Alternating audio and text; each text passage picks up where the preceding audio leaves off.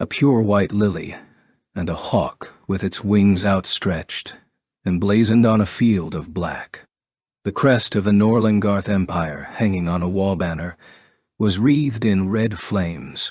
Fire licked here and there at the thick rug covering the throne room floor. The sounds of metal clashing and voices shouting flowed ceaselessly from the distance throughout both the Imperial Palace and North Centauria itself. About 20 miles in front of Roni and Tice, who waited with swords drawn, was a man who sat leisurely in the shockingly tall throne of gold and black leather. He had his legs crossed and a fist propping up his cheek, as though he didn't have a single care about the flames spreading throughout the chamber. "I thought Integrity Knights would be the first to reach me," intoned the man imperiously, stroking his pointed gray beard. "Instead, it is not knights, not even soldiers, but two little girls. Are you students at Swordcraft Academy then?" They had no obligation to answer, yet Roni felt an invisible pressure that seemed intent on making her lower her head into a bow. She shook it off with effort and said, "Primary trainee Roni Arabelle of North Centauria Imperial Swordcraft Academy." Tisa followed her, shouting to hide her desperation. "Likewise, Tice Streenan." "Ah, that great lump of a man has finally been exposed for the fraud that he is, if he's lost a battle to children so little.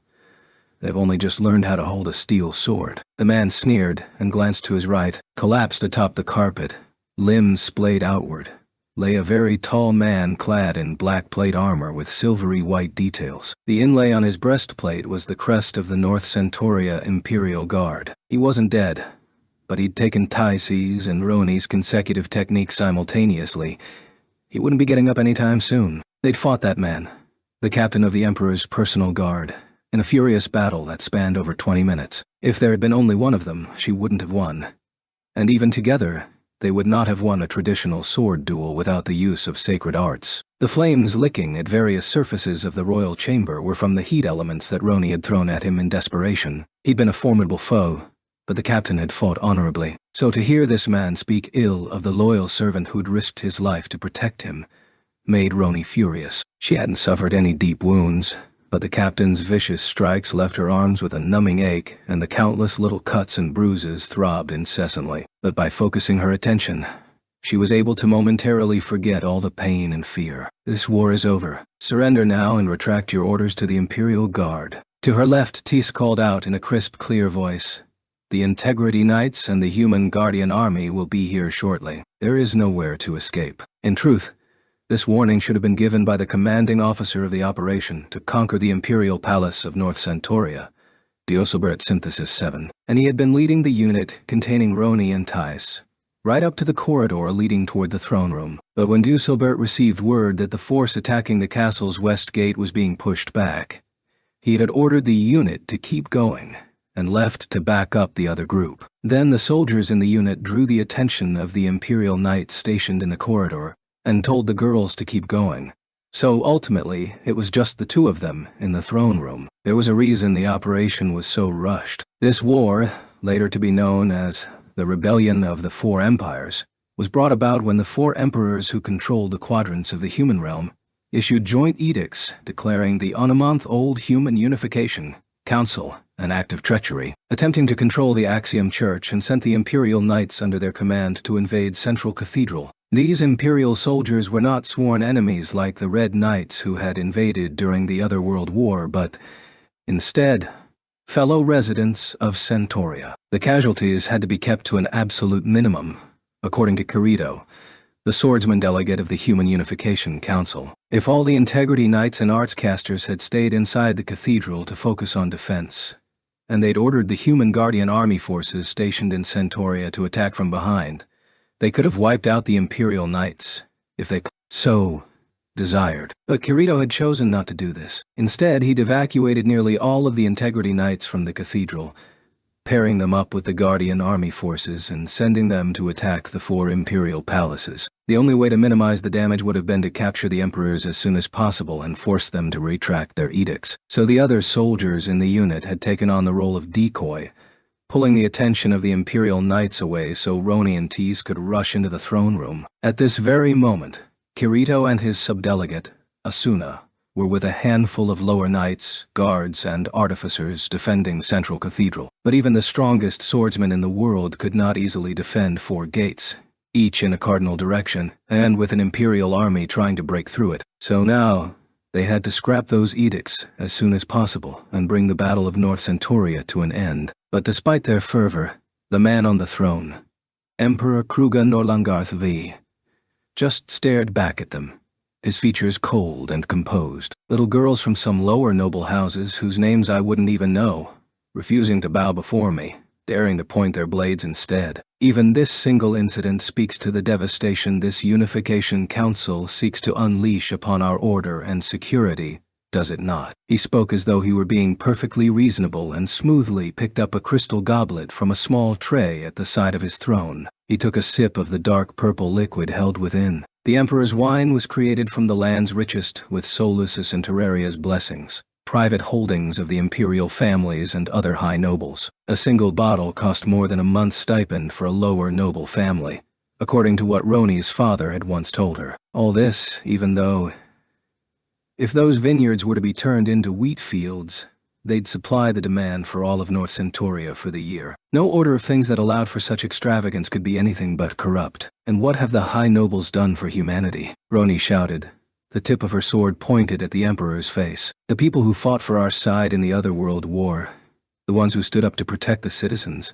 they were ordinary common guards and lower nobles. That's right. All you high nobles stayed safe in your castles and holdings, worried you might lose them, Tisa added, jabbing a finger at the Emperor. This was an act that would have earned her the wrath of the judicial authority system that high nobles wielded against those of lower rank. For the first time, the fine bridge of the Emperor's nose wrinkled with displeasure. But of course we did, he said, swirling the wine in his glass. That is the job of the lower nobles and guards, to give their lives to protect mine. And my job is to properly lead the common people of the Empire. Yes, to this point, only the lands of the Northern Empire were within my grasp. But I cannot have this godforsaken rabble monopolizing the Axiom Church while Her Holiness the Pontifex is in her long sleep. It is a mistake that must be corrected. If anyone is to unify the human lands, it will not be some nameless swordsman who appeared out of thin air. It will be I, Kruga Norlangarth. The Emperor tossed back the rest of his wine in one gulp and threw the glass to the floor. The fine crystal vessel shattered, and the man who ruled the Empire got to his feet, reaching for a long sword that rested against the side of the throne. From the crimson sheath, decorated so finely that Roni had never seen its like before, he pulled a blade that shone like polished glass. Instantly, from the top of the 3-step throne dais, something like a chill wind blew through her. Roni pulled her right foot back initially but held firm and leaned forward against the force. Just because they did not appear in battle did not mean the imperial or noble families could not fight. Of course, upper nobles who dedicated themselves to fierce daily training like Volo Levantine, the former first-seat disciple at the academy, were very rare. But according to Kirito, those nobles' authority levels were increased by the regular hunting they performed in the forests outside the city, a privilege only they could enjoy. Noble children went to Swordcraft Academy almost without exception,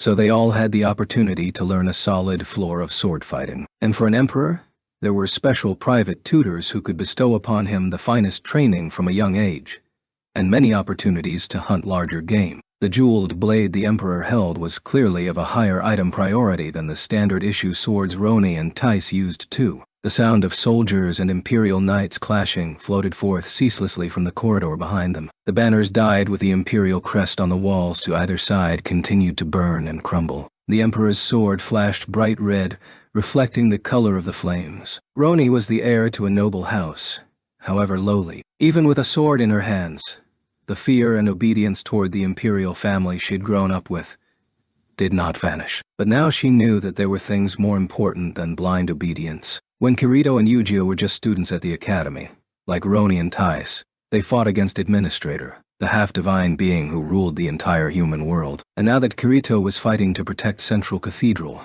fighting to bring forth a new and better age, she could not fail him and retreat. Not at this moment. Not ever. If you will not withdraw the edict, then I will cut you down here, Roni shouted, raising her standard-issue sword aloft. At her side, Thais also assumed the Ancrad-style stance at medium height. Emperor Kruga was no longer smiling. He raised the jeweled sword as though splitting the heavens, taking the bold stance of the Hynorkia style. When the flames began to lick at the largest of the wall hangings, located behind the throne, Roni shot forward. Instantly, the floor beneath her lost its form, becoming a yawning hole of blackness. Before she could so much as scream, Roni plummeted into the hole, down and down, until...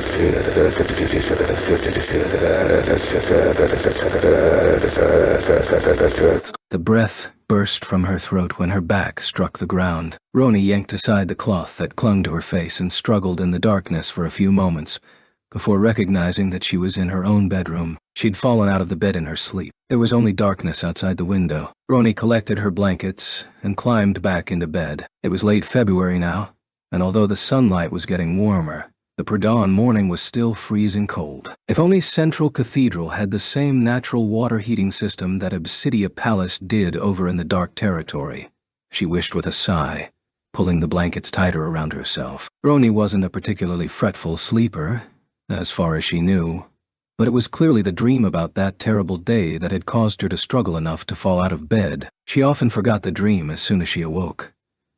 But this time, the nightmare was still vivid in her mind. Her return to Centauria after the Otherworld War was in mid-November of the year 380 He. The Human Unification Council convened in December, and the rebellion of the Four Empires happened in February 381 He, which meant that it was exactly a year ago that Roni and Thais had crossed swords with Emperor Kruga Norlangarth. Perhaps that was why she'd had the dream.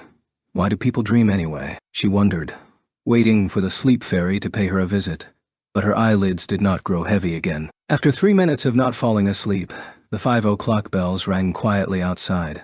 So she surrendered and sat up. Roni hit the floor feet first this time, draping a heavy shawl round her shoulders and reaching for the lamp on the table. She turned a large screw in the middle of the body, causing the water filling the glass container to flow into a lower compartment. This exposed a mineral rock the size of a large egg inside the lamp, which in turn began to glow with its own natural soft yellow light. When they'd returned from the Dark Lands 2 days ago, Kirito had about 10 of Obsidia's famous ore lamps packed into his Dragoncraft's cargo space, which he gave away to others, including one each to Roni and Thais. Not only was it simple to light, simply drain the water to light it up and flip it over to return the water and extinguish it. The ore lamps were also easier to use than traditional oil lamps and even the cathedral's light element lamps, because there was no element generation required. Of course, the stones, they called them luminors, apparently, didn't burn for an everlasting period. If you left them exposed, they would eventually burn out in about 4 days. So even if she was very careful about extinguishing the lamp, it might last a month at best. That made her feel guilty about using it like this. But Kirito seemed to be considering a much larger import of the stones from the Dark Territory. Since they would burn on their own if not submerged in water, some special care was needed to transport them long distances.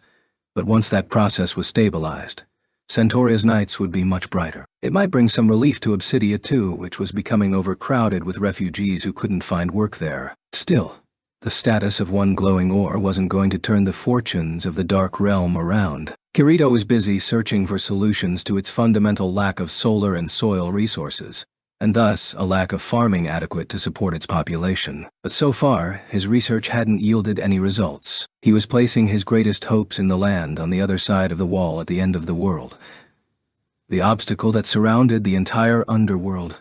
But this too had many challenges associated with it. The infinite, unscalable wall kept all living things from passing through it. So could it even be crossed by a dragoncraft? And if you got there, would you find another vast land before you?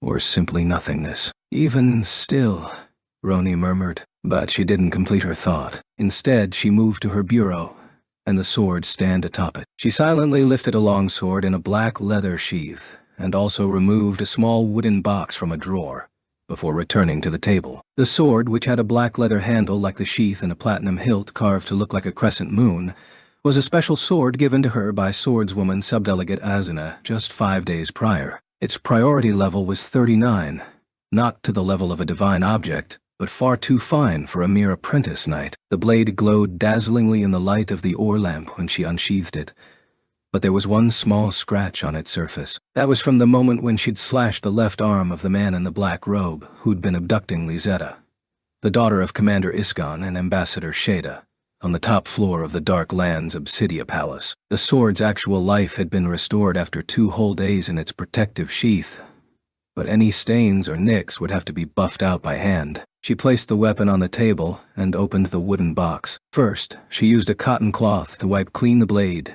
hilt, and handle. Then she drizzled some polishing oil on a piece of silver-backed deer leather from the Southern Empire, and carefully, thoroughly polished the blade. Back at Swordcraft Academy, Kirito and Yu-Gi-Oh often chatted about this and that as they polished their respective Night Sky Blade and Blue Rose Sword. Roni very much enjoyed being present in their company as they did it. The month and a half that she and Tice served as their pages was the most enjoyable and vivid time in her 17 years of life. Of course, now that the Otherworld War and the rebellion of the 4 empires were over, and peace had returned, life at the Cathedral was enjoyable. Though training in swordsmanship, sacred arts, and incarnation was difficult, she wished she could continue it forever. But those momentary glimpses of a shadow crossing Taizi's or Kirito's faces were always a reminder that Yu-Gi-Oh was gone, and his absence left a great emptiness in their lives. Kirito and Yu-Gi-Oh, Roni and Tice. How precious the time had been for the 4 of them, how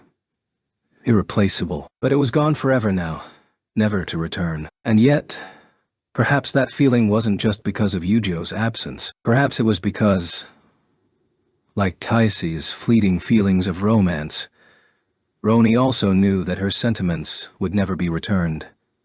Again and again. Her hand suddenly slipped, grazing the flesh of her thumb against the blade's edge. Roni set down the sword and looked at her finger. There was almost no pain at all, but beads of blood were rising along a very fine cut. She lifted her left hand to generate light elements, then stopped herself and lowered it. Instead, she popped her thumb into her mouth and licked the wound. It stopped bleeding at once, but would take some time before it sealed up. This was her punishment for letting her mind wander as she handled her weapon. The process of polishing with the oiled leather was done, so lastly she used a soft cloth to leave it spotless and clear, then returned the sword to the sheath. It was through acts like this that she would steadily form a connection with her weapon, the newly named Moonbeam Sword. By the time she had completely mastered control over it, all these feelings with no place to go would be sorted out for good. Roni stood up, returned the sword and her supplies to the bureau, and tossed her shawl onto the bed. Then she stripped off her pajamas, prompting her to sneeze briefly as the chill hit her skin.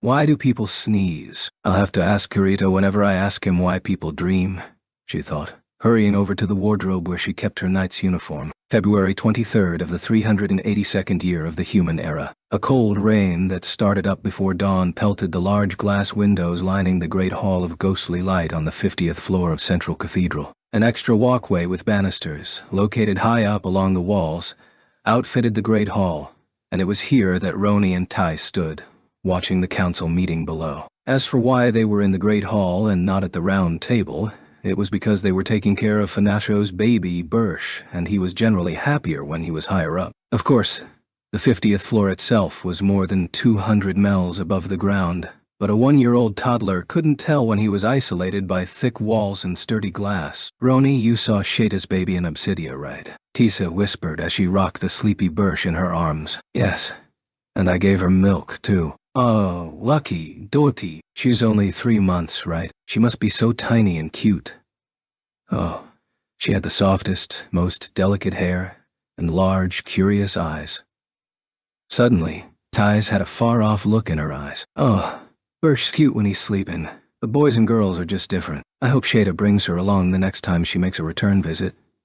Roni was about to reassure Tice that she would, but stopped herself. She hadn't yet told her friend that Lizetta, said daughter of Shada and Aiskan, had been abducted, if only for half a day. Kirito had asked her not to say anything until he could announce the news at today's council meeting. In fact, all the misgivings and worries she felt about that incident had only grown over the last few days, rather than faded. She could understand why the kidnapper would go after Lizetta. If he wanted to threaten Kirito, There couldn't be a more effective hostage than baby Leah. Perhaps swordswoman subdelegate Asuna, but there wasn't a villain capable of kidnapping and imprisoning her in all of the underworld now. It was the means that were a mystery. The kidnapper had snuck in near the very top floor of heavily guarded Obsidia Palace, which was still 150 mels tall, if not nearly as tall as the Cathedral. After abducting Lizetta, he had opened the window of the supposedly sealed 50th floor and snuck into the throne room to hide. Thankfully, Kirito had discovered him, and though Roni had gotten a good blow on his left arm as he jumped out the window,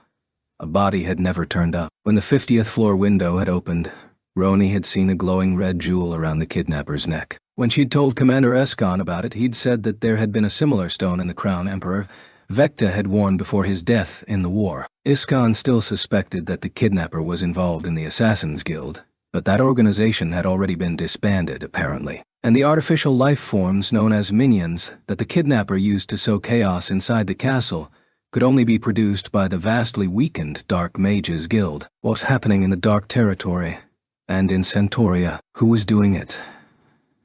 And why? And that's basically everything that happened at Obsidia Palace. Roni heard Kirito say below, bringing her back to her senses. At nearly the same moment, Tice exclaimed, "What? You went through all of that over there?" Apparently, Kirito had been explaining what had happened in Obsidia. At the same time, Roni had been retracing all their steps in her mind. She glanced at her best friend and gave an awkward shrug. Yeah, but I wasn't really in any particular danger. You attacked someone kidnapping a baby. That sounds plenty dangerous to me. Good grief. I suppose pages really do take after their tutors. I don't remember that being a saying at school, Roni argued. Meanwhile, the meeting below proceeded.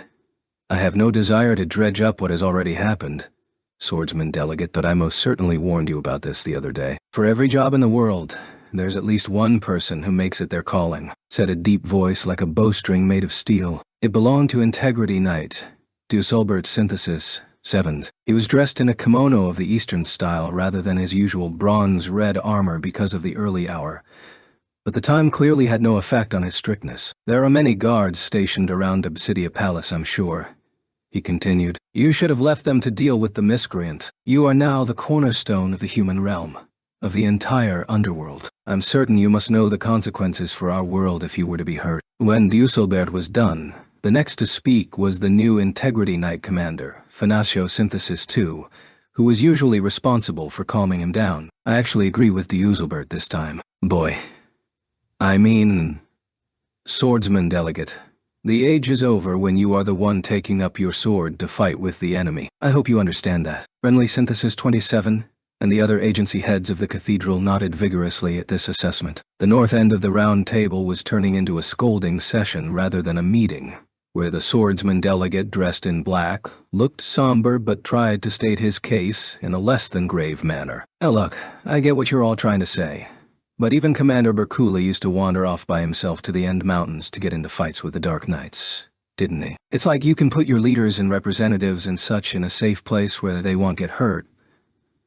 But, how do you build trust that way? I suppose it's just like Kirito to have a perfectly good reason but still manage to deliver it in a way that sounds like a child's excuse, thought Roni from the walkway above. You and Commander Berkuli had very different positions. The voice filled the great hall with all the bite of a sharpened blade edge. It belonged to a very thin knight who had not been present at the previous council meeting. His fanciful, flowing armor was pale green. His dark green hair, a very rare shade, was so long that it threatened to touch the floor when he sat in a chair, but he was most definitely male. Behind him, a long spear with its head protected by a special leather sheath stood on its own on the floor, perfectly balanced. The knight fixed Kirito with a piercing gaze. Commander Berkuli continued his battle to protect the realm and the Axiom Church on the wishes of the mighty administrator for years and years. But you are under no one's orders, swordsman delegate.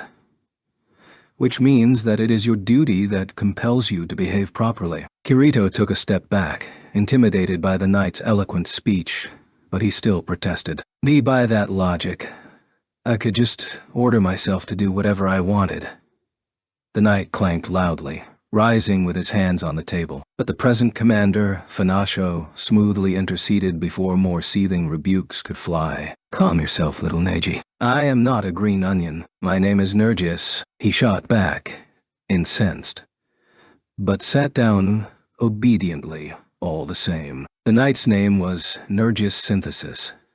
16. He was a higher integrity knight, one of those who had served the Axiom Church for over 100 years. According to the process of giving names in the human world, the name Nuris was a desire for him to be blessed with nobility, boldness, and intelligence. But ever since Roni heard about the backstory of his divine weapon, the budding storm spear, she'd playfully imagined a different meaning to his name. In a farming village in a more remote region of Westerath, there was a prized vegetable known as the Rico onion. It was twice as long and 3 times as thick as the regular kind of green onion, otherwise known as negi, and 4 times as sweet, at least according to the sales pitch. At any rate, one day many years in the past, a farmer noticed that an especially tall Rico onion was growing in the corner of one of his fields. Delighted, the farmer began to take great care of it, hoping to encourage it to grow even larger. The green onion grew and grew, until it was over 1 mel long, then 2 mels. Eventually, tales of the monster onion spread across the countryside, such that visitors came from nearby towns and villages to marvel at it. Feeling greedy, the farmer chose not to harvest the plant but told visitors that praying to it would bring good luck, and he charged them to see it. The plant continued to grow past 3 mels, then 4, and its stalk was over 50 cens thick. The roots, where it should have been white, took on a silver metallic sheen, and the green of its stalk grew more vivid by the day. After several months passed, the farmer noticed that something was wrong with his field. None of the new Rico onions he was planting would bud. The failure to grow spread to the fields of other farmers, until the entire village was convinced that the cause of the trouble was that monster onion the farmer was treasuring. At last, the village elder was forced to make a decision. The farmer had to dispose of his monstrous bounty, which was over 7 mels in height at this point. He tried to use cattle to pull it out, but the plant did not budge. Next, he tried to cut it down with his axe, but the blade could not get through it. He had no other choice but to dig it up from the roots. But when he started, the sky grew cloudy, and a ferocious storm swept over the village. After a full day of fierce wind and rain, all the onion fields had been reduced to sludgy swamps, leaving only the monster standing tall and healthy in their midst. Nuris's budding storm spear was supposedly what remained when Administrator converted that monster onion into a spear for him. Its priority level was in the range of divine objects, but it had very strange physical properties. It would stand straight up when placed alone on the ground or the floor, and it would never fall over, no matter the angle. Its owner was just as upright and straightforward. And though he was undoubtedly a proud and regal knight who had served the church for many years, he did not leave a very good impression on Roni. For one thing, Nuris had been the strongest proponent for charging Kirito with heresy and putting him to death when Kirito had become largely unresponsive, following his defeat of Administrator. Thanks to the level-headed argument of Commander Berkuli, the hardliners decided against an immediate execution, but from what she'd heard, Alice had to take Kirito away from Centauria to protect him. Plus, members of Nuris's faction were the ones who stayed behind during the Otherworld War to protect the Cathedral and the End Mountains, so she couldn't help but feel a mental distance from them. To calm himself down, Nuris grabbed the cup of tea on the table before him and downed it in one go. In the moment of released tension that followed, a new, but extremely languid, voice filled the silence. Well, I suppose what I would say is, since Master Kirito takes it upon himself to do anything and everything, we feel sad that there's not a lot of trust in us. Isn't that right, Nigio? Still holding the empty cup, Nuris glared at the seat to his right. I never said I felt sad, he growled, although he did not comment on the strange nickname. It seemed less that he accepted it and more that he was resigned to it at this point. The other speaker was a young knight who was the same age, visually speaking, at least, as Nuris. He was a bit taller and sturdier than Nuris, with his hair cut to just 2 or 3 cens in length, and wore purplish-blue armor. He used a traditional longsword, which was hanging from his left side, rather than standing unassisted on the floor. His name was Entokia Synthesis, 18. He too was an Elder Integrity Knight, and had not taken part in the direct fighting during the war. Like Nuris, he'd been absent for the last several months with business in the Southern Empire. Apparently, They were investigating whether it would be possible to reopen the tunnel through the end mountains that had been filled in ages ago. After Renly, Kirito looked like the youngest person at the meeting. He brushed aside his black hair nervously and said, well, I get what you're saying, Nurgis and Entokia. But I'm just not the type of person who sits in a tower and gives orders, and it's not like I'm doing everything by myself. I had you two performing a very difficult and crucial mission in the south. There, that's the problem. Entokia suddenly shouted, causing Kirito to flinch and lean away. What is? You don't have to be so formal with us like that. Just call me Enki and call Nijio, and it'll really shrink the distance between us. Stop that, Nurgis snapped with great alarm. He can call you whatever you want, but don't drag me into it. Next to Roni, Tease giggled, though she felt guilty about it. But even the Integrity Knights couldn't hear the sound of whispers from the distant walkway. They're not bad people, I think, she murmured. Roni nodded slightly. Lady Finatio said that the reason they can believe so firmly in Kirito is because they fought against him once before. I think Diuzelber and even Alice feel the same way. Sir Nurgis and Sir Entokia went at the Cathedral when Kirito and Yujio invaded, because they were busy guarding the mountains. Oh, right. By the way, why does Sir Entokia call him Master Kirito? I don't know. While they pondered that mystery, Diuselbert clapped his hands forcefully to get the discussion back on topic. You two can focus on deepening your friendship with the swordsman delegate all you like after the meeting is over. We have more urgent matters to discuss at present. Nurgis straightened up, indicating he was listening, and Entokia raised his hands in a sign of understanding. No. From what the delegate tells us, it's clear there is some force that seeks to make the human realm and dark realm go to war again. If that robe man's plot had come to fruition, and the swordsman delegate was publicly executed in Obsidia, our movement toward greater commerce would have been called off, and we could certainly have plunged back into hostilities. The youngest of the knights, Renly Synthesis 27, nodded vigorously. Since reforming the system of nobility and releasing all private lands, Kirito's been extremely popular in the capital. It was enough that he was the hero who stopped Emperor Vecta, but now he has proven himself capable of popular political measures as well.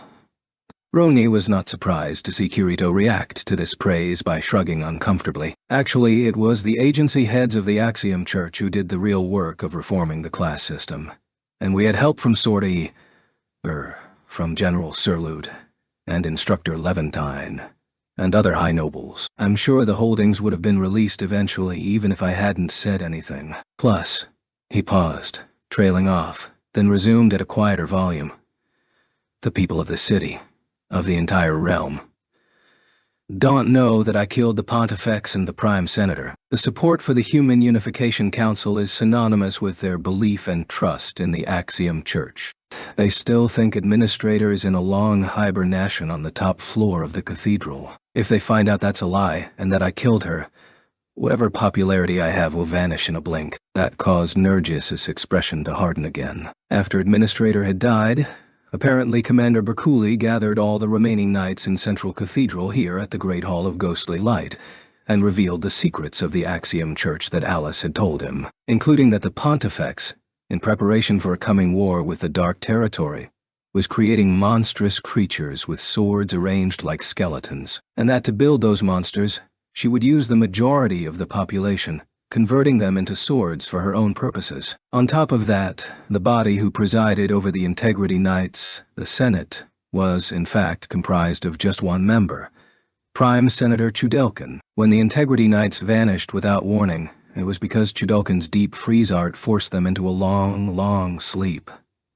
The hardliners, like Nurgis, reluctantly withdrew their idea for Kirito's execution, only after they'd seen for themselves 7 Integrity Knights whom the Senate had put on ice. Even to this day, they still hadn't finished analyzing the command for deep freeze, and so the Knights kept sleeping, high up somewhere in the Cathedral building. And there was one last thing, the death of the newest and final Integrity Knight, Eldri Synthesis 31, who had viewed Kirito as a traitor before he perished in the battle to defend the Eastern Gate, had a powerful effect on the attitude of the hardliners, according to what Duselbert told them between training sessions. Roni and Tice had passed by Eldri at the staging area for the Eastern Gate a number of times, but never actually traded words with him. They vividly remembered the handsome knight with the lilac-colored curls, striding around smoothly but with a face etched with some hidden mourning. Commander Bercouli revealed most of the Pontifex's secrets to the knights, but there was one thing he didn't say, or perhaps that he couldn't say. That was the greatest secret of the Integrity Knights. The synthesis ritual. The Integrity Knights, with their mind-boggling strength, were supposedly denizens of the celestial world who were summoned into the mortal realm by administrators' prayers, and returned there when they lost their lives in the line of duty. But only the knights themselves actually believed this story. In fact, it was duelists with enough skill to win the Four-Empire Unification Tournament, or those with enough willpower to violate the Taboo Index who were captured and taken to the Cathedral, where their memories would be blocked and replaced by false memories of the celestial realm, thus making them Integrity Knights. The reason this fragile artifice worked for hundreds of years was because, as a general rule, the Integrity Knights did not interact with the common people whatsoever. They only spoke to regular people when lawbreaking occurred, and such incidents happened only once in decades. So the families of the Integrity Knights believed that their sons and daughters had achieved the highest honor possible, while tragically, the knights themselves had lost all memories of those families. That situation was changing, however. Since the Otherworld War and the rebellion of the Four Empires, a small number of knights had begun offering training to the soldiers of the Human Guardian Army, and once they got comfortable with chatting about themselves, the topic of the knights' identities would arise. The time would soon come when a very difficult conversation needed to happen, where Kirito would inform the knights that they had all been human-born, and that there was no celestial realm at all, or so he claimed. Even now, Kirito was faced with problems beyond one person's means. If only I wasn't an apprentice but a full-fledged knight with the right to sit at the table, I wouldn't let even the elder knights over 100 years older than me speak such nonsense, Roni imagined as she listened to them argue. Kirito's dangerous comment about how he'd killed the Pontifex left Fanacho and Duselbert without a response. It was Nergius who broke the heavy silence that followed, but after his earlier outbursts, he was surprisingly calm. I have no interest in rehashing the debate of your past actions, Swordsman Delegate. If this is what will create a lasting peace with the Dark Lands, then I think it is for the good of all. Adding on to his partner's comment, Antokia said, I don't take issue with that part, and nowhere in the Taboo Index does it say you're not allowed to fight with the Pontifex. That brought about annoyed sighs from the two oldest knights. There might not be a specific entry in the Taboo Index that said that, but Book 1, Chapter 1, Verse 1, states, Thou shalt not rebel against the Axiom Church, clear as day. Escaping from prison, racing up the cathedral while defeating knight after knight, then attacking the Prime Senator and Pontifex was clearly a massive act of rebellion against the Church, Roni knew. Even now that she was an apprentice knight and free from the obligation to obey the Taboo Index and the basic imperial law, she did not think she could ever do something like that. On the other hand, Kirito and Yu-Gi-Oh had the help of the other Pontifex, the one who existed on the same level as Administrator, Cardinal. It was Cardinal who healed Fanacio when she was on the verge of death after fighting Kirado, and Cardinal who supposedly perished in the battle against Administrator. That led to an issue of legal interpretation. What exactly was the Axiom Church as defined by the Taboo Index then? In the past, any doubts about the text of the Taboo Index could be solved by simply deferring to the Pontifex or the Prime Senator, but they were now gone, and the Integrity Knights hadn't been given any special privilege to perform their own individual interpretations of the Taboo Index. In other words, as Kirito himself said, the title of Swordsman Delegate of the Unification Council did not carry its own unshakable weight, either within the human realm or within the Axiom Church itself. I suppose we'll have to leave the investigation of the robed man up to Shada and Commander Iskan, finished Fanacio, making a steeple with her fingers atop the table. Whether he is from the Assassin's Guild or the Dark Mages Guild over there, we cannot have any effect on the matter. That is, we cannot send spies into Obsidia. I agree that it would be a bad idea, and I'd be afraid of the enemy catching them and using them against us. If I was going to send anyone, the rest of the table could unanimously sense that the remainder of his statement was going to be I'd just go myself. So it was no surprise that he stopped himself and shook his head. No. Never mind. Anyway, we'll just have to wait for a report from the Dark Territory about the murder of Yazan. And I suppose that means we won't be able to release Oroi the mountain goblin from captivity here for a while. Either, Kirito muttered pensively. For the very first time at the meeting, his partner, the subdelegate Asuna, opened her mouth to speak. Knowing her, she'd been silent until now to keep herself from snapping at Nergius. We're doing everything we can for Oroi and showing him the notable sights of the cathedral every day, so he's not complaining about his house arrest. But he's a little homesick. I mean... She glanced at Kirito for help, but whatever the sacred tongue term she'd tried to use was, he didn't know a proper translation into the common tongue either. What do you call it here when you're traveling and you feel down because you're thinking about your home and family? Asuna asked. The knights and agency heads looked stumped. Well, I understand the feeling you describe, but we have no families, and the cathedral is our home, so if you wanted a single term, Duselbert hummed. Roni and Tice shared a look. It wasn't during travel, but there were times they felt that way at the dorms of the academy, and they knew what to call it. Tice jabbed an elbow into her side, so Roni leaned over the railing of the walkway. I think you'd call it nostalgic melancholy. Everyone in the meeting looked up at Roni and nodded in recognition. She pulled away hastily and saw that little Birch was now wriggling in Tice's arms, probably from the sound of shouting. But Tice rocked him even more vigorously, and the baby smacked his lips and went back to sleep. Nostalgic melancholy. That's very interesting, Roni. Thank you, Asuna said, waving up at the girl. She continued, Well, I feel as though Oroi is suffering some of that melancholy now. So in 2 or 3 days, I expect he'll be asking to go home. I'm hoping we can solve this case before then. 3 days is asking a lot, I think. Even a horse messenger from Obsidia is going to take 2 weeks for a one-way trip, Finasio pointed out. And you'll be adding however many days it takes for them to finish their investigation, Kirito added. I think we ought to look into whatever we can here, rather than waiting for Shada to get back to us. But the dagger used to kill Yazan has vanished, hasn't it? There were no witnesses and no reason for the victim to have been killed. There are no leads to follow, Intokia interjected, a grave comment. Although his tone of voice was light, the group fell silent. After a little while, another figure who'd been holding her silence like Asuna hesitantly raised a hand. She wore a spotless white robe and had brown hair tied into one big braid. Her name was Ayuha Furia, a very talented young woman who'd been chosen to lead the Axiom Church's Sacred Artificers Brigade. The Sacred Artificers Brigade had previously been known as the Priesthood, the body that ran all the local churches throughout the human empire. There was a church in every town and village in the realm, manned by users of sacred arts known by the sacred terms brother and sister. In some places, these people had even more influence than village elders or mayors. Managing these people meant naturally possessing a great amount of hidden influence, and the 4 bishops who controlled the priesthood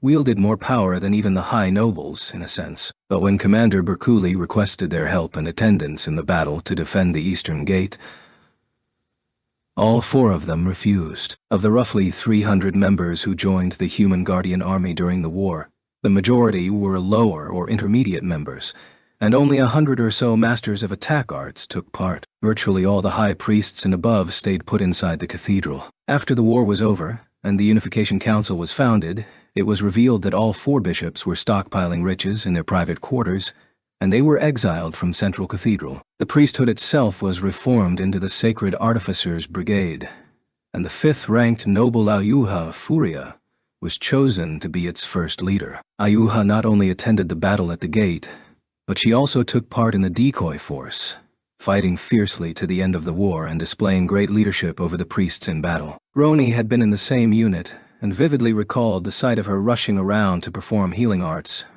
her white robe stained red with the blood of the wounded. Her sacred arts power was not on the level of the senior Integrity Knights, but her knowledge of the arts and reagents was vast, and above all else, she was earnest and kind. If Roni was going to learn sacred arts, she'd want to take lessons from Ayuha. Sadly, the 2 girls' teacher was Ayuha's younger sister, Sonus Furia, a librarian at the newly arranged Great Library, and she was very strict.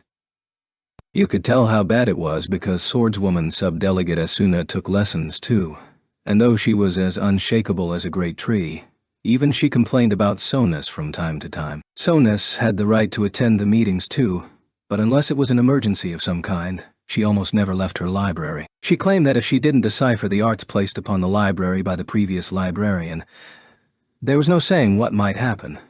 But Roni didn't understand what that meant. Fanasio nodded at Ayuha to acknowledge her. The young woman took a breath and spoke slowly and calmly. As for that matter, the Sacred Artificers Brigade may be able to offer some assistance. Oh.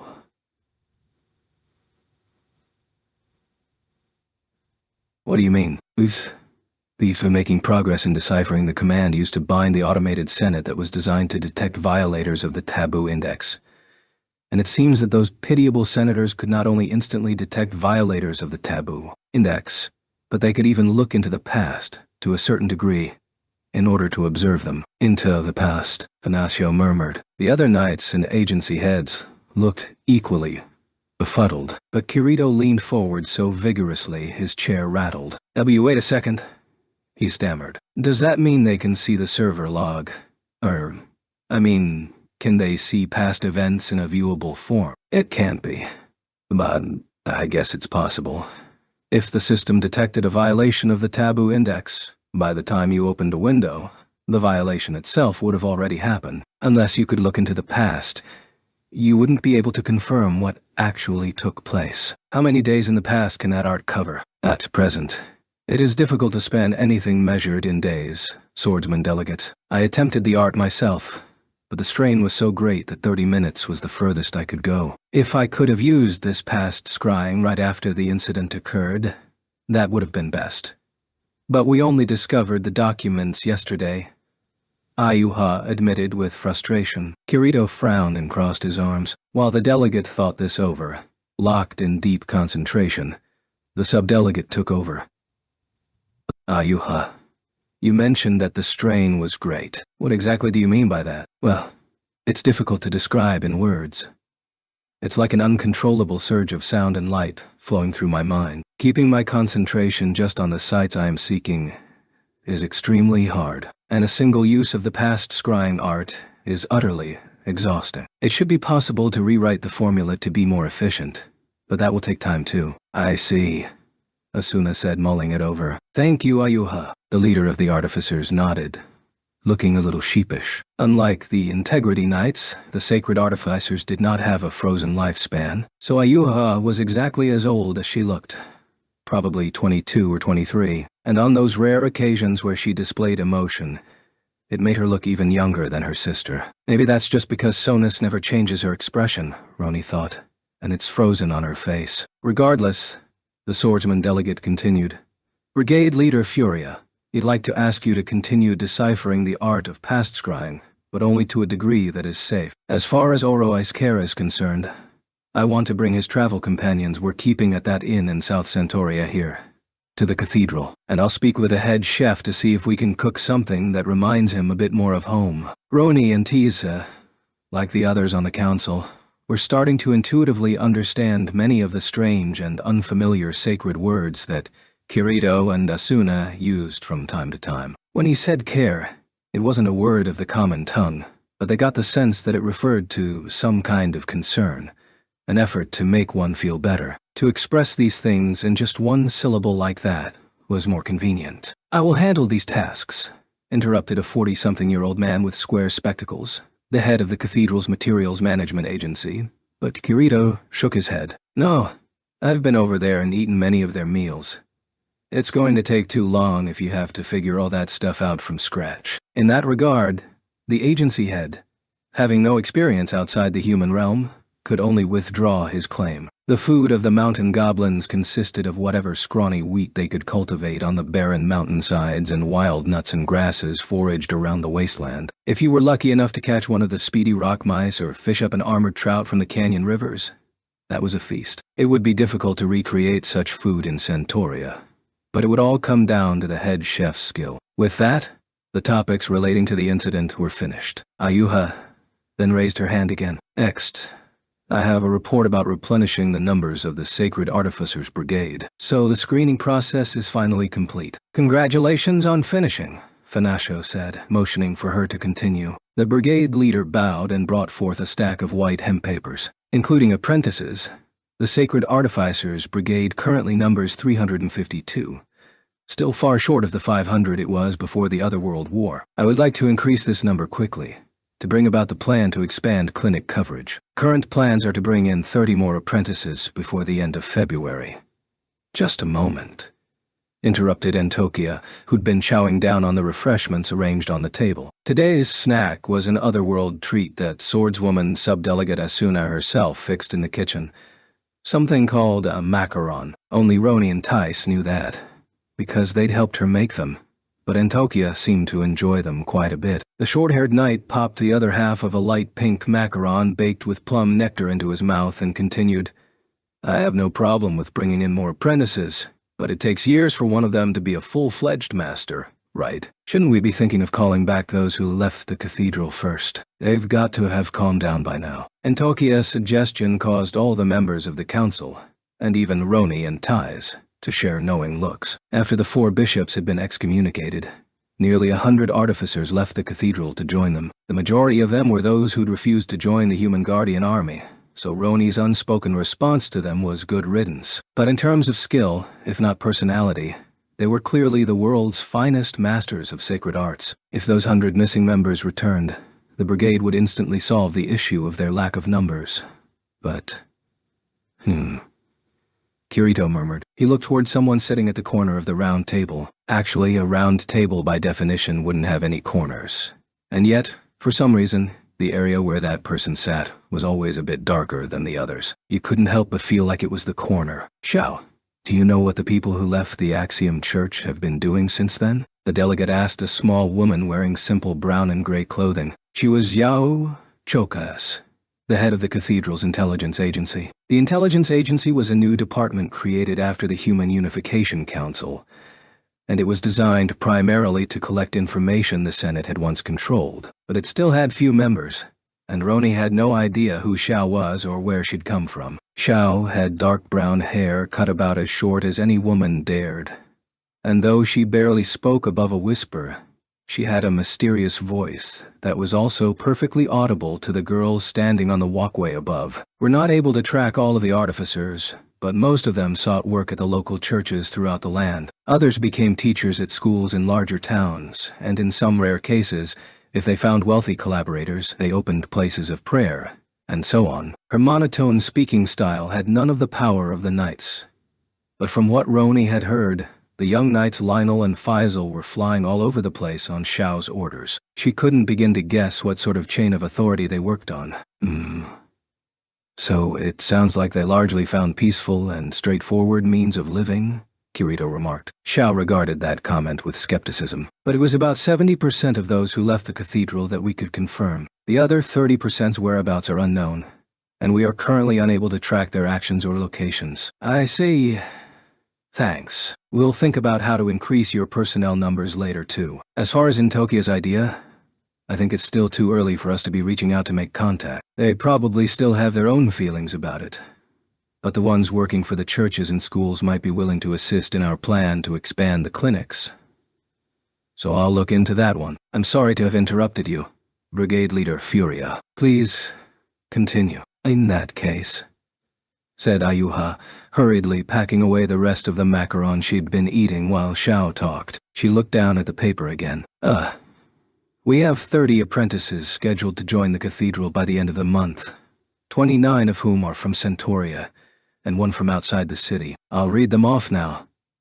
Ayuha cleared her throat, then read the list of names belonging to those youngsters who would soon pass through the cathedral's gates, her voice clear and beautiful. When administrators still ruled, the only way to live inside the Great White Tower, whether nobleman or commoner, was to triumph in many fighting events, then become champion of the 4 Empire Unification Tournament. And even with that honor, your memories would be wiped out by the synthesis ritual. So what of the priests and priestesses then? The majority were born and raised within the church, and unlike normal parents who bore children out of love, priests and priestesses, selected by administrator for their desired traits, were commanded to create children. In other words, the majority of the holy men and women were born and raised in the cathedral tower. Roni was oddly impressed that so many of them were able to make a living outside.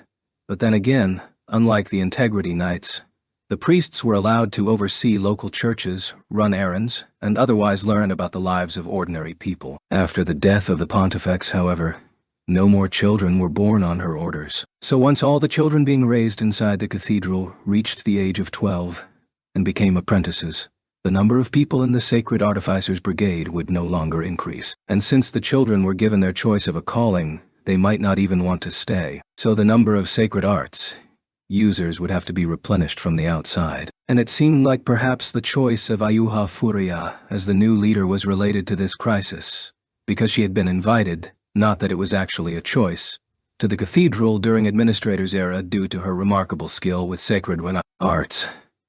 These thoughts passed through Roni's mind as she let the list of recited names wash over her, and those were the 6 from West Centauria. Next, 5 chosen from North Centauria Dottie, chosen from the North Centauria local church. Apprentice Brother Ihal Dalek, age 13. Apprentice Brother Matthew Torzel, age 14. Apprentice Sister Renan Simki, age 13. Apprentice Sister, so nearly all of them are church kids. So nearly all of them are church kids. Teese whispered. Roni was going to respond, well, of course they are. But the 5th name to be read off the list made her completely forget what she was about to say. And North Centauria Imperial Swordcraft Academy elite disciple Frenica Seski, age 17. Wild. The two screamed together, and Birch's eyes snapped open at the sound. The big dark blue orbs filled with large tears, and he gasped for air before starting to wail. The girls bowed repeatedly to the council below, and did their best to calm down the baby.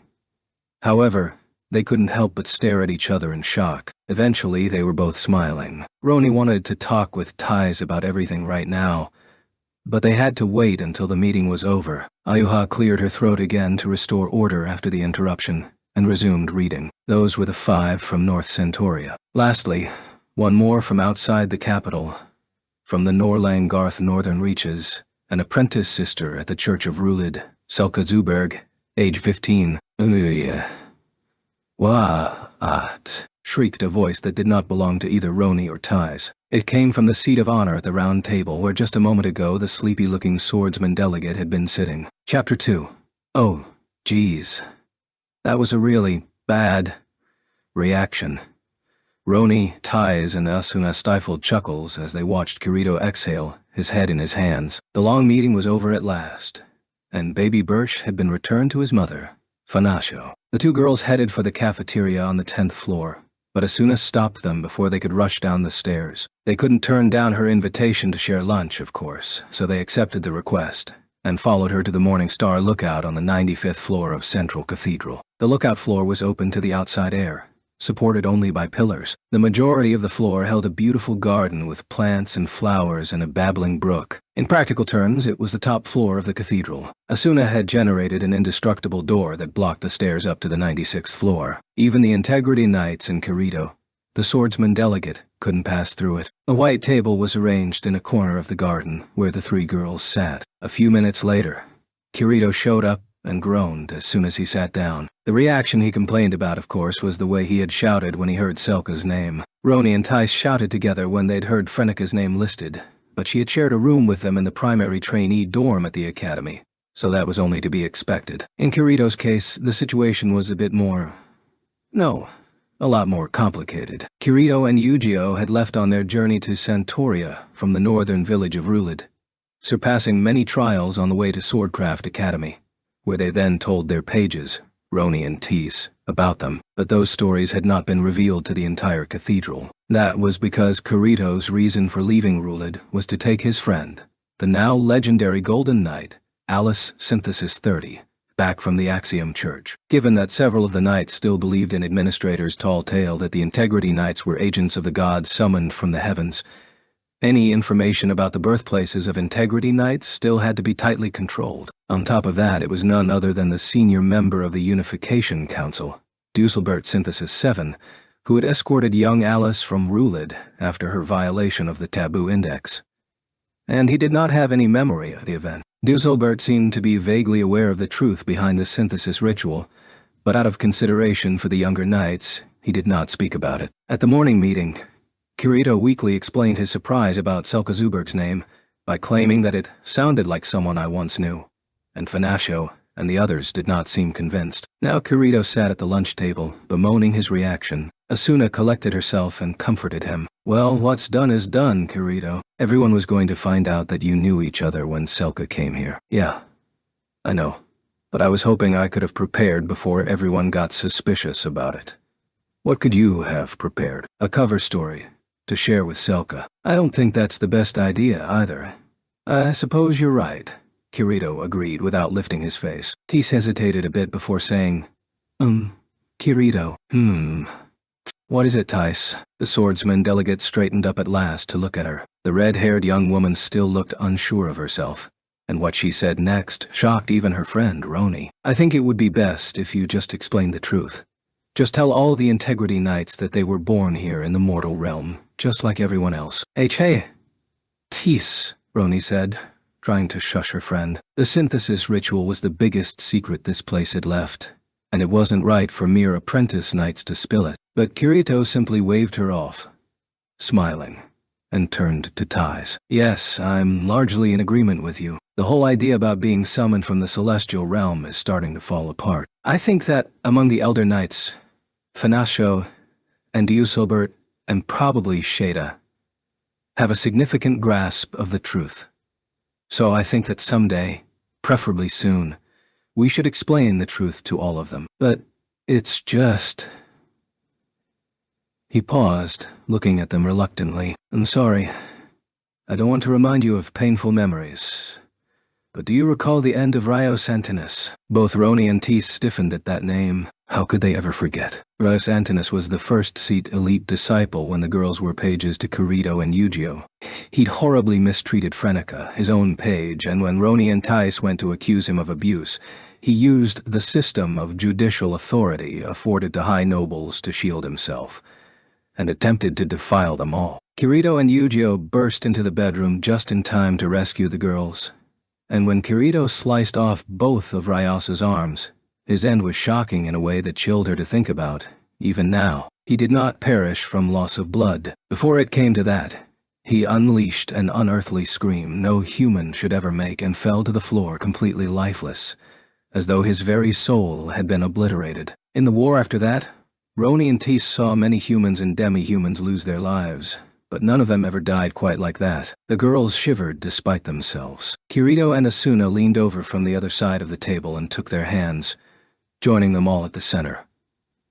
The hands of these people from the real world felt warmer than any hands they'd ever felt, and they kept the chill afflicting Roni at bay. She nodded, unable to bring herself to say thanks. The two gave them smiles that were very similar in appearance, nodded back and returned to their seats. Once she'd had a moment to breathe, Roni asked, What do Disciple Antinous' death and the synthesis ritual have in common? Kirito immediately shook his head. Not in common. Not directly. But when the people of the underworld undergo extreme mental stress, there's a possibility that anyone could end up the way Rios did. What? Not? They gasped, eyes wide. He shook his head again, trying to set them at ease. No? Don't be afraid. You're all right. It only happens to those who are bound by extremely rigid conceptual views. Rigid conceptual views. That's right. At that moment, Rios's life and the taboo index were on opposite sides of a scale. He was like a being of pure ego. He prioritized nothing over his own life. But at the same time, the taboo index is an absolute law that cannot be violated under any circumstances. So should he violate the taboo index to preserve his own life, or hold the taboo index and die? Rios was unable to choose one over the other, and it destroyed his mind. When he was done speaking, Asuna looked both shaken and indignant, despite the fact that he'd surely shared that story with her too. Kirito brushed her hands atop the table and continued, Plus, from what Finascio told us in the battle to defend the Eastern Gate, the old chieftain of the Giants lost control of himself and screamed in a strange fashion, the way Rios did. See, the Giants maintain their sense of self by their unshakable belief that they are the strongest of all the races. So, I think he went out of control when that fixed concept in his mind was uprooted, which shattered his sense of self. The problem is, I suspect that a few of the Integrity Knights consider their belief that they were summoned from the heavens to be just as important to their being. Roni had an up-close view of the Integrity Knight's strength and pride, and Kirito's concern was certainly enough for her to be worried as well. Naturally, learning that everything surrounding the synthesis ritual was a lie told to them by Administrator would be the most shocking thing they could hear. But the Knights, with their unshakable wills and refusal to leave any problems for others to solve, should be able to accept such a challenge. They wouldn't lose their minds in the way that Ryo's Antinous did, or was that just her own hope? Now that she traded words and took lessons in sword fighting and sacred arts from the Integrity Knights every day an apprentice, was Roni's admiration making her wish they could be the perfect, flawless beings she imagined them to be? Were her own personal feelings causing her to simply believe that about them? As Roni lowered her head, deep in thought, Asuna said, Kirito, something strikes me as strange. The taboo index is an absolute set of laws for the people of the human realm, right? So absolute that even trying to break those rules causes their minds to break down. Right. That's true. Normally the seal of the right eye will activate to snuff out rebellious thoughts before you ever reach the point of a mental breakdown. But the seal didn't activate for Rayos because he wasn't violating any taboo out of firm principle. He just wound up stuck in a contradictory mental loop where he had to protect both the taboo index and his own life, and couldn't choose just one. What does the word loop mean? Asked Tease. Kirito gaped a little, looking guilty, and hastily explained himself. Sorry. I'm trying to be careful, but sometimes I just can't stop myself from using a word in the sacred tongue. What I mean is a kind of circle of thoughts. Something that repeats endlessly. Does that make sense? He looked toward Asuna for guidance, and she favored him with a smile. I think that's a good explanation. It's also a verb for folding things into a circle, among other things. I see. Thank you, said Tiza. And from the little pouch of her uniform, in the sacred tongue, they called it a pocket, she pulled out a small booklet of white hemp paper tied with string and a bronze pen. She flipped through the sheets of paper, already cramped with writing, until she found some blank space and wrote down the definition of the word loop. Oh, TC, what's that? Heh. I got some papers from the management agency. If I write them down here, I won't forget all the sacred words before I can make use of them. When did you do all this? Roni wondered, alarmed that her homework-hating friend was undertaking such a surprising bit of enterprising effort. She elbowed her friend in the side and whispered, Show me how you put it together later. Hey, gosh, it sure would be nice to have some honey pies from the jumping deer. Fine. Shh. Kirito leaned back in his council chair, smiling to himself at the bickering, and said, We'll need to arrange for greater production of snow-white hemp at once. I'm hoping for 3. No, 5 times as much as what we currently make. Even 10 times wouldn't be enough, interjected Asuna. Ideally, you'd want enough supplies for every child in the the entire underworld to have their own notebook and pen. That would be wonderful, said Tease, staring at her little sheaf of papers, apparently awakened to the joys of study. Sheepskin parchment is very expensive, so lower noble children, like Roni and me, had to write on it with water-soluble leafy lotus ink so we could wash and reuse it. Ordinary paper made from pounding white thread grass is cheap, but its life runs out in just a week, when it crumbles away.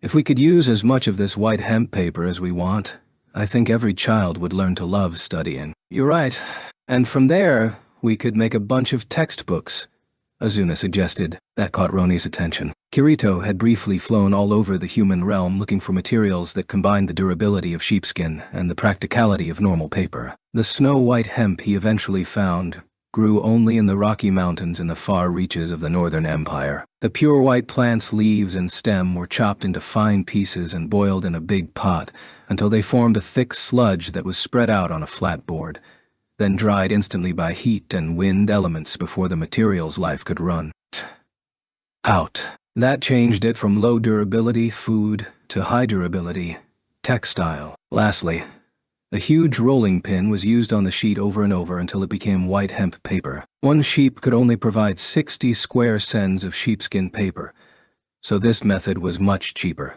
and the durability was nearly as high, But it was still a more involved process than simply smashing white thread grass with wooden mallets, and snow-white hemp was impossible to acquire around the capital. At the moment, they'd tilled snow-white hemp fields near where it grew naturally and built 4 processing facilities in Centauria, so they could sell the paper to the citizens of the capital.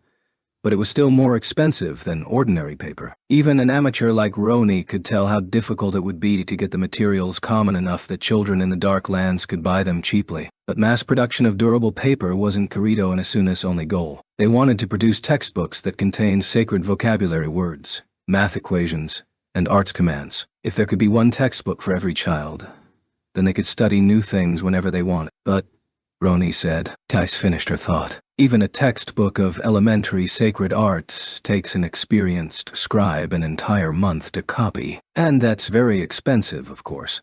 My father bought a textbook he couldn't really afford, because sacred arts are a necessary subject in the requirements to enter the academy. He had to buy one of the cheaper, quicker copies with smudged writing, and it was very frustrating for him. It's still one of my prized possessions, though.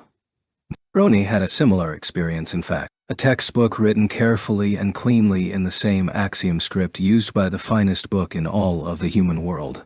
The Taboo Index cost at least 10,000 Shia per copy. That put it completely out of reach of the common people, and even the lower-ranked nobles. The quick copies put out by younger scribes in more informal shorthand were much cheaper, but they were still hefty purchases. You've got to take good care of it then, said Kirito with a grin. And one day... He suddenly paused and sighed. Well, mass production of white hemp paper for textbooks might be difficult, but we'll work on it. We've got plenty of time. Yes, that's right, Asuna agreed. She put on a mischievous grin. You know, Kirito, if there was a test for sacred arts on top of swordsmanship, I'm surprised you passed and got into the academy. Ugh, just so you know, I was within the top 12 students. I assume. Of course, if I didn't have Yu-Gi-Oh there to help me with the sacred arts stuff, I would have had trouble. That made Tease giggle, but Roni could sense there was more than just innocent delight in her reaction. All she could do was smile for her friend, however. Asuna wore a sympathetic smile of her own. She looked out at the blue sky peeking through the pillars and suddenly became alarmed. Oh no. You both must be hungry. Let's eat lunch now. Can you help me bring it out? Roni and Tease agreed and rose from their seats together, with Kirito not a moment behind them. When she was his page, Roni always said, I'll do it, but even to this day, Kirito refused to sit and wait. He really never changes, she thought, walking behind Asuna. Meanwhile, Tice had removed her pad and pen again. Excuse me, Lady Asuna. You mentioned the word notebook earlier. I assume that refers to this sheaf of papers. Roni couldn't help but clench her fists. The 94th floor of the cathedral, one below the Morning Star lookout, featured a fairly large cooking area, if not nearly as grand as the great kitchen on the 10th floor. The moment Asuna pushed open the double doors, the fragrant smells of honey and melting cheese wafted forth, causing Roni's stomach to clench with hunger. The kitchen's floor and ceiling were white marble, but 3 walls were covered with tall shelves stuffed with ingredients and containers of every possible variety, creating a very busy appearance. The 4th wall featured shelves of cooking tools and a huge stove. There was a large wooden work counter in the middle of the spacious room. As the 4 of them entered the kitchen, a willowy figure on the other side of the counter looked up. A woman with a youthful face. She wore a conical hat atop her short hair and a spotless white apron. The woman was sitting in a chair and polishing a large kitchen knife. When she saw them, she stood up smoothly, gave a little bow to Asuna, and said, My lady, I have the dish already baked and waiting in the oven. The salad and bread are in the basket there. Thank you, Hana. I'm sorry we took so long, Asuna replied. She strode over to the large heat element oven placed against the back wall of the kitchen. It had a sealable box built of stone and brick, placed over a fire that heated up the entire enclosure. There was an underworldian word for oven, but because it was a homophone with the word for the sunlight from Solus, it was often called oven in the common sacred tongue to differentiate the two. Salad and bread also fit into this category, so Taisi didn't need to bother with getting out her vocabulary list. Asuna put on some thick leather gloves before opening the oven door so she could pull out the large covered container inside. The smell of cheese wafted from the pot. The baked dish consisted of a thin, kneaded crust spread into a flat pan and filled with all sorts of ingredients, But whoever heard of baking something by placing the dish into the oven itself? An oven was supposed to be for baking bread. As Roni watched with excitement, Azuna moved the elliptical container to the countertop and carefully opened the lid. Wow, what is this? Tisa asked in suspicious awe. Roni was equally confused. What emerged from the container was slightly singed around the edges, white and thin, almost like... Hey! It's baked in paper, Asuna proclaimed proudly, much to the shock of the two other girls. Paper. Like real paper. White hemp paper. It seemed too far-fetched to be true, but the subdelegate just smiled and nodded. I got some hemp paper from the Cathedral's processing center that had gotten burned in the drying stage, just so I could test this dish out.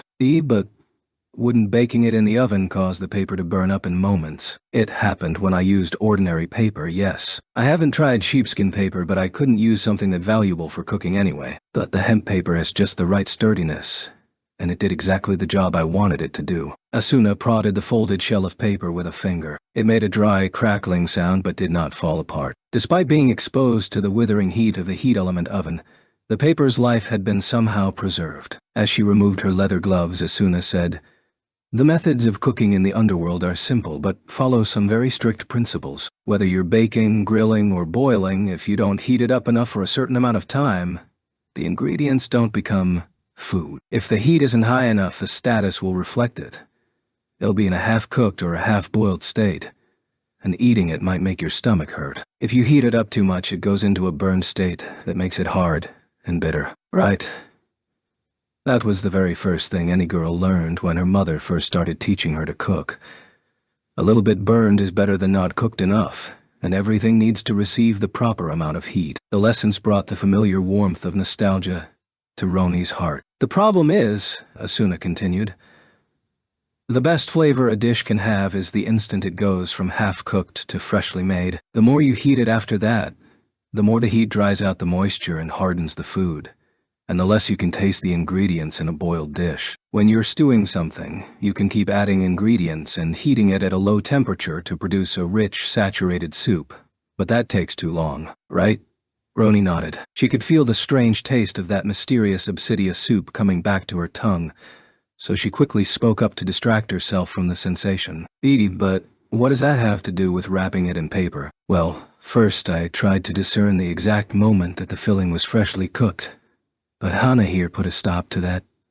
Asuna looked over at the woman in the white hat, who barely batted an eye. "That is the first and last trap that those whose calling is to be a cook tend to fall into," the woman agreed. "Even the most experienced cook cannot perfectly predict the moment of completion every single time. Long in the past, a cook who was said to be a once-in-a-century master of this insight was invited to the imperial palace to cook for the emperor of Norlangarth. The appetizer and soup were absolutely picturesque, but the main dish of great red-horned cattle steak was just an instant away from being finished when he pulled it out. As a result, the emperor became sick from eating it, and through the process of judicial authority, the cook's arms were lopped clean off. Roni and Tise were stunned into silence. Asuna just shook her head and said, "And that's why I gave up on anticipating the perfect moment and made sure to cook it all the way through. Instead, I asked Hana if there was a way to cook it thoroughly over time that doesn't lose the moisture, and she told me that baking something in the oven inside a covered dish makes it taste different."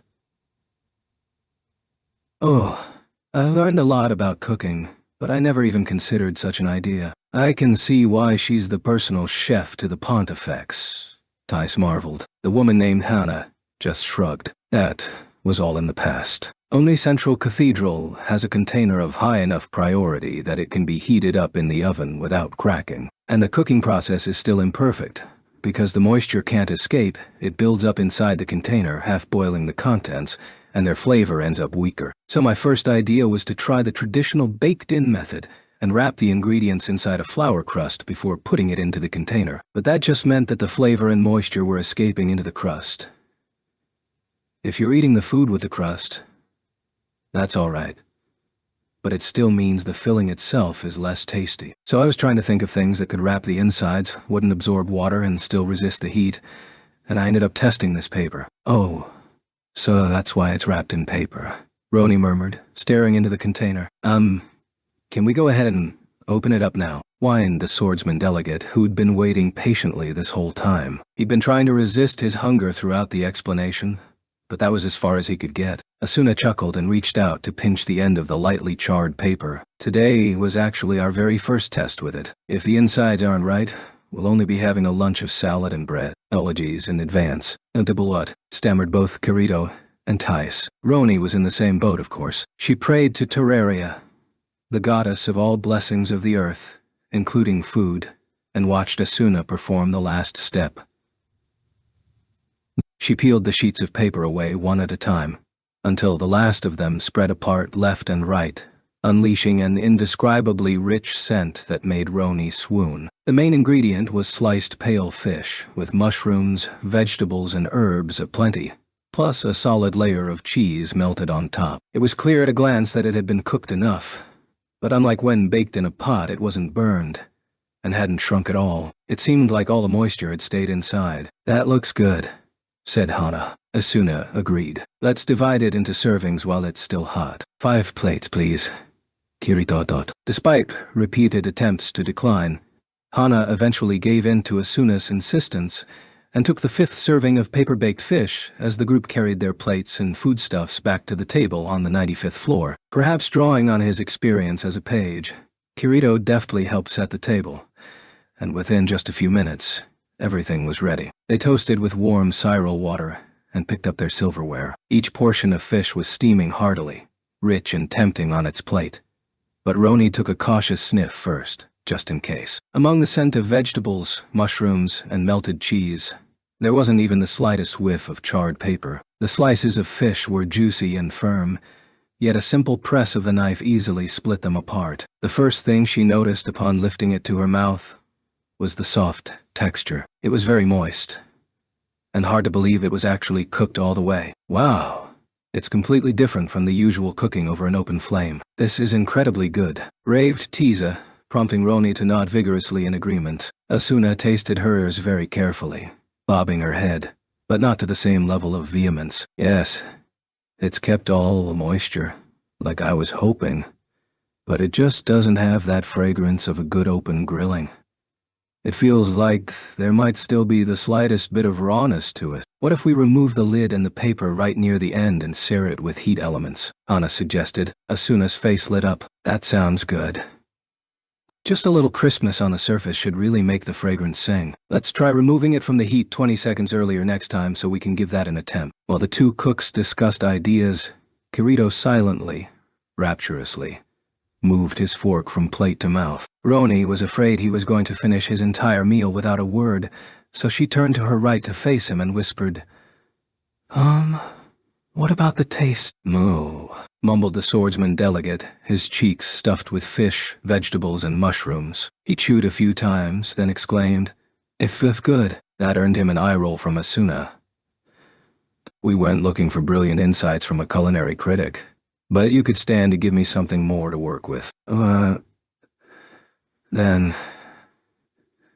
It's so good I could even eat the paper it's wrapped in. The three who knew him all too well sighed heavily, and Hana politely maintained an utterly straight face, but Roni could see her shoulders briefly twitch. In 30 minutes, their delightful lunch was over, and since Hana firmly insisted this time, they allowed her to clean up before going back to her kitchen. The 4 of them left on the 95th floor sat in very contented silence for a while. It was hard to even count the number of revolutionary changes, big and small, that the real-worlders Kirito and Asuna had brought to the underworld. The biggest of all was undoubtedly the reformation of the nobility system. But to Roni, the most meaningful were practical. Everyday ideas like the development of hemp paper and its applications, such as this one for baking. They were currently working on building clinics in smaller towns and villages, not just the larger cities where they could only be found today. People who got hurt or sick in rural villages had to go to the lone holy brother or sister at the local church. If multiple people were hurt at once, it wasn't uncommon for the priests and priestesses not to be able to help them all in time. Using high-level light element arts for healing was just as hard as working with dark elements, so an inexperienced user might not be able to help someone with a life-threatening condition. If they could build staffed clinics in every town and village, there would be a vast decline in the number of people dying from accidents and contagious diseases.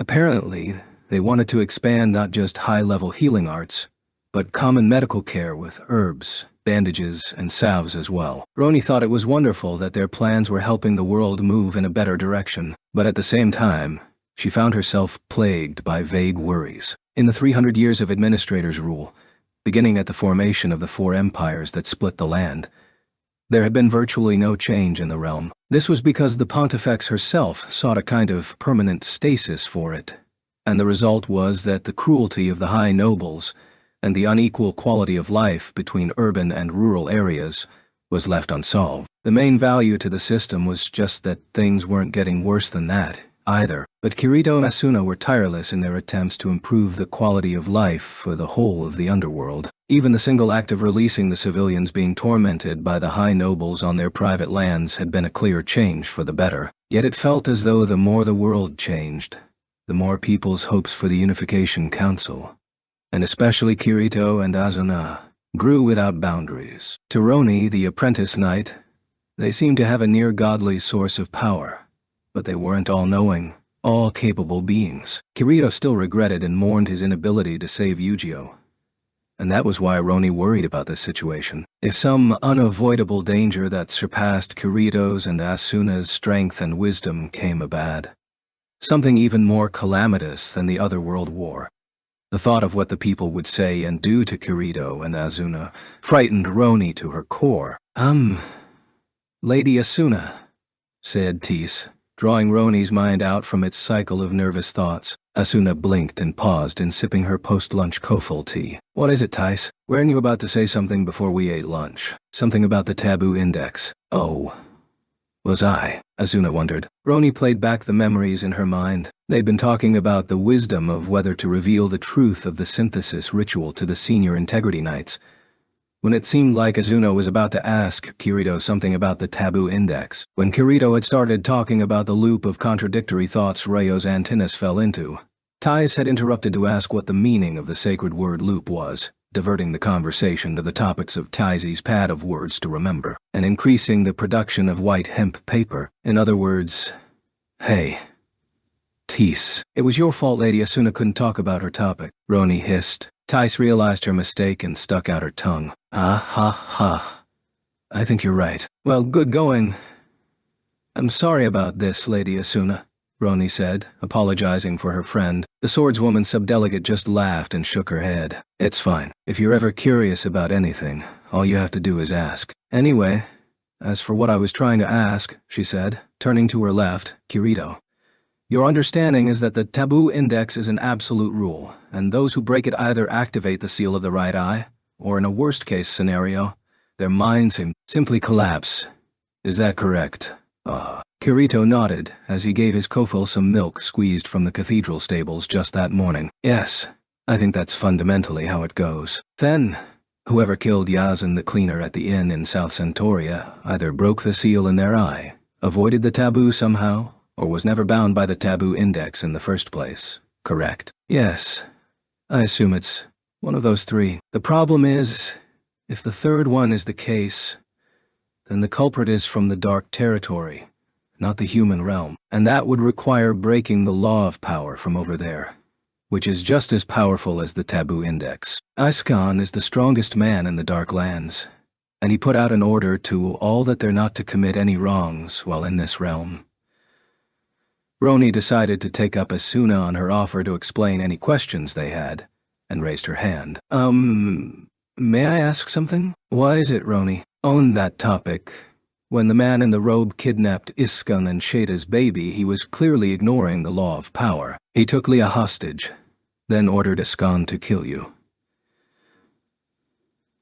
Asuna had read the detailed report about the incident, and Tis had heard it directly from Roni, but they both stiffened anyway. Kirito seemed unfazed, however. "That's right," he said. "Meaning, either the kidnapper believes he's stronger than Iskan, or he's following the orders of someone whom he believes qualifies as stronger, I'm guessing. But that just feels so vague to me. How do the people of the Dark Realm determine the strength of those they ought to follow? I mean, I assume they aren't fighting each and every person individually. Iskan used to be the leader of the Pugilists Guild. That's more like sparring or dueling than fighting. But you're right, the entire population as a whole isn't challenging him together. It's more like each race and guild and group of people choose their strongest member to be the chief. And before the war, those leaders made up a group called the Council of 10, who decided on laws and such. Now it's changed to the Council of 5 Peoples, but it still works the same way. And out of those leaders, Iskan is considered to be the strongest in terms of individual battle power. In that case, if the kidnapper believed he was stronger than Iskan, that alone wouldn't violate the law of power, right? Roni wondered. It would have to be proven by fighting Iskan and beating him. Kirito crossed his arms. He hummed. I guess it depends on the strength of his belief.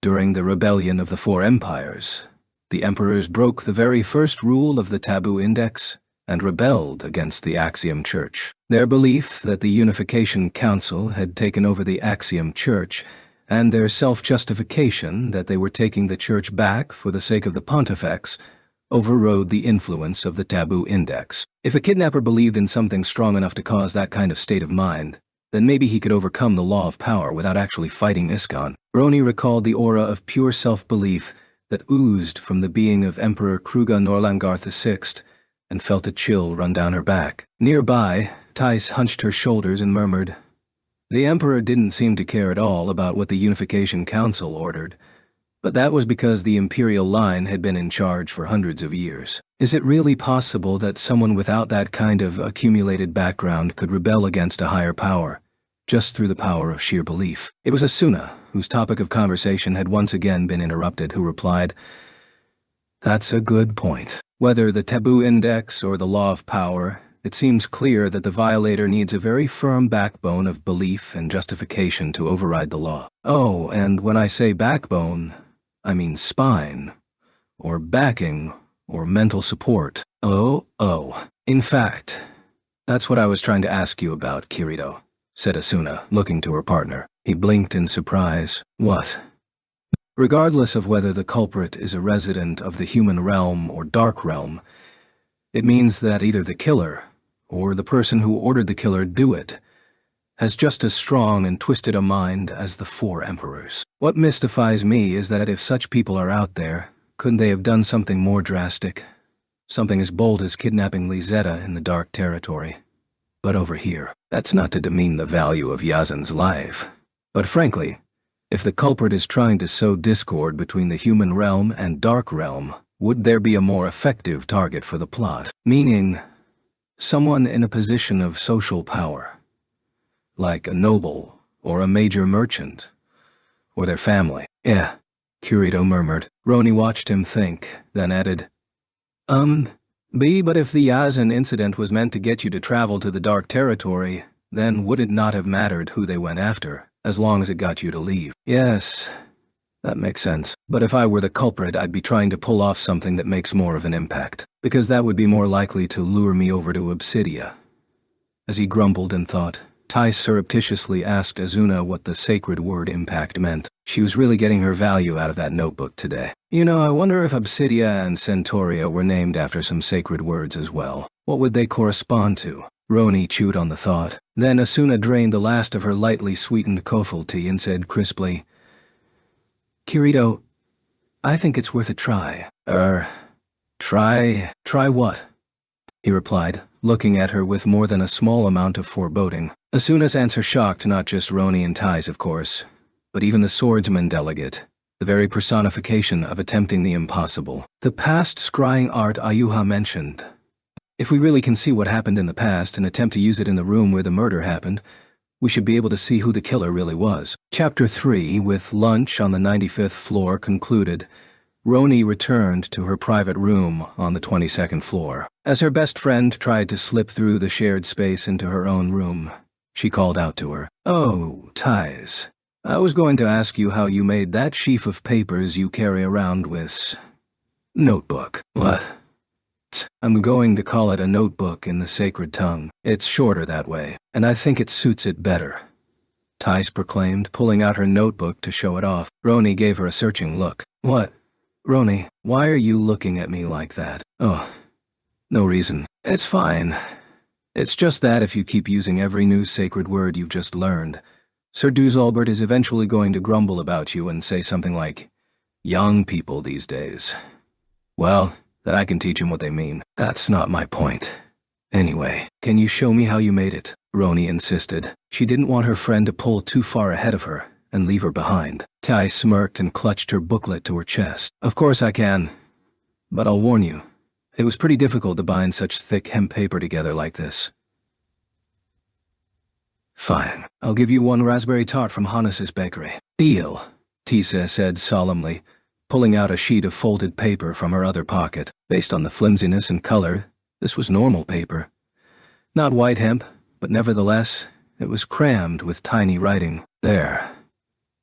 Kind, considerate Ties has already written down the instructions to create a notebook for poor, helpless Roni. The most important part is using thread that is fine, but tough. Thanks.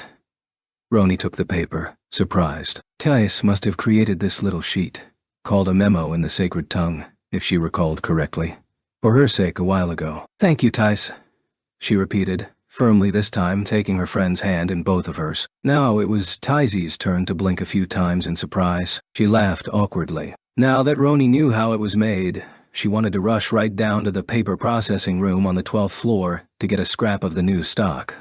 But sadly, that would have to wait. She changed into her knight's uniform to go out, put her gray cloak around her shoulders, and joined her friend in heading downstairs. They left the main doors on the ground level, the gentle afternoon sun warming their skin. The February breeze was cold, but you could sense that it was getting balmier with each successive day. After crossing the neatly laid white tiles of the entry plaza, they walked over the grassy lawn in a southwest direction. Normally, they'd go to their juvenile dragons, Tsukigak and Shimosaki, at the stables and spend time with them until the evening, but that would have to wait today. They had a very important duty to perform first. The girls rushed on until the spacious lawn turned into a fruit garden lined with trees. Of course, nearly all the trees were bare in this season, but there was such a variety here that even winter fruit like black apples and ice figs were available. A sweet scent wafted through the area. Despite just having eaten a very filling lunch, they had to resist the urge to pluck just one of the rare figs, light blue and translucent, on their way through the trees until at last a huge wall came into view before them. It was the marble wall that separated the central cathedral grounds from the rest of the world. Near the corner where the south wall and western wall met, Kirito and Asuna were already waiting for them. They wore plain brown cloaks and waved their hands when they saw the girls approaching. Roni and Tice rushed the last few dozen mells and came to a screeching halt with their heads bowed. "We're sorry we kept you waiting." "It's fine. We just got here ourselves," Asuna reassured. Kirito smirked and added, "We jumped down out of the cathedral and saw you below us." Apparently, while they'd been running, Kirito used his ability to fly with incarnation to zip past them through the air. "If I can't do it with incarnation, I want to at least learn how to fly with wind elements," Roni swore to herself. "So, why did you choose this as our meeting place?" she asked, looking around. Their destination was in the middle of South Centauria, which would require them to pass through the gate that was in the middle of the cathedral's southern wall. But this was the corner where the two marble walls met, with no form of passage anywhere to be seen. "Maybe we're going to use some hidden doorway I wasn't aware of," she wondered, but Kirito just shrugged. "Opening and closing the main gate causes a scene. There will be a bunch of visitors in the square just beyond the gate at this hour, so there's no way to get past without drawing attention to ourselves." "Then why don't we fly like the other time?" asked Tease hopefully. 4 days ago, when word of the murder in South Centauria had first arrived, Kirito had picked up Roni under his arm and flown through the air from the terrace at the top of the cathedral, using wind elements to reach their destination. The trip took less than a minute, and flying unsupported through the open air was a thrilling experience. You couldn't blame Ties for being excited, but Kirito just grimaced and shook his head. "Actually, that draws plenty of attention, too," he said, then quickly added, "But I was thinking we might test out a secret shortcut today." Secret shortcut. Tisa repeated, too surprised to feel disappointed by his answer. The swordsman delegate gave her an impish smile and provided no explanation. Instead, he raised his arms and said, "Okay, let's all hold hands in a circle." Bemused, Roni extended her left hand to hold Kirito's and her right hand toward Tai's. Opposite her, Asuna did the same, looking a bit resigned. The four of them were now forming a circle. Then a series of green lights blinked in succession in the center of the circle, and a strong gust of wind flattened the grass at their feet. Roni squeezed with both of her hands instinctively as the wind pressure pushed her into the air from below. "Oh, hua-ah," Tis shouted, kicking her feet. But she did not return to the ground. They continued to rise at a speed of about 1 mel per second. Even Roni, who was a bit more familiar with Kirito's nature than her friend, held her breath at this unfamiliar experience. But she had enough presence of mind to watch what was happening. The wind elements burst beneath them again and again, creating powerful gusts of wind. Yet the branches of the trees around them merely swayed as if in a gentle breeze. Further examination told her there was a very faint rainbow sheen surrounding their circle. That was the light of incarnation, most likely. Kirito was using his knight's skill of incarnate arms to form a cylindrical, transparent wall around them that blocked the wind, forcing the unleashed wind elements into a strong, upward current that was lifting them vertically. It operated on the same principles as the elevating disc inside the cathedral. Despite her initial panic, in less than 10 seconds, Thais had regained her poise, and she swung her head around to look at the sights. This is amazing, Roni. We're flying," she marveled. "Be careful, Thais. Don't let go of our hands," Roni scolded, strengthening her grip. The four of them were picking up speed now. The ground was far below, but the white wall that blocked their side view showed no signs of ending. She looked up with trepidation and saw that the crisp line that marked the boundary between wall and pale winter sky was still far away. What if Kirito's concentration lapses, or the spatial sacred power dries up, she wondered, then forced those thoughts out of her mind and focused on the space above them. Their ascent continued for 20 more seconds, tilting a bit diagonally at the end, until they were on top of the wall at last. Suddenly, the wind pressure vanished, and they promptly dropped about 2 mels to land. That wasn't a very tall height when Roni and Thais did their pillar balancing training, but their legs weren't ready for the sudden ground, and they nearly fell onto their bottoms. With Kirito's support, Roni managed to straighten and see what lay just ahead of them. She couldn't help but gasp. Oh. In terms of height, they had only ascended about 10 floors of the cathedral, maybe 50 mels at most. But from the cathedral itself, the city was hazy and distant, and now it was all laid out before her, close enough to touch. And not just that. They were standing at the intersection point of the southern and western walls, and at that same height, the wall continued into infinity in the southwest direction. "We're atop the everlasting walls," Thais murmured with wonder. Kirito nodded. The everlasting walls.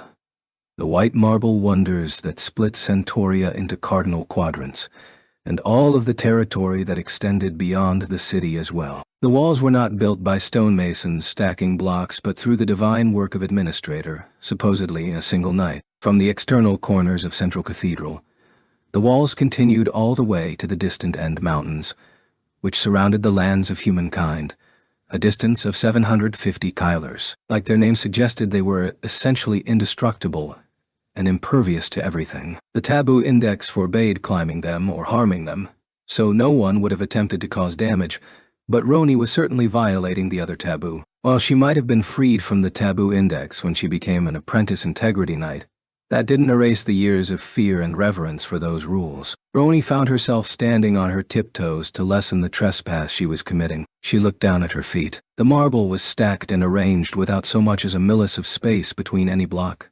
And despite hundreds of years of exposure to wind and rain, it shone as smooth as if it had just been polished. The nearby corner of the wall was as sharp as a blade's edge, defying any who would be rebellious enough to attempt to scale it. Just then she heard the light fluttering of wings. Overhead, 2 pale blue birds descended upon the top of the wall. They hopped back and forth atop the marble, staring at Roni with beady black eyes. I guess the taboo index doesn't have any effect on birds," Asuna remarked. The tension went out of Roni's neck and shoulders. She looked at her best friend, and the two of them laughed. She looked at the city below again and said, "Oh, I see. You want to move atop the wall until we reach the inn in the 4th district of South Centauria, right?" Kirito turned to her and grinned. "Correct. They can't see us walking up here from below, so once we find a good place to jump down, it'll be surprisingly easy to avoid notice from the citizens, you'll find. From the way you say that, I take it you've done it before. Asuna noted promptly, causing Kirito's eyes to bulge briefly. He cleared his throat awkwardly. Well, confirming your escape route is the bedrock of strategy, so anyway, let's hurry, he said, rushing away. Asuna shook her head in exasperation, but she and the girls followed nonetheless. The everlasting walls, which split the human realm into 4 pieces, each had their own unofficial names. The northeast spring wall separated Norlangarth and East Avariath. The southeast summer wall separated East Avariath and Southercraw. The southwest autumn wall separated Southercraw and Westerath. And the northwest winter wall separated Westerath and Norlangarth. Not even Finaccio and Duselbert, the oldest of the Integrity Knights, knew how the 4 walls wound up with this unified naming scheme. Until the Human Unification Council started up, the everlasting walls were absolutely inviolable national boundaries, and the citizens of the 4 regions of Centauria were basically prevented from mingling. The only ones who could traverse the single gate in each wall were traders or wealthy tourists who had passes that authorized such travel. The regulations about using the gates had been greatly relaxed, but it still wasn't completely free. That was because the aftershocks of the rebellion of the 4 empires had not entirely settled yet. Somewhere in the realm, the remainders of the Imperial Knights who fought back against the Axiom Church still lurked, possibly following orders from the emperors. Yazin's murder and Lizetta's kidnapping might have even been their work. Roni considered these things as she walked atop the autumn wall. The wall was 4 mells wide, so as long as she didn't get too close to the edge, there was no worry about slipping, and no one could see them from the ground. Soon the cold winds blew her concerns away, leaving her mind empty of all thoughts except taking in the sight of the city around her. On the left side of the wall was South Centauria, with its buildings made of reddish sandstone, and on the right was West Centauria, where the homes were constructed of blackish slate. Separated by a single wall, the cities were wildly different not just in color, but in decoration and design. In South Centauria, the red rock was cut in clean squares that stacked up with plenty of space, creating an air of openness, while in West Centauria, the delicate sheets of slate were reinforced and rearranged, with precisely fitted roofs covered in tiles like dragon scales, with all the care and complexity of fine art. According to Kirito, the 4 Centaurias didn't just look different. Their food was completely distinct from one another as well. Roni and Tice could go anywhere throughout the 4 quadrants if they wanted, but they felt a bit self-conscious about doing so, and when they went into the city, it was always to their home of North Centauria. Perhaps it wasn't right for the Integrity Knights sworn to protect the entire 4 empires to show such favoritism. Roni was going to tell Tice, when Kirito stopped him short. The 4th district is right around here.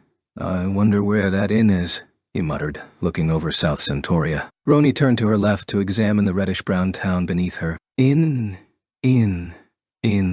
she thought, gazing at the city, until she realized she hadn't actually visited the inn where the crime occurred. By the time the report had reached the Cathedral 4 days ago, Oroi the Mountain Goblin was already held at the city guard's office on suspicion of the murder, so Kirito had gone straight there. Kirito, did you bring us here without actually knowing where the inn is? Roni asked quietly. He looked away and sort of nodded. I suppose so. But there's going to be a sign that says inn, so I figured we could see it from above. When you have an entire city's worth of buildings down there, there's no guarantee we'll just conveniently spot the one sign we need. Issa snapped, quite reasonably. Kirito turned a different direction this time, and mumbled that she was right. Asuna shook her head once again, then pulled out a folded piece of hemp paper from her cloak. This one, of course, wasn't holding baked goods inside. It unfolded to reveal a map. And this one was much more detailed than the kind sold in the city. It had details not just about each street, but even individual buildings. Where'd you get that? Kirito wondered. Asuna turned to him with a smug expression and said, Sona's happened to find a collection of maps while sorting through the library, and she copied it between study sessions. She said that the original map book wasn't drawn by hand, but the previous scribe had created it through some mystery arts. The previous one, murmured Kirito, looking momentarily pained, but it passed quickly, and he leaned closer to examine Asuna's map. Let's see. So, this is the 4th district. And this is that street. Which would mean the inn is around here. He straightened and looked at the eastern side of the wall they stood upon. Oh, it's probably on the north end of that intersection there. Thanks, Asuna, he said, expressing his gratitude with a word in the sacred tongue. You're welcome, the subdelegate replied in the common language instead. She folded the map and put it back into her cloak. Now they knew their destination. But that didn't solve all their problems. They had to descend a 50-mile wall into the city without attracting the notice of any citizens. And if they used wind elements the way they did to get up in the first place, they would absolutely be spotted. Roni looked to Kirito, wondering what his plan was. The swordsman walked to the edge and peered over the side. Okay, nobody's down there. I'll go first. Once I give the signal, you guys jump down. Gee, Tisa screeched mysteriously. Kirito just thrust out his fist with a thumbs up, then leaped over the side of the wall. His brown cloak vanished in moments, leaving the three women with nothing but a dry breeze for company. After several seconds, they hadn't heard any huge crashes from below. So Roni joined Azuna and Thais at the edge of the wall, and they peered down. There on the street, an entire 50 miles below, stood Kirito, casually waving at them. Good grief, Azuna muttered. She held out her hands toward Roni and Thais. I swear I'm going to learn how to fly, Thais promised, a mirror of Roni's thoughts earlier. Taking Asuna's hand, Roni gave up and grabbed the other one. It was stunningly fragile, her skin as smooth as the finest silk, and just a little bit warm. Asuna squeezed Roni's hand back, and the next second, with just as much boldness as Kirito had shown the first time, Asuna leaped off the marble wall. The moment of floating weightlessness lasted only an instant, after which the three plummeted like rocks. The wind howled in their ears. Roni wanted to scream, but she had to grit her teeth to fight the urge lest someone hear them falling. Even an apprentice integrity knight wasn't going to survive a 50-mile fall onto hard stone tiles. I'm trusting you, Kirito, she screamed inwardly. Just at that moment, right near where they were going to land, Kirito lifted his hands to form a bowl shape. Suddenly, it felt like something invisible was softly enveloping her body. Her falling speed slowed, and the howling of the wind quieted down. Kirito had used incarnate arms to grab the three of them. It was said that even the senior integrity knights could do no more than move a single dagger, but he had just slowed down three people in a free fall.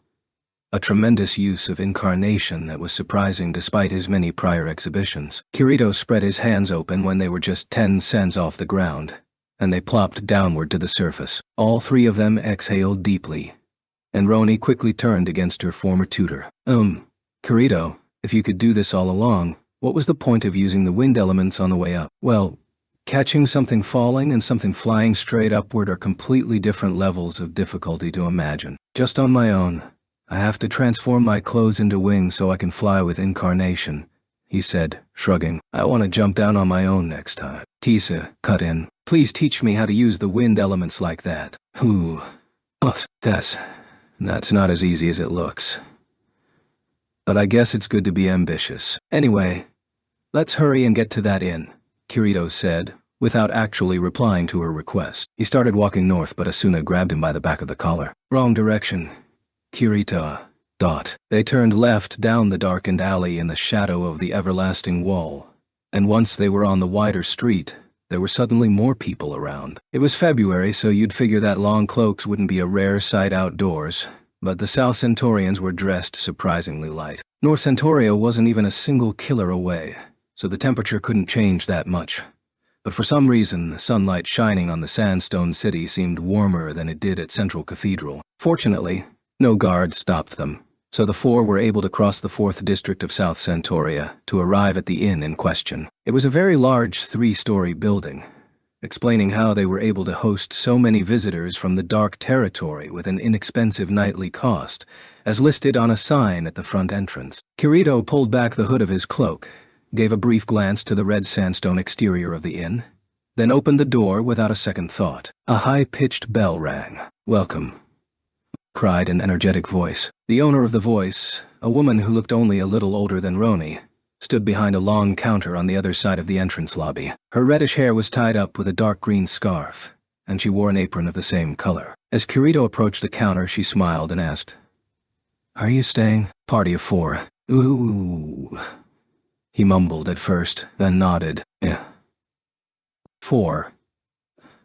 just for the one night. That can certainly be arranged. Will you be staying in just one room? Yes, same room, preferably on the second floor. Roni assumed that he was going to identify himself and demand her assistance in the investigation, so this initial conversation left her surprised. Within moments, he had rented a room, paid 600 Shia for it, and they were led up to the second floor. They'd been given a corner room on the southeast side of the building, where much of Solu's light filtered in through large windows. There was a large round table with a selection of fruit on top, and 4 beds were lined up in a row along the back wall. After a detailed explanation of the room's features, the innkeeper bowed deeply and left. Tycee promptly exclaimed, "I've never been in an inn outside of Norlangarth before. The way the room feels and the way the furniture looks are completely different from the north. Tease, we're not here to have a good time."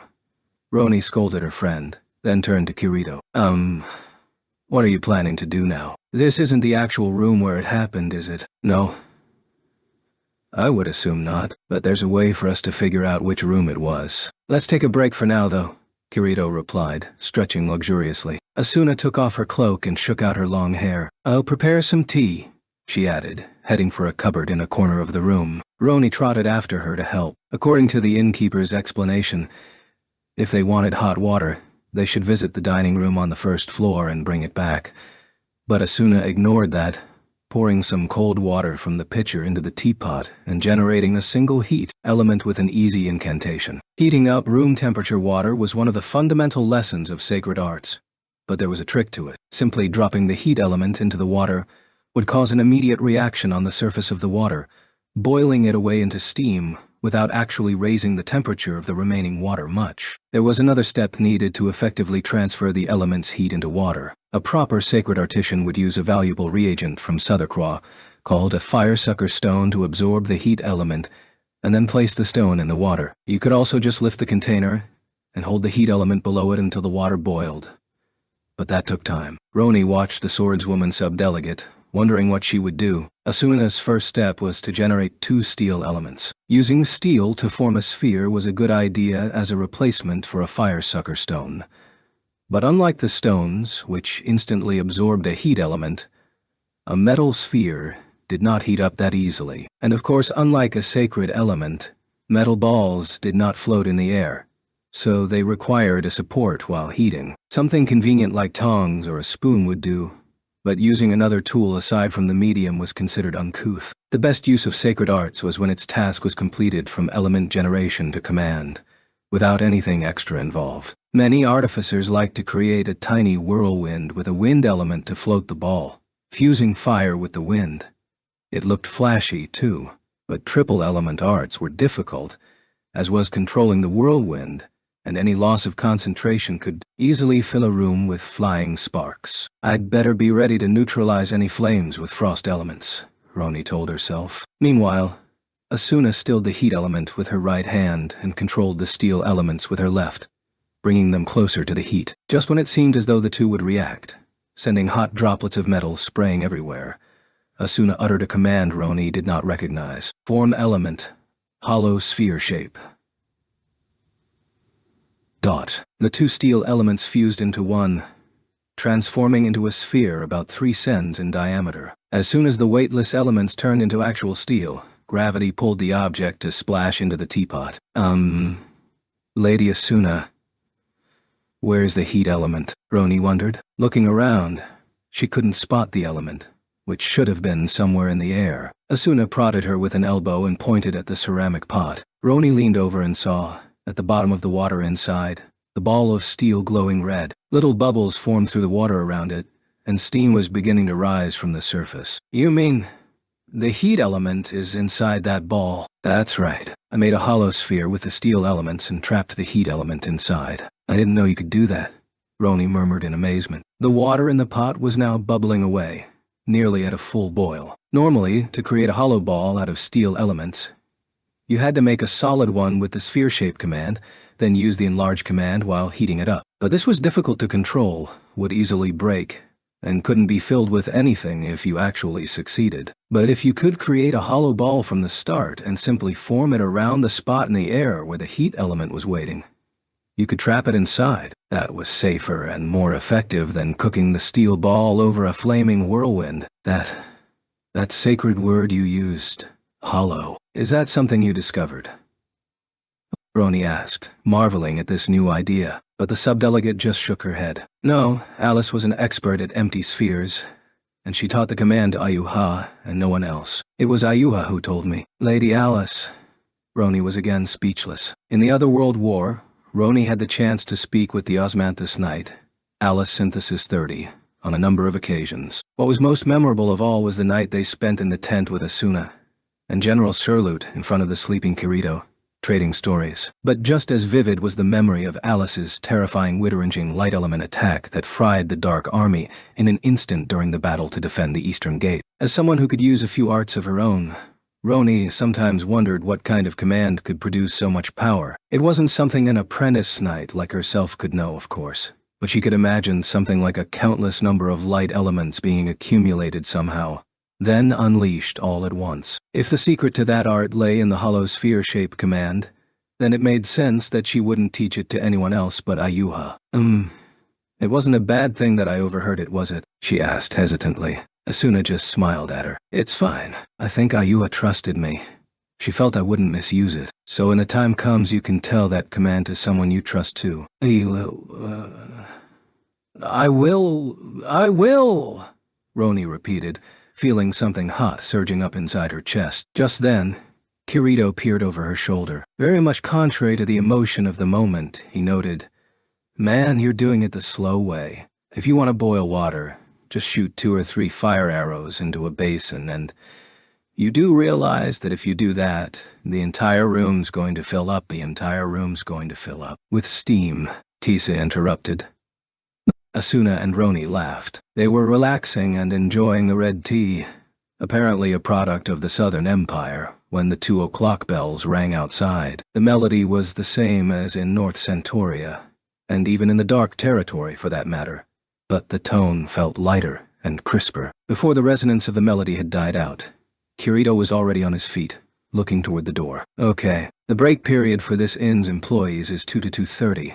And all the cleaners gather in the spare room downstairs. The guests should all be out sightseeing and shopping, so there won't be anyone in the hallway. How do you know that? Asuna asked him. Kirito explained that he'd asked during check-in. Approaching the door, he cracked it open and peered out, then nodded and beckoned them over. It wasn't clear what he was going to do, which was worrisome, but their only choice was to trust that he wouldn't do anything too crazy indoors. He walked through the doorway and headed north, away from the stairs, checking each door on the right-hand side as he went. The 4th door featured a piece of parchment paper pinned up that read, "Not currently in use." Above it was a metal plate with the number 211 carved into it. This is it, Kirito murmured. Asuna nodded back. It was the room where Yazan the cleaner had been killed. The swordsman delegate reached for the brass handle, but he stopped short for some reason. Then he raised his hand up to his face and stared closely at his fingertips. What are you doing, Kirito? Roni asked quietly. He mumbled something nondescript, but nothing else.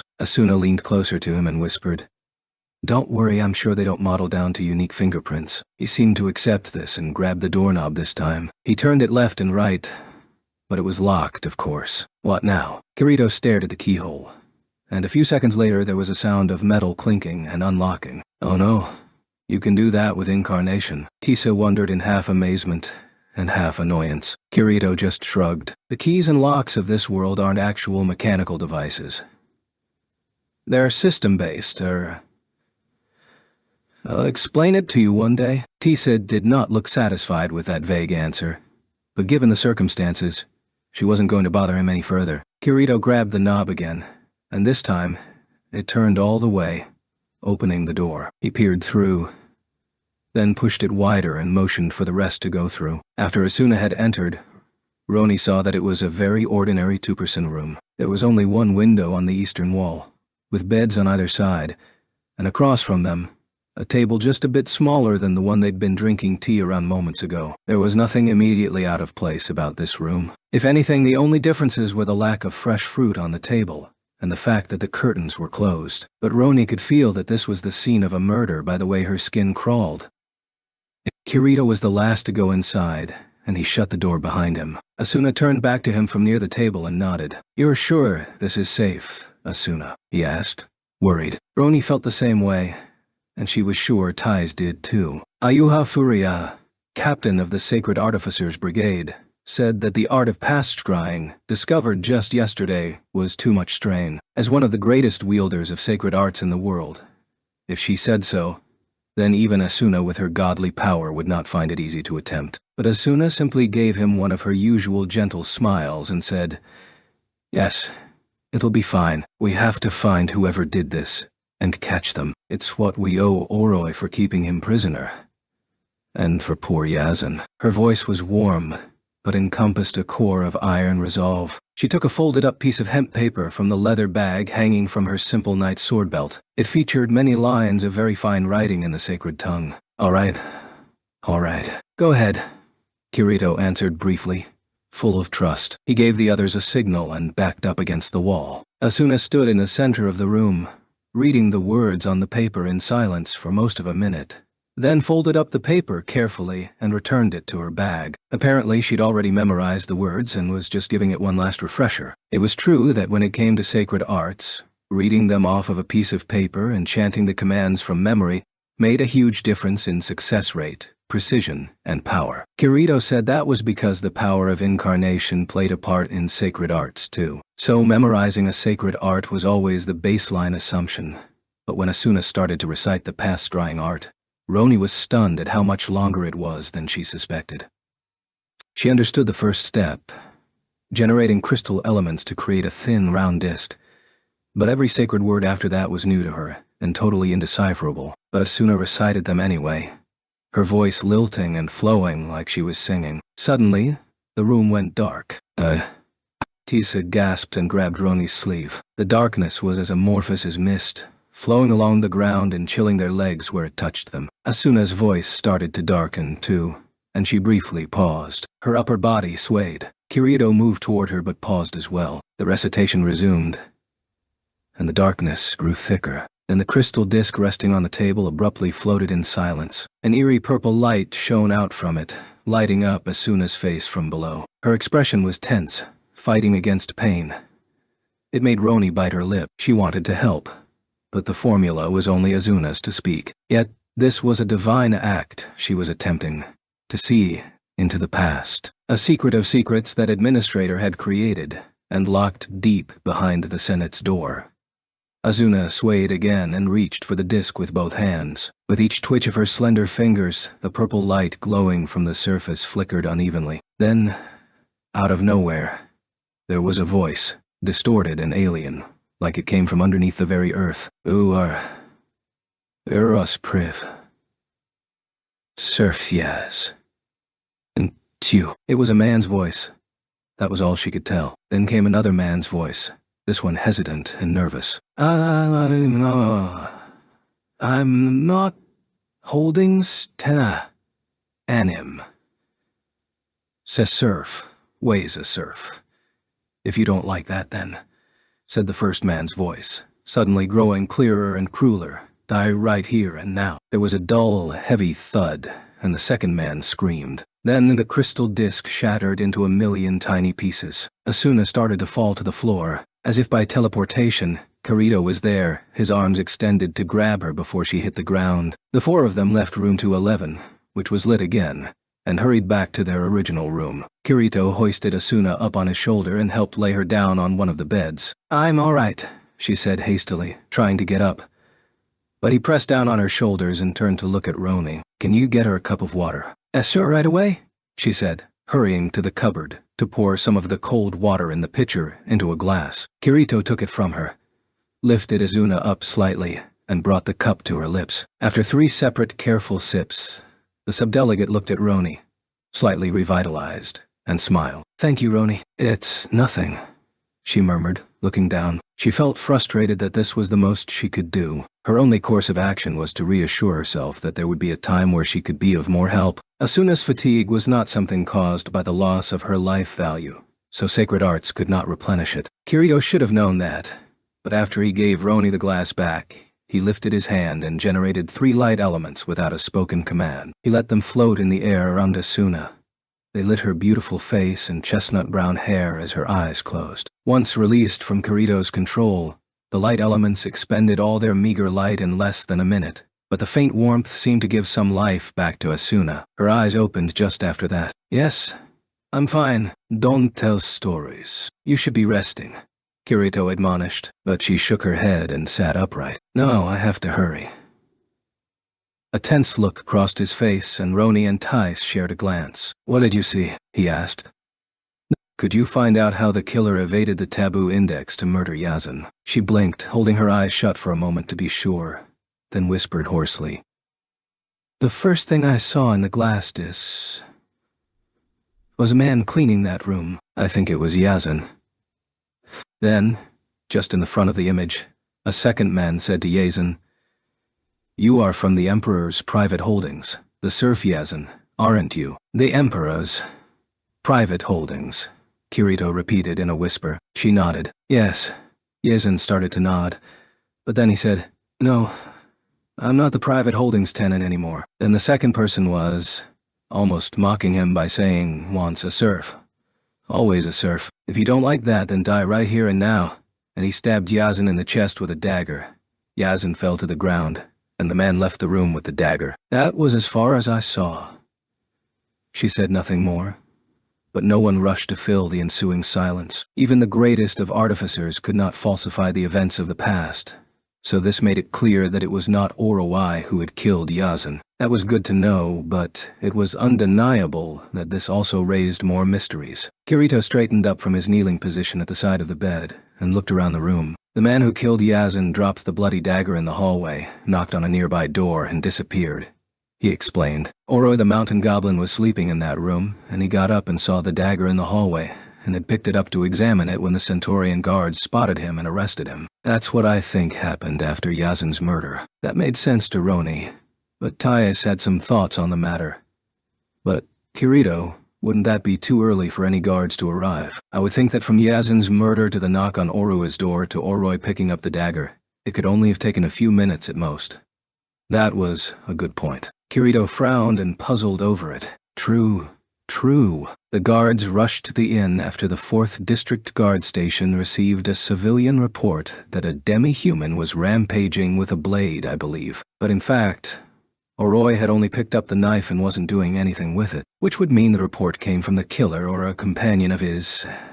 "And you couldn't see the killer at all, Asuna?" he asked. She shook her head regretfully. "I couldn't. It was like he was always just behind the view of the glass disc. Or, in fact..." She paused, mouth partly open, as though searching for the right word. Then she sighed. "No. I'm sorry. I can't really explain it." "You don't have to apologize," Kirito said quickly, approaching her and gently rubbing her back. "You didn't see the killer, but you did hear his voice, and we learned some other things too. Such as, the killer didn't utilize some complex trick to kill Yazan while evading the taboo index rules. He just stabbed him right in the heart.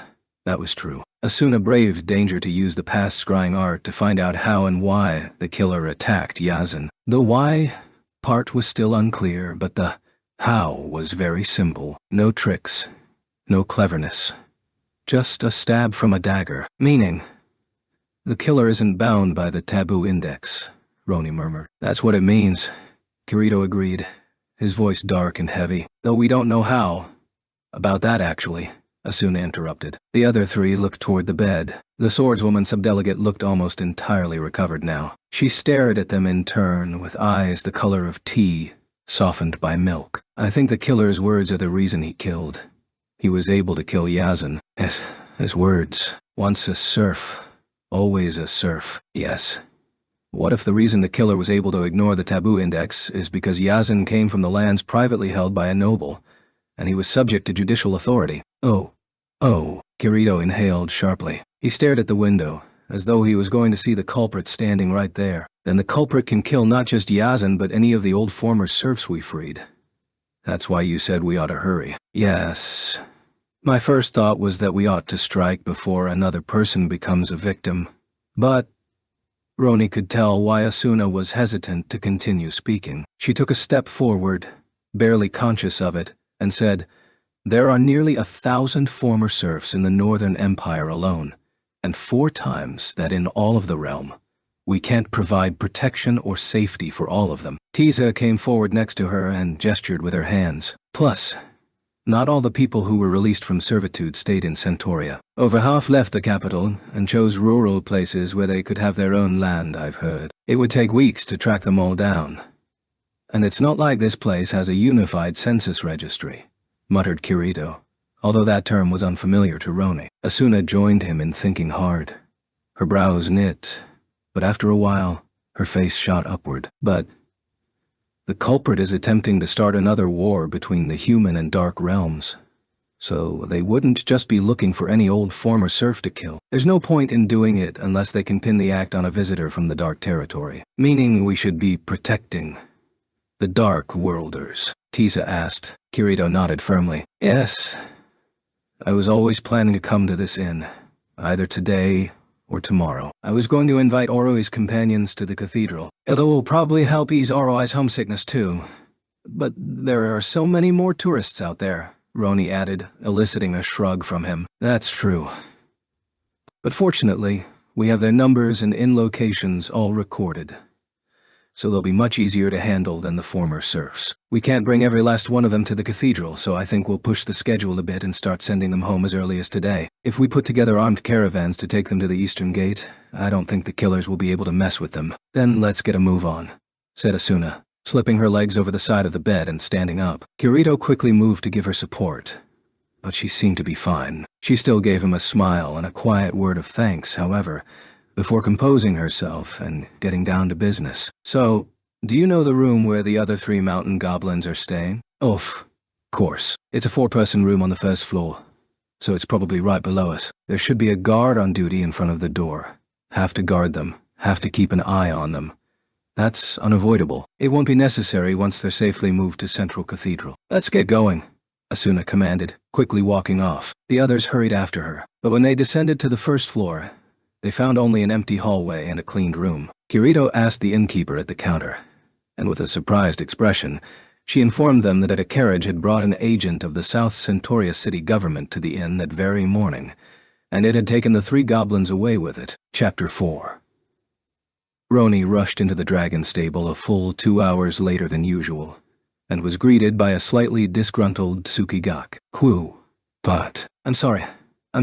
I know I'm late. The moment she opened the 1-mel gate, the juvenile dragon covered in downy fur of a pale yellow hue came rushing out to her, beating her wings. She caught Tsukigake with both arms, and the juvenile dragon pressed her head, rounded horn nubs and all, against the base of Roni's neck. In the adjacent stall, Tice was receiving a similarly energetic greeting from Shimosaki. For now, the 2 dragons were still small enough that the girls could just barely lift them, but that wouldn't be possible a year from now. Miss Arabelle, may I have a word? The voice over her shoulder caused Roni to jump. She turned around and saw a tall and willowy man. He was wearing an outfit made of a mysterious fabric with scale-like patterning, and the band around his waist supported a number of leather sacks of varying sizes. There was a long wooden handle in his hand like some kind of spear.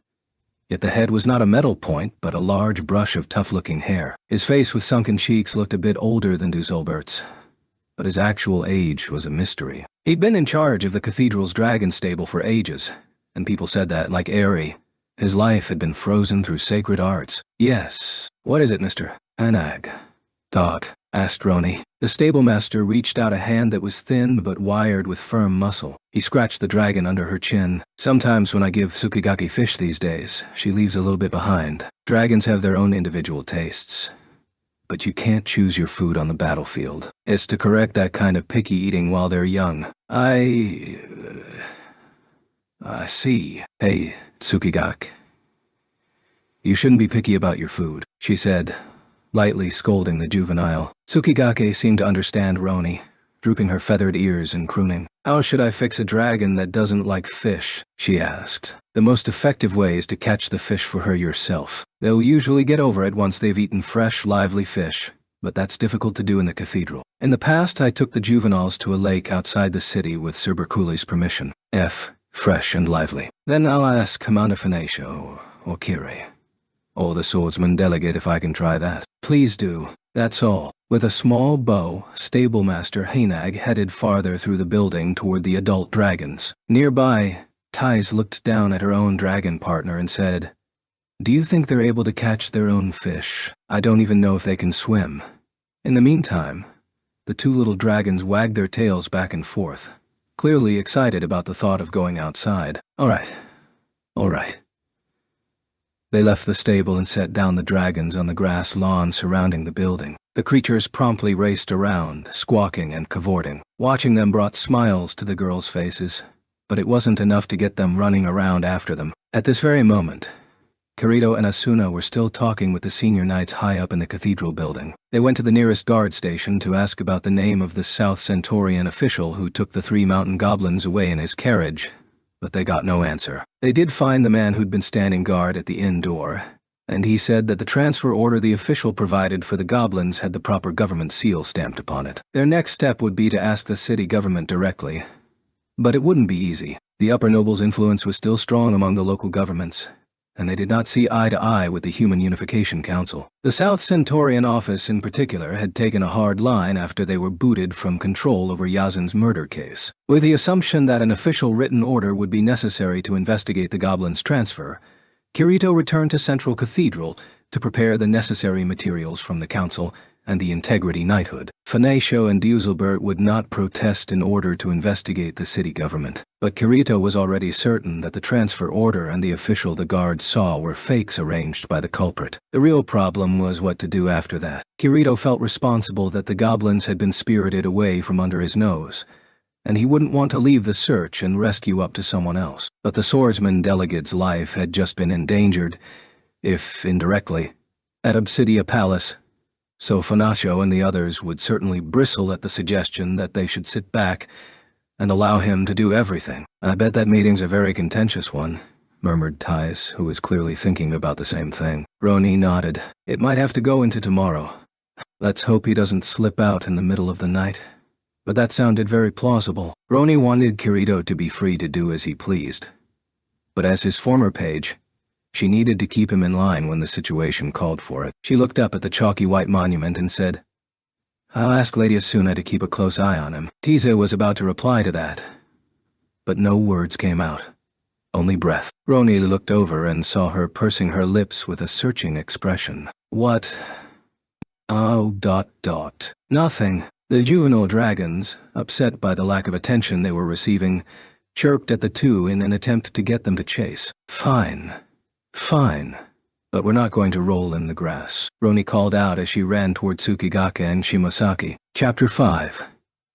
The 20th to 30th floors of Central Cathedral were the living quarters of the workers, sacred artificers and knights. Kirito and Asuna's room was on the southeast corner of the 30th floor. Curiously, it had the same layout as the South Centauria Inn room they had rented for 600 Shia, but the size was very different. Upon opening the heavy door from the hallway, there was a small entrance room, with another door that led into a tremendous living room that was nearly 10 times its size. On the south wall were tall lattice windows that ran from floor to ceiling, and on the west wall was a full-size kitchen and bathroom. The east wall was shared with their equally spacious bedroom, which was about half the size of the living area. Unlike in Japan, the underworld had no concept of the tatami mat as a measurement of interior space. For one thing, there were no tatami mats at all in North Centauria or the cathedral. The space of the wooden or tile floors was represented only in square mells, or square kylers, which were sometimes abbreviated to squamels and squaculars, respectively. By this measurement,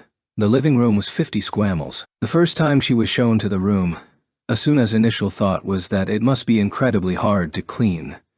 But in the underworld, dust and dirt were essentially treated like visual effects, not physical matter.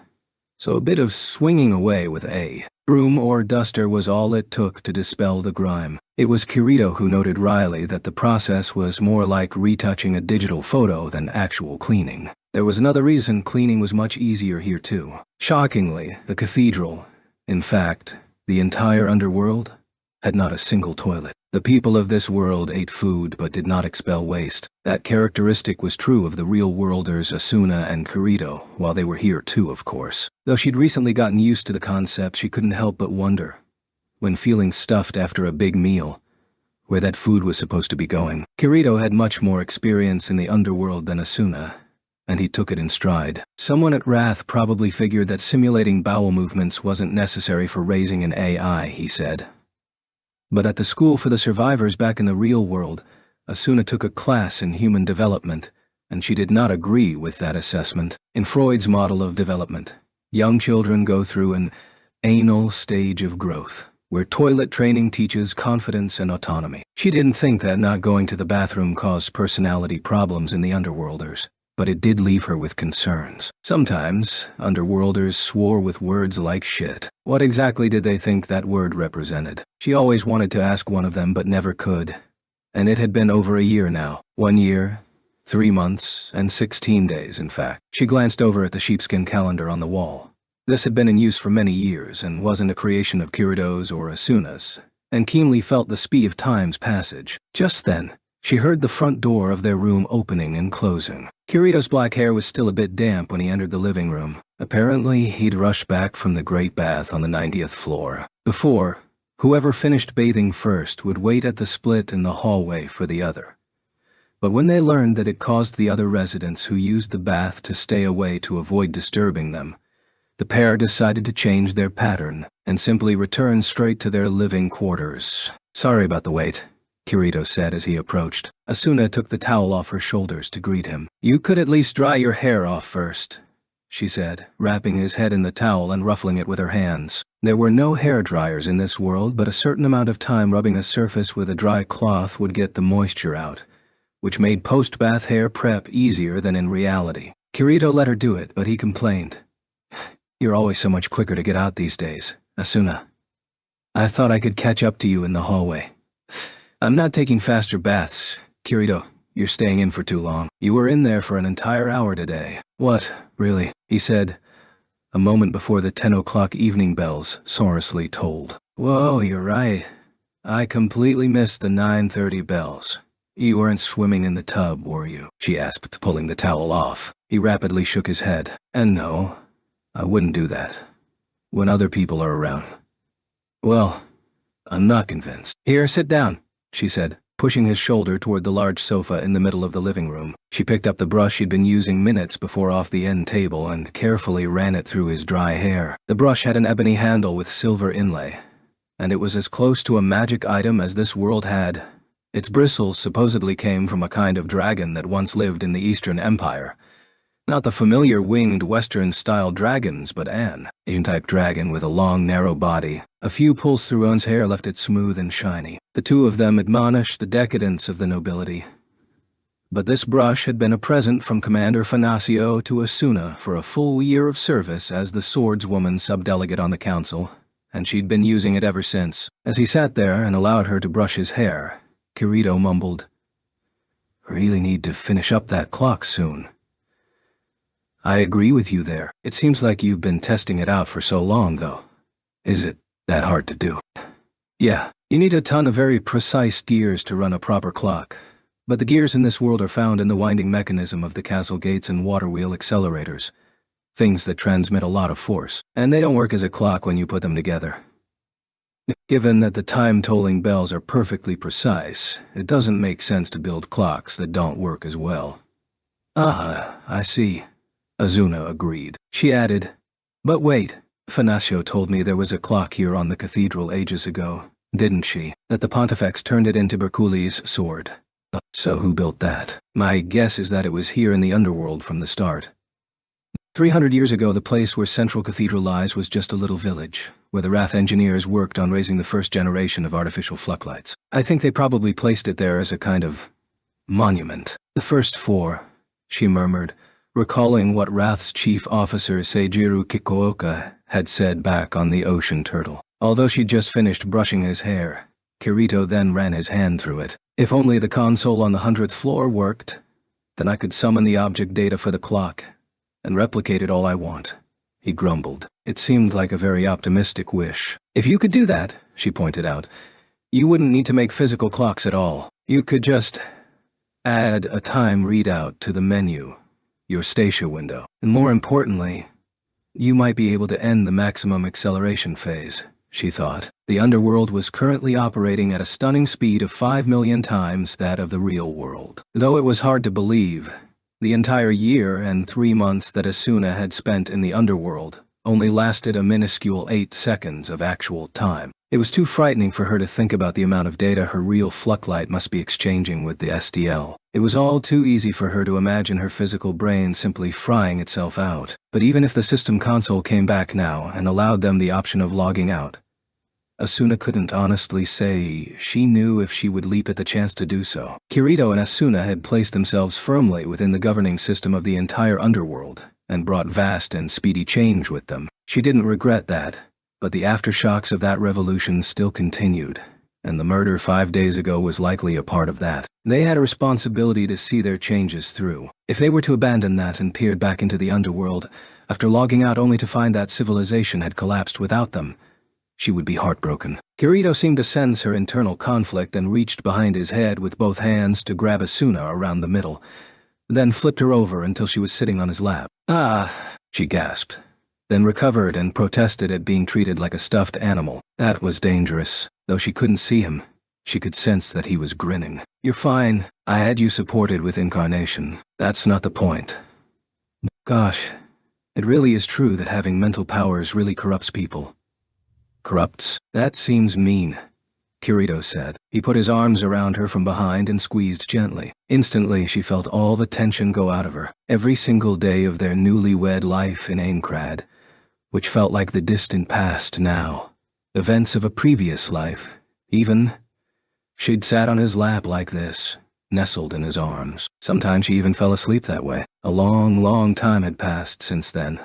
But when he held her like this, she still felt that same sense of blissful security, that nothing could ever harm her. She leaned against Kirito's chest, still clutching the dragon hair brush, and closed her eyes. She wanted to fall right to sleep, to have Kirito carry her to the bed himself, but she couldn't do that. If she fell asleep here, the ever-restless swordsman delegate would sneak out of the cathedral on his own to search for the missing trio of mountain goblins. At the impromptu meeting this afternoon, the Unification Council and Integrity Knighthood sent orders to investigate the South Centauria city government, but the 5 o'clock bells had already rung, so it wouldn't go into effect until the following morning.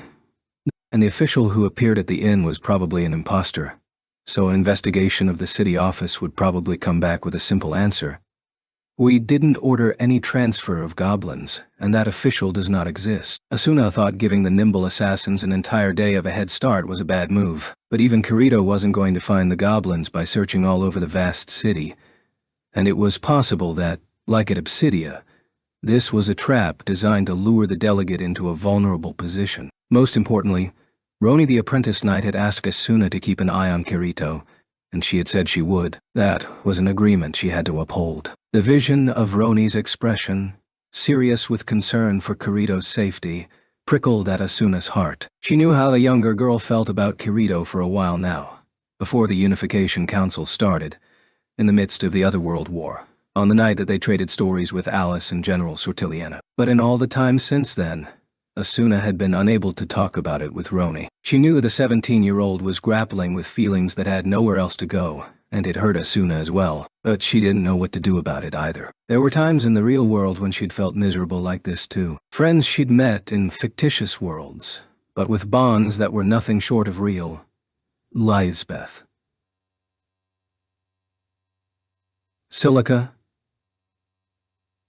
Sinon, and Lifa. They also had powerful feelings for Kirito, but they kept them suppressed around her, or laughed them off as jokes. In fact, whenever possible, they rooted for Asuna and cheered her on in her relationship. She always found that heartening but also painful. In fact, she even found Kirito's ability to stand in the midst of such a treacherous web of attention without giving clear answers to be worthy of envy. But Kirito had been like that since the very first time she met him. In the labyrinth of the first floor of Aincrad, he extended his arms as wide as they could go to accept everything, and never gave up on anything himself. It was because of that personality that he'd saved Asuna, when he'd found her on the top level of the labyrinth, leveling up in a self-destructive haze that left her unconscious. On the boss battle of that floor, he had sacrificed his own reputation to focus all the hatred players felt toward the beta testers onto himself, choosing to take on the mantle of beater.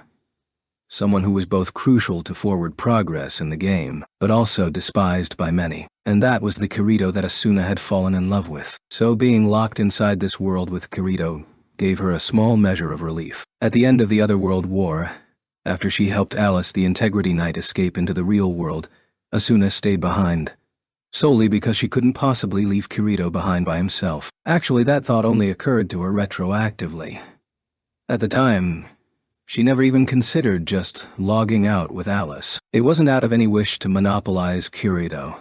And after a year of time in here, her sense of remorse toward the friends and family she was increasingly unlikely to ever see again just grew stronger. But even then, there was a part of her that consistently thought that, at least in this world, she wouldn't have to be trapped between her feelings of guilt toward Lisbeth and the other girls and her own romance. Asuna set down the brush on her knees and enveloped Kirito's hands where they circled her body. The pressure squeezing her grew just a bit stronger. When they were reunited at the World's End altar at the very southern tip of the Dark Territory, Kirito fell to the white stone ground and cried without end. She didn't need to ask to know that he was weeping for the people he would never see again. Much time had passed since then, and it was very rare that they spoke of memories of the real world, or their friends and family that they were eternally isolated from. There were too many things to do and think about in this world, for one. But Asuna also hadn't fully processed all the feelings she had either. Perhaps the same was true for Kirito. Given the situation, she wanted to be perfectly truthful and fair to Roni. She didn't want to repeat what she had done in the real world. She wanted to think about what she could do for the girl and what was best. And yet...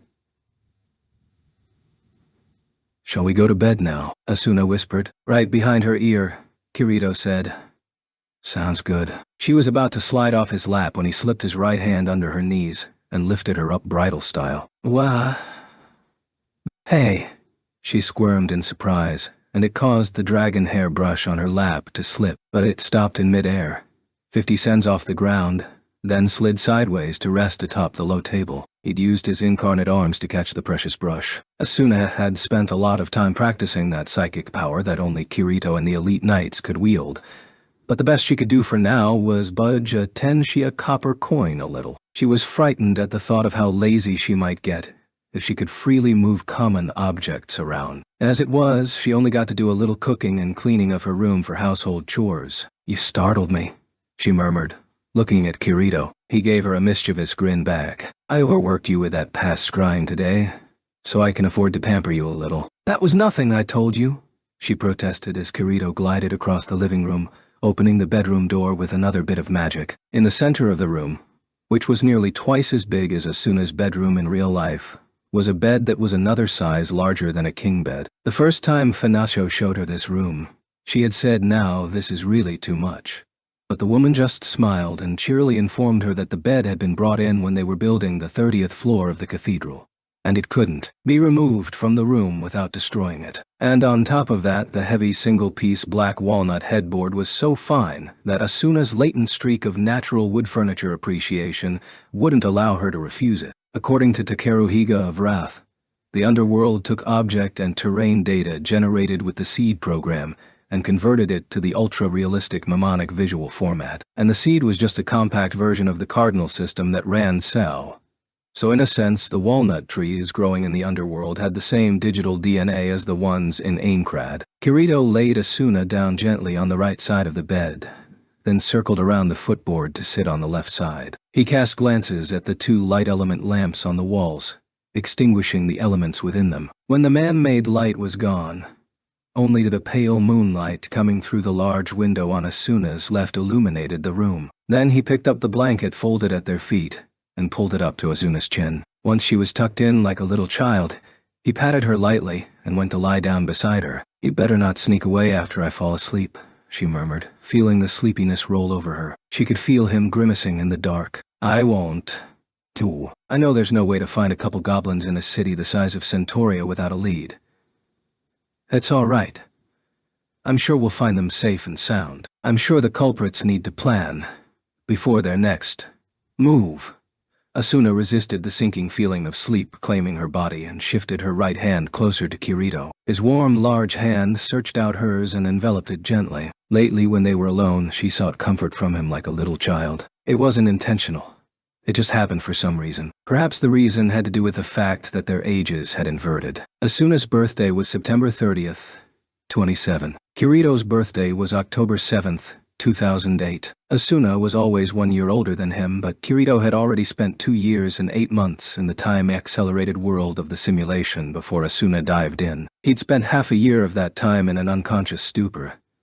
But even if you subtracted 6 months, Kirito's mental age was now 1 year and 2 months older than hers. Though she almost never thought about this during the normal course of events, there were times when they were alone when little things about his mannerisms and speech felt older and more mature to her, in a way she had never felt in Aincrad, and it caused her heart to skip a beat. Perhaps that feeling was accumulating within her, and turning her more childlike in turn. Looking back, when she'd met Kirito in Aincrad, he'd been a kid in middle school who just turned 14. Asuna had been in her 3rd year of middle school, with high school entrance exams just ahead of her. Circumstances had brought them together into a partnership, and they'd had many immature arguments along the way. Such fond memories, which seemed either like recent events or the long-distant past, gently guided Asuna into a deep and gentle sleep. Chapter 6.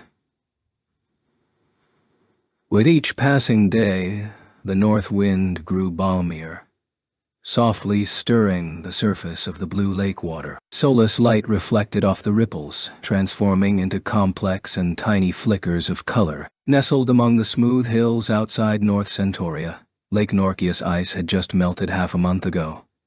But there was already new grass sprouting along the shore, and tiny yellow flowers added some meager color to go with it. This region was the richest in earthly fertility near the capital, and offered beautiful sights in each of the 4 seasons. But it had been a long time, over 100 years in fact, since any commoners or lower nobles were even allowed near it. That was because the shores of Lake Norkia had always been part of the largest of the private lands owned by nobles, the imperial private holdings. After the rebellion of the 4 empires, all the private lands had been opened up, and now they were considered free land that anyone could walk across to enjoy. But with the full bloom of spring still distant, there were no other figures at the waterside except Roni, Tais, and their 2 dragons. By the calendar of the human era, it was the year 382, February 24th. The girls concluded their training session during the morning, and with the permission of their teachers as well as that of Duselbert, Commander Fanaisho, and even the swordsman delegate, they took Tsukigake and Shimosaki out of the cathedral grounds. Kirito was disappointed that he couldn't join them, a feeling Roni shared. But this was not a trip for fun. They were going to test out what stablemaster Hynag had suggested yesterday. As Solus reached its zenith, the 2 juvenile dragons frolicking in the grass stopped what they were doing and trotted over to Roni and Tais, who were sitting on the rocks at the lakeside, and took turns trilling at them. After all their running, they were hungry. Just in case, they packed a bit of dried meat and fruit for the dragon's lunch on the small carriage that Tais had nominated herself to drive here, if a bit awkwardly. But Roni did not pull out the jerky for them. Tsukigake, Shimosaki, you're going to catch your own lunch today. Kyuru. ... It wasn't clear how much the dragons understood human speech. They craned their necks with curiosity and skepticism, which prompted Tais to chuckle and get up off the rock. Here, follow me, she said, crossing the short new grass to the water's edge. Tsukigake and Shimosaki chased after her, their little tails wagging. Roni quietly snuck along behind them. Tais came to a stop along the lake edge where white rock was exposed and peered down into the water. Ooh, there they are, she murmured. Roni came up next to her and saw many shapes swimming speedily through the clear water. It was a school of fish that had passed the winter beneath the ice. The dragons crouched and stuck their long necks between the 2 girls. Look, Tsukigake. Those are fish. I bet they're really yummy, she whispered to the picky dragon, who looked up at her and trilled skeptically. When she tried to wriggle away backward, Roni reached down to steady her rump with a hand and added, If you don't catch some fish today, you're not getting any lunch. Crew.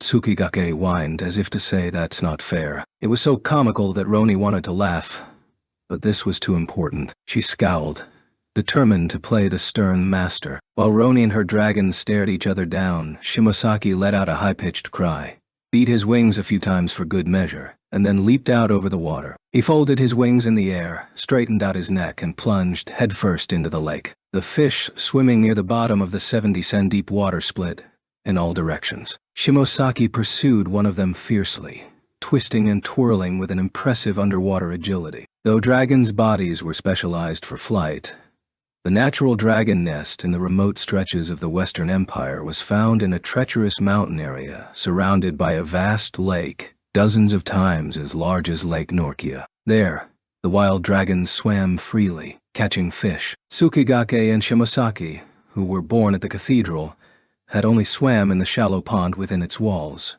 but they knew how to do it by instinct. Nearly a minute later, Shimosaki burst up out of the water, beating his little wings furiously until he landed back on the shore. Before Thais and Roni could get out of the way, he shook himself vigorously, spraying a carpet of water from his soaking wet down. Roni cried, turning her face away. She noticed something shining in Shimosaki's mouth and looked closer. It was a trout, silver with little red flecks. While the fish had looked small at the bottom of the water, up close she could see that it was nearly 20 cents in length. Tsukigake leaned closer to sniff at the trout flailing and flapping in her partner's jaw. But then the successful hunter tilted his head backward and swallowed the fish whole. "Cure," chirped the satisfied little dragon. Thais just shook her head. "You went through the trouble of catching it.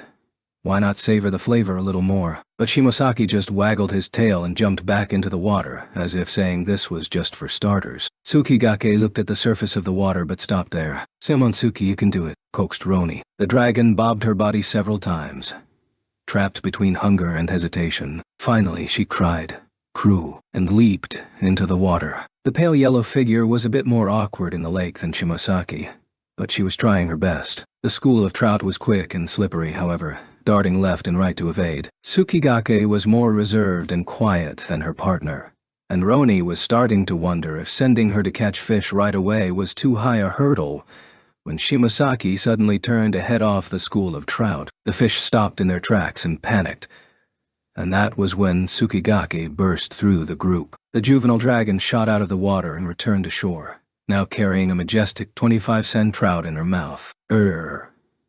She trilled, proudly showing off her prize. Roni cried out, "You did it. Well done, Tsukigake." She gave the dragon a burst of applause, but this was the easy part. Tsukigake was leaving fish behind at the stable.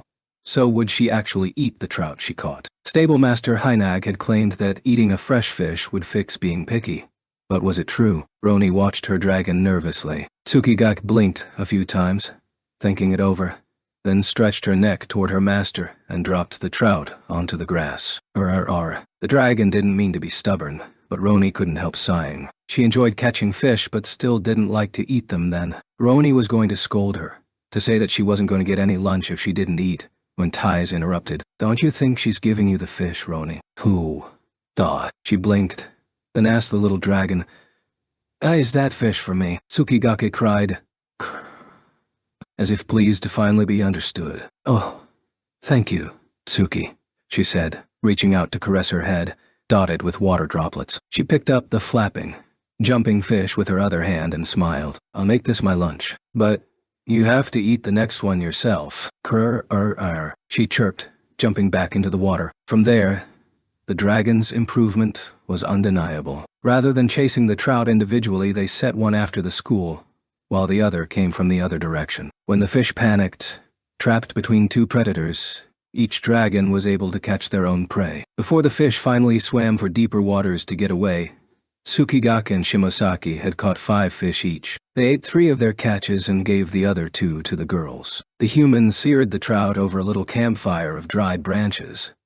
It was very simple compared to yesterday's fantastic paper-cooked dish from the subdelegate, but because the fish was so fresh and the dragons had caught them just for the meal, it seemed just as tasty. As the stablemaster had said, this seemed to cure Tsukigake's picky tendencies, while Shimosaki didn't seem to have any problems to begin with. When they were done eating, the young dragons began to frolic around the knoll again. The yards in the cathedral were spacious, but the dragons clearly enjoyed being in the openness of nature more. Roni breathed in the fresh air, telling herself that she'd have to bring Tsukigake here more often. On a nearby hill, the horses were calmly grazing where they stood tied to the trees. About 10 white waterfowl formed a small flock farther out on the lake, while newly emerged butterflies fluttered from flower to flower. Still, there were no other people aside from the 2 apprentice knights. After we opened up the private lands, you'd think more people from the city would come out here to visit, Roni murmured. Tice paused, drinking tea from her canteen, to snort. Oh, Roni,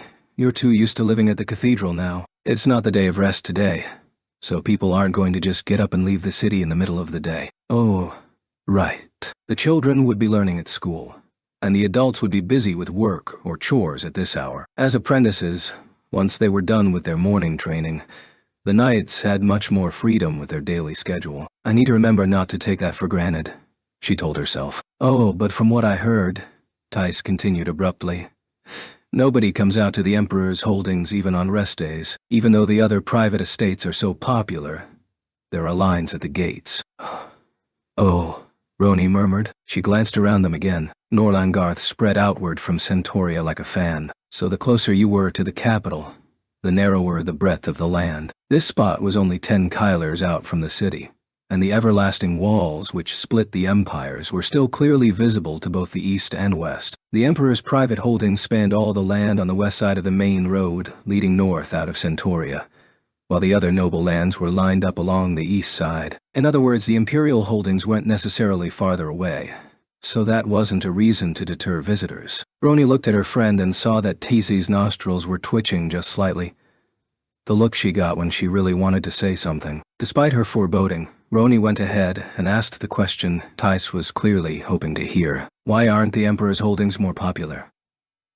Tisa cleared her throat theatrically and pointed at the far bank of Lake Norkia. See that mansion on the other side? Yes, Roni nodded. There was a bit of a forest along the far shore, with a black building spire jutting out of the middle of it. That was less of a mansion than a castle manor. It was where the emperors of Norlangarth would stay when visiting their private land. Before the rebellion, there were always about 20 soldiers and servants in residence, but now the building was entirely off-limits, and the whole lot was chained off to prevent visitors from going in. The Emperor's mansion. Right. What about it? She asked, seeing that Tice's expression had clouded over into something more ominous. I hear you see things there. See things. Like what? You know what I mean, Tice murmured, leaning closer to Roni's ear. Ghosts. Roni wasn't really sure how to react to this at first. She said nothing for several seconds before finally asking, whose? Tice's overly serious face finally cracked. She shouted, "Oh, come on, you're no fun. You're supposed to get all scared." Let me guess. You were preparing yourself to say that all day. Of course I was. I don't get many opportunities to spook you, Roni, complained Tice. Roni poked her near the elbow and asked, that's not just a story you made up, is it? Where'd you hear about that? The last day of rest, when you and Kirito were in the Darklands, I went shopping in the market in the 6th district, and the man at the bakery told me. He said that people like to go out to visit the formerly private lands now, so his hard rolls for packed lunches are selling well, but the Emperor's holdings aren't a popular destination, and it's because there are ghosts near the mansion. Apparently. Really? But they believe in ghosts now. Roni wondered, shaking her head. According to the old stories she'd heard in childhood, there were ghosts wreaking havoc around the various towns and villages before the Axiom Church started, but they were all exorcised by the church's bishops and the Integrity Knights, and now the land was at peace, all the tales said. In all her life, Roni had never seen anything like the spooky ghosts from the stories. For one thing, the actual fighting happened at the palace in the 1st district, and the only people who died were the Emperor for not surrendering, the noble generals, and the Grand Chamberlain of the palace. Right. Why would there be ghosts around the mansion and the holdings outside of the city? She said, a bit faster than necessary. It surprised Tice, who recovered and gave a small smirk. Wait a minute, Roni. Are you getting a little intimidated? Me? No, of course not. Oh, really? Well then, why don't we go and check it out? Who? She leaned away, taken aback by the suggestion. Check out the mansion. Of course, said Tisa smugly, arching her back. Look, if these creepy rumors are going to continue spreading, it's going to have an effect on the Unification Council's plans to reuse the private land, right? Apprentices or not, we're Integrity Knights, so if we realize that something needs to be investigated, shouldn't we be the ones to do it? This is very suspicious, Roni thought. But on the surface at least, her friend was correct. Instructor Duselbert often told them that they were now knights, and they couldn't just stand there waiting for orders all the time. Her entire afternoon was scheduled for hanging out at the lake to fix Tsukigak's eating habits, and it was still early. She stopped herself from sighing and looked from her friend to the southern sky. From this angle, Centauria was hidden from view by a hill, but even 10 kilers away, Central Cathedral's majestic pillar stood bright against the blue sky. Kirito and Asuna were probably in there at this very moment, waiting impatiently for the report from South Centauria's city office. The plan was to receive the results of that investigation, which was likely to be fruitless, and then hold a massive search of the entirety of South Centauria. But if an emergency arose before Roni and Tice returned, the elite knight Renly was supposed to ride here on his dragon Mount Kazanui and alert them. "All right," Roni said in as placid a tone as she could manage. She glanced at the dragons who were running energetically around a nearby field. "But what about them? Why don't we take them along? Ghosts should be afraid of a sacred animal like a dragon, right? Assuming there's actually one there." It was hard to tell just how seriously Tice believed in this, but seeing that she wouldn't relent, Roni gave in. Only the Integrity Knights could enter a mansion locked up by order of the Axiom Church, and there weren't going to be dangerous creatures like bears or wolves here, much less any ghosts, so it would be safe to bring the juveniles along. "I suppose you're right. Then that settles it," Tisa shouted, bolting upright from the rock she was using as a chair. Roni stood up too. She brushed the hilt of the moonbeam sword hanging at her left side and said, "If it was going to come to this, you should have chosen a new sword for yourself too." Her friend looked at the standard-issue human guardian army sword she had and shrugged. I guess so. But I like this sword. It's so familiar to me now." That was understandable. Roni felt uneasy about changing to a sword that felt unfamiliar, and it was difficult to let go of an old one. She couldn't force her friend to change. Tice gave her a small grin, and then turned toward the dragons. "Shimosaki, Ukigake, come over here. We're going to go on a little trip." The diminutive dragons, bursting with energy after gorging themselves on fresh fish, beat their little wings and trilled in unison. To go from the east shore of Lake Norkia to the west, where the Afflimit's mansion was, they had to circle either north or south quite a ways. The south end of the lake was a wetland, so they chose to go north instead. The ground here was dry grassland, which made it easier to walk on. Still, that meant nearly 3 kilers to walk around the vast lake. They were worried about the dragon's stamina, but the creatures with the highest natural life value in the realm were perfectly fine trotting along on the hike. After 15 or so minutes, they reached the northern tip of the lake, where there was a river feeding into it, spanned by a firm stone footbridge. The river was a tributary of the Rule River, which started at the End Mountains on the northern edge of Norlangarth. The main part of the river followed the highway right into Centauria, where it filled the city's aqueduct with crystal-clear water. According to Kirito and Yujio during their academy days, the source of the Rule was very close to Ruled Village, where they lived. When Tice had suggested, "Why didn't you just build a little boat and ride it all the way down to Centauria?" The two of them were very quiet for a long time, then admitted, "We never thought of that. Realistically, there would be shallows and rapids and probably a few falls along the way, so it wouldn't be an easy trip." But Kirito and Yujio had agreed that whenever they went back to visit Ruled, they should use this method to return to the Thurn capital, Daji. Tice and Roni dreamed excitedly of making that trip with them. But that was an adventure that would never happen. They hopped from the grassy hill onto the impressive stone path and crossed the bridge. This route would take them directly to the mansion. After a while, a very large field appeared on the right. There were lines and lines of neatly arranged shrubs, probably the grape plants for making wine. Roni's father, a lower noble, had said that if the vineyards in the emperor's and high nobles' private lands were converted over to wheat, they could provide the yearly demand of wheat for all of North Centauria, without having to ship it all down from the grain-producing lands to the north. Now that she could see their size for herself, Roni realized he was not exaggerating, and the emperor's wine was chosen from only the very finest of the grapes grown on this vast number of vines, with no extra produced that the common people might actually taste. According to Hana, who had been administrator's personal chef, her master did not particularly fixate on fine food, so she was satisfied with the wines carried by the shops in the capital, which were still very fine, to be fair. But the Emperor of Norlangarth was secretly proud that the wine he drank was finer than the Pontifex. "I wonder what will happen to these vineyards," Tisa murmured as they walked past them. Roni considered this with a tilt of her head. The project to reuse the private holdings still hasn't decided whether to leave them as vineyards or convert them to wheat fields. From what I hear, some of the serfs who lived on the land and managed the trees still want to come back and continue growing grapes. But with this much space, you'd need a lot of people to manage it. I've heard that similar problems are happening on the private holdings of the other empires, too. Yazan lived on the Southercroix holdings. I wonder what his preference was. Roni questioned this time. Thais gave it some thought and said, according to what Lady Asuna saw in the past scrying art, Yazan said something like, I'm not a serf anymore, so I'm guessing he didn't want to go back. I see. That makes sense. He just found a new calling for himself. They were silent after that, walking in the warm, soft sunlight. The breeze through the abandoned vineyard ruffled the feathers of the juvenile dragons, who walked a bit ahead of the girls. The gnarled grapevines had lost all their leaves, but they would soon be sprouting bright, new green growths from every possible branch. In order to keep the vineyard functional, they would need people to start pruning the thousands of vines when that time came. Listen, Thais. If there aren't enough people to do the work, murmured Roni in a daze, but she didn't finish that thought.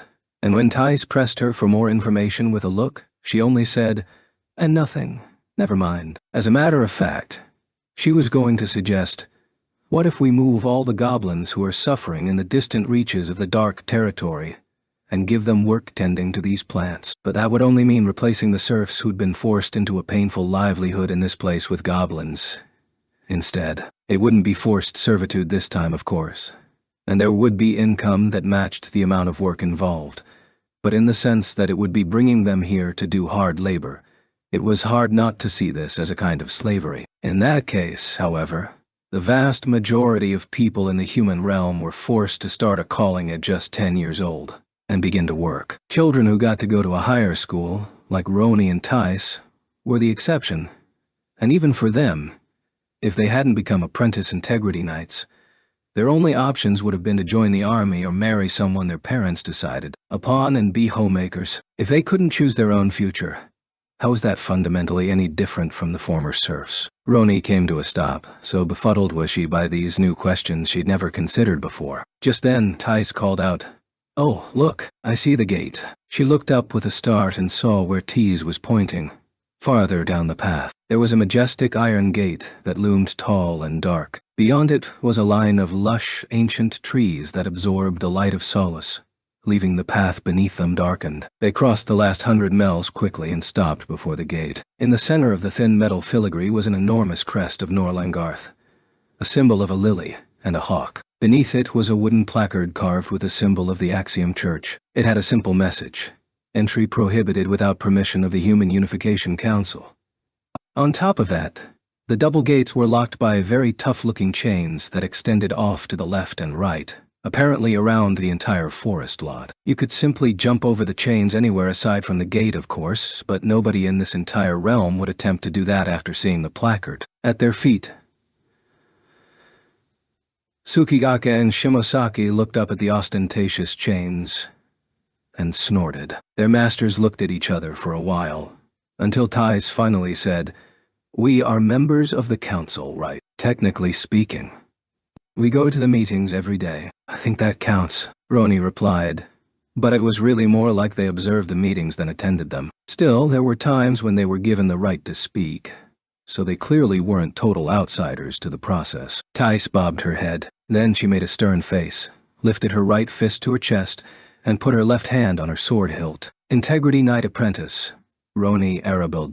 In the name of the Human Unification Council, I permit you to pass through this gate. Roni was taken aback at first, but she recovered to return the knight's salute in acknowledgement. When Thais lowered her hands, she said, okay, my turn. So Roni repeated the formal process. They gave the dragons permission as well, just in case, then walked about 10 mells to the right, where the chain was only held up by metal supports, and they could slip through. Instantly, the air felt colder, causing Roni to hunch her neck. She told herself it was because they'd walked into the shade, but there was an oppressive heaviness to the air here that went beyond that simple explanation. They walked beneath the mossy trees back to the stone path, where Roni confirmed the point of their impromptu mission with her partner. Tice, we're here to investigate the rumors of ghosts. Right, that's right. And that means we have to go inside. That's right, Tisa repeated. She smirked. Oh, Roni?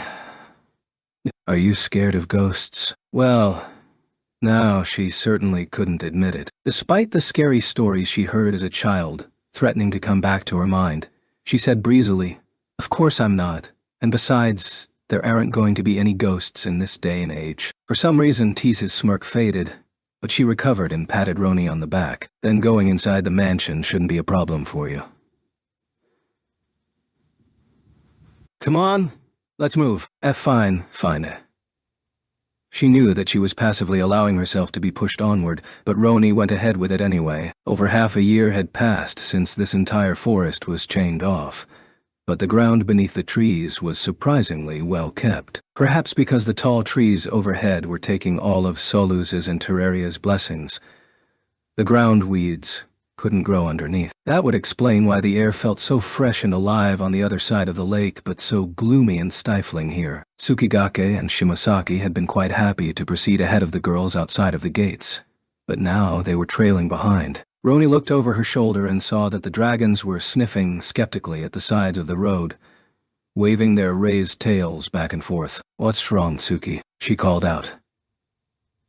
The dragon crooned quietly back to her. She seemed hesitant to go on, but she wasn't stopping either. Dragons connected to their knights by a powerful bond were said to sacrifice their lives to protect their masters when the situation required it. As a matter of fact, at the end of the Otherworld War, Roni had seen Kazunui swoop in to block the long spears wielded by the Red Knights from the real world in order to save its master Renly. The war was over, so even when fully grown, these dragons shouldn't ever come across that situation. Even still, Roni was briefly paralyzed by that terrible thought. This trip was for the dragons' benefit, so if the dragons were uneasy about it, there was no need to bother with the mansion, so she thought. But Tice was not stopping. Roni turned to face forward again, and jogged to keep up with her partner. Looking back on it, Tice's attitude felt like it wasn't quite in keeping with her usual character. Her idea to investigate the mansion was delivered in a joking manner, but in a strangely insistent way. And it came out of nowhere, too. Almost as if she was planning this sojourn as soon as their trip to the lake was set in stone. "Hey," she said to her friend, right at the moment that the sound of the 2 o'clock bells came echoing from the distant south. Tice's head swiveled. "We should hurry before it gets dark. Let's run." "Oh, okay," Roni agreed, without much choice in the matter, trotting after Tice. The little dragons beat their wings and hopped along to keep up. Even for dragons, the juveniles would soon get tired and begin to lose life, so they'd have to pick a moment to stop and feed them some of the dried fruit they brought from the carriage. The forest around the mansion didn't seem that deep from a distance, but the path twisted and turned, so they never seemed to get through it. After nearly 10 minutes of walking since the 2 o'clock ringing, the way ahead began to brighten, much to Roni's relief. There was an opening about 100 mells across, right in the middle of the forest, with the mansion in question sitting directly in the center of it. The stone construction was dark gray, and the steeply angled roof was black. It was a 3-story building by the look of it, and the low number of windows made it seem more like a fortress than a mansion. There were a few flower beds in the front lawn just for effect, but now they were full of dead, dried grasses, which only added to the chilly feeling. Is this really the Emperor's villa? Roni wondered. Tice pondered the question. Well, I'll admit the mansions on the noble's private estate seem bigger than this. Oh, but look, she said, pointing to the large doors on the front side of the building. It's got the crest of a lily and a hawk. Only the imperial family can use that symbol. True. The gate at the edge of the forest had the same crest of Norlangarth on it, so this was undoubtedly the Emperor's mansion. Let's go, Tice murmured quietly, starting to walk toward it. Shimosaki followed her, his head drooping. Roni looked down at Tsukigake and asked, "Are you okay? You're not tired?" The little dragon spread her wings and chirped as if to say, "Of course not." They passed down the footpath of dead grass, through the flower beds, and reached the front doors. Behind them, the blue surface of Lake Norkia was completely hidden by the trees. What was the point of building a house by the lake if you couldn't see the water? There was a clanking of metal behind her, and Roni saw that Tease had grabbed the handles of the doors and attempted to push them open. "They won't go?" she asked. Her partner's red hair shook. "No. I think they're locked." "Well, that makes sense. So, I suppose that means there's no one inside, right?" she asked, assuming Tice would agree. But her partner did not let go of the handles. "Still, a ghost doesn't get stopped by a locked door, does it?" What? She wasn't expecting that rebuttal. True, the ghosts in the old stories usually didn't have solid bodies, and she thought she remembered descriptions of them passing through walls and doors. "But that doesn't mean we can do it," she muttered. Tice closed her eyes, still holding on to the handles, and began to groan. "What are you doing?" "Cole. Tease. Tice." She moved to grab her friend's arm before she abruptly realized what was going on. Tice was clearly trying to mimic the incarnate lock-picking trick that Kirito exhibited at the inn in South Centauria earlier. "Come on. We can't even use incarnate arms yet. There's no way we can use it to pick a lock," Roni pointed out with exasperation. But Tice's face was resolute, perhaps even desperate, causing her friend to gasp. She paused, hesitated, and finally squeaked.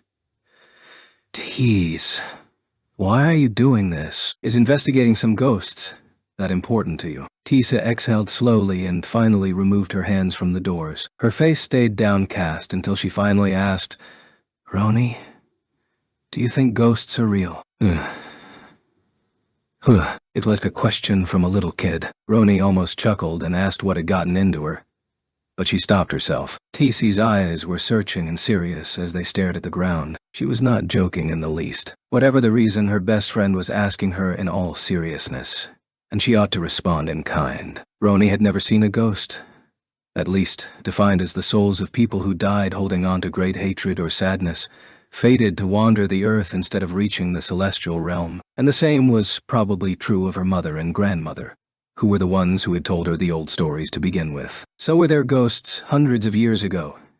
In the setting of those stories, she didn't think so. For one thing, the celestial realm that the souls of the dead traveled to most likely did not exist. Outside of the underworld was the real world, where Kirito and Asuna came from. There were no gods there either, just more human beings who'd been fighting for thousands of years. If there was no celestial realm, then by the story's logic, the world should be overflowing with the ghostly souls of the dead with nowhere to go. Since that wasn't true, it probably meant that regardless of any hate or sadness a human soul might cling to, it still vanished in the moment of death, and no ghost ever resulted. Roni took a breath to prepare for her answer, but before she spoke, a vivid image flooded into her mind, and her eyes went wide. She'd never seen a spooky ghost before, but she had seen the glimmer of a dead person's soul. It was at the very end of the Otherworld War, when the man in the black cloak who was leading the Red Knights from the real world got into a violent clash with Kirito, who had just woken up from his long stupor. The huge blade that the man in the cloak had wielded had been pushing down on Kirito's sword until it seemed like it might slice into his shoulder. When Tease had clasped her hands together and prayed, "Please, Yu-Gi-Oh, help Kirito," and as though in answer to that call, a translucent golden arm had appeared and propped up the night sky blade. With the arm's help, Kirito had pushed back the enormous knife and won his desperate battle against the man in the black cloak. There was no doubt it was the hand of a person who no longer lived. Kirito's friend and Tease's mentor, Yu-Gi-Oh, the elite disciple. "Tease, are you—" All thoughts about the logic of ghosts were gone from her mind. At last she felt like she understood why Tice was fixated on the rumors of ghosts at the abandoned building in the woods. She reached out to touch the back of her despondent friend, when a faint but undeniable sound caused her to flinch. Tease's face rose swiftly in reaction. It was not a natural sound, but an unpleasant scraping of metal on metal, and it was undoubtedly coming from the other side of the locked doors. Roni brought a finger to her lips in a hushing gesture to Tice, then carefully pressed her ear to the door. She waited several seconds. There was nothing coming through, but the sound earlier was no illusion. Roni pulled away from the door to stare at Tice, whose face was pale. Her friend whispered, "We have to get in there." Roni wasn't sure whether to agree. Even if the ghost rumors were accurate, it was impossible to believe the ghost would just so happen to be that of Yu-Gi-Oh, the boy Tais had pined for in life. Yu-Gi-Oh had perished on the top floor of Central Cathedral. He wouldn't show up as a ghost in the villa on the Emperor's private land. And if the sound had been caused by a flesh-and-blood human rather than a ghost, it was quite possible this person was not just some innocent civilian. The only person who could go in and out of a building sealed by order of the Unification Council and the Axiom Church was someone who could resist the Taboo Index, which was the legal cudgel of the church. Roni thought it best to return to the cathedral at once to report to Kirito or Fanasio, but Thais burst into action before she could suggest it. She began running south along the mansion's exterior, looking to circle around the back. Shimosaki followed behind her, bounding and leaping. Tsukigake urged at Roni's feet. She had no choice but to follow. The back door was bound to be locked just the same, however. Whatever it was that Thais thought she was going to do, Roni had to stop her from putting herself in danger. And yet, the 10-mile gap between her and her partner wasn't closing. After rounding 2 corners, they were in the backyard, where it was suddenly much darker. There were flower beds back here too, but hardly any sunlight reached this spot, so they were taken over by bluish mosses and gray vines. The walkway was littered with broken cartwheels and rotting barrels. Now it certainly didn't look like an emperor's residence. The back door that Thais was looking for ended up being surreptitiously placed on the north side of the building. It would have been quicker for them to circle around to the north than the south, but Thais ran even faster, hardly paying attention to such details, until she reached the door. She grabbed the rusted doorknob and turned it, but as Roni expected, it rattled loudly and stayed firm. Yet, Taisi put even more strength into it. Apprentice or not, her weapon-equipping authority level was nearly 40. So, if she set her mind to it, she could end up destroying an ordinary door. However, this mansion had been confiscated from the Imperial Dynasty and now belonged to the Human Unification Council, so even in the case of an emergency, an Integrity Knight could not destroy the door without the Council's permission. Roni finally caught up to her partner and promptly grabbed her hand. "Don't do this, Thais. You were going to break the door." "But the sound inside," her friend replied in a high-pitched wail. Even in the dark of the shade, her skin looked very pale. Roni used both hands to envelop Thais's cold fingers and pleaded, "I heard the sound too. It wasn't a trick of the ears, but that's why we have to think straight." Thais's grip on the knob weakened until it came off, at which point Roni marched her a mile or so away from the door so they could look around the yard. It might be a ghost inside the building, but it could very well be something else. If there's a living person going in and out of the mansion, they'll have left trace evidence of their inhabitants somewhere.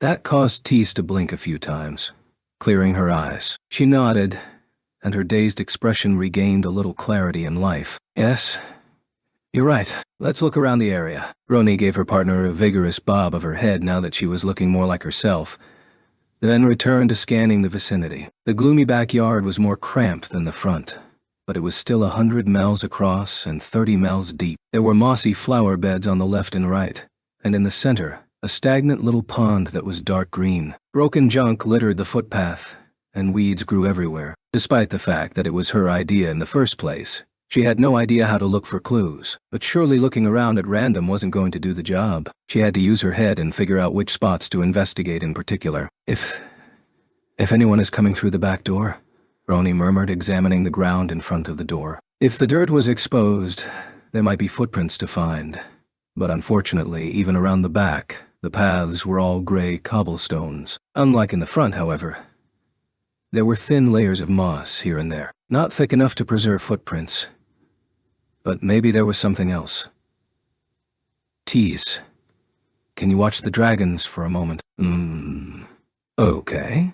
Tisa assented, backing away a few steps. She crouched so she could put a hand on Tsukigake's and Shimosaki's backs, keeping them at bay. Satisfied, Roni held out her right hand. System call, generate Umbra element. Her command produced shining purplish light that wreathed a tiny black sphere, like a hole poked into empty space. This was a dark element, the most difficult of the 8 elements to control. As opposed to a light element, this possessed a kind of negative energy and, if released, would suck in nearby objects before it vanished. Water and air were one thing, But if any objects or people touched it, the results could be disastrous. But there were ways to utilize this property that were completely impossible with any other element. Form element mist shape, Roni continued, and the dark element silently spread out until it formed a little purple fog cloud. It could be combined with a wind element's vortex and hurled at enemies as an attack, but that wasn't the point right now. She used both hands to widen the mist into a thin, flat shape, then whispered, "Discharge." The purple curtain spread out in front of her. This mist had the ability to draw sacred power into itself, react to it, and vanish. If combined with a whirlwind, the blades of wind would tear the enemy's skin, and the dark mist would cling to the wound, sucking out blood, which was the source of sacred power. Humans and animals weren't the only things that possessed sacred power, of course.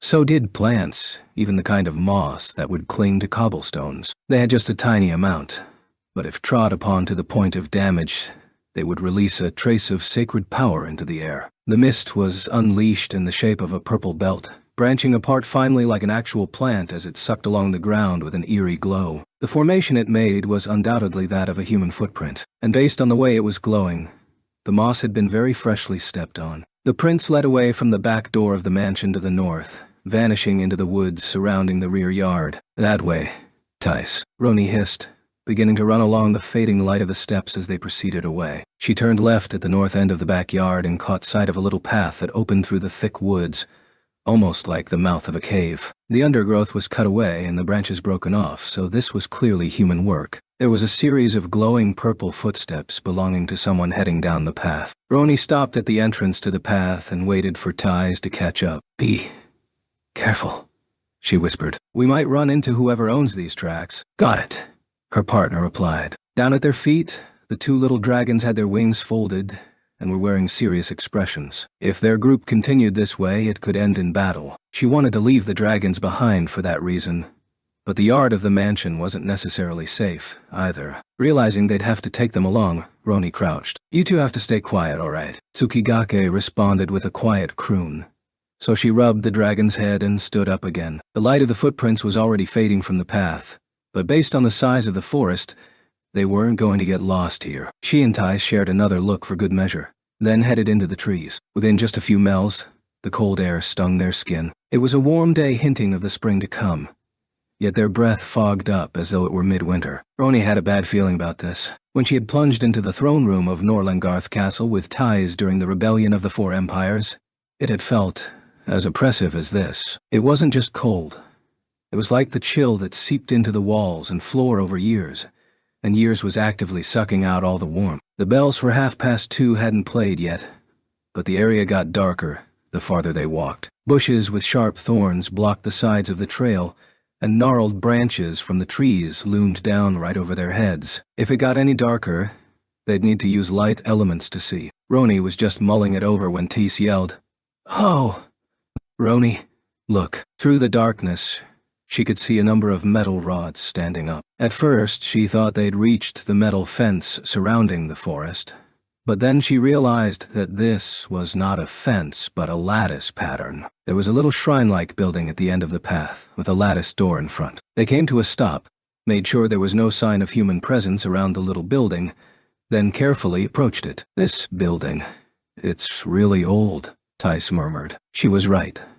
The stone shrine was darkened from exposure to wind and rain, and moss covered the area where it met the ground. 10 or 20 years couldn't cause that kind of change. The large lattice gate was a bit rusty but must have been made of very high-priority material, because it still seemed very sturdy. The two halves of the gate were in perfectly seamless alignment, with a heavy-looking padlock around it about a mell off the ground. They grabbed the gate and tried to push or pull, but it was unsurprisingly firm. Behind it was a set of stairs that led down into the ground, where there was nothing but blackness. "This one's locked, too," Roni said. Frustrated, Tice groaned.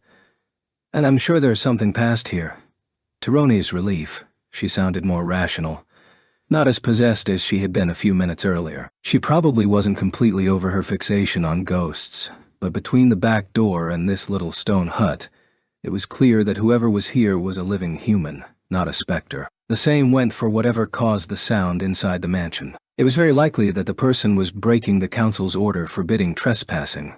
So as apprentice knights, they wanted to expose whoever was responsible and arrest them if they meant to do evil.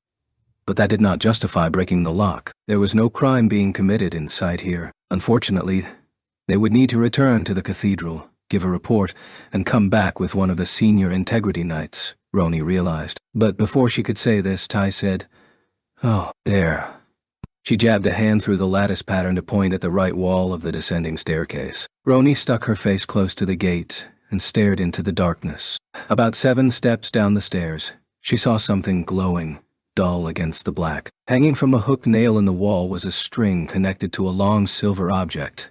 "A key," they shouted together, looking at each other. That was probably a spare key, in case the user got locked inside the structure. In other words, this stately gate was meant to keep intruders out. They tried to reach through the gate toward the key, but the spaces between the metal bars were only 10 cents wide at best, and sticking their arms into the shoulder wasn't nearly enough length to get to the key. If only we could use incarnate arms," Tice groaned. Roni agreed, but if they could do that, then they might as well have learned incarnate lock picking from Kirito. She looked around just in case there was a long stick nearby, but of course there wouldn't be. If there was a stick 3 mils long, they could use it to hook the key off its nail, so that would be a very careless thing to keep around. But if they were going to have a spare key, wouldn't it be better to keep it much farther down the stairs, rather than next to the gate? What is this building for anyway? She wondered again. Just then, she heard a dragon growling down below. Pale blue Shimosaki was trying to wriggle his body through the space between the bars of the fence. Tice hastily whispered,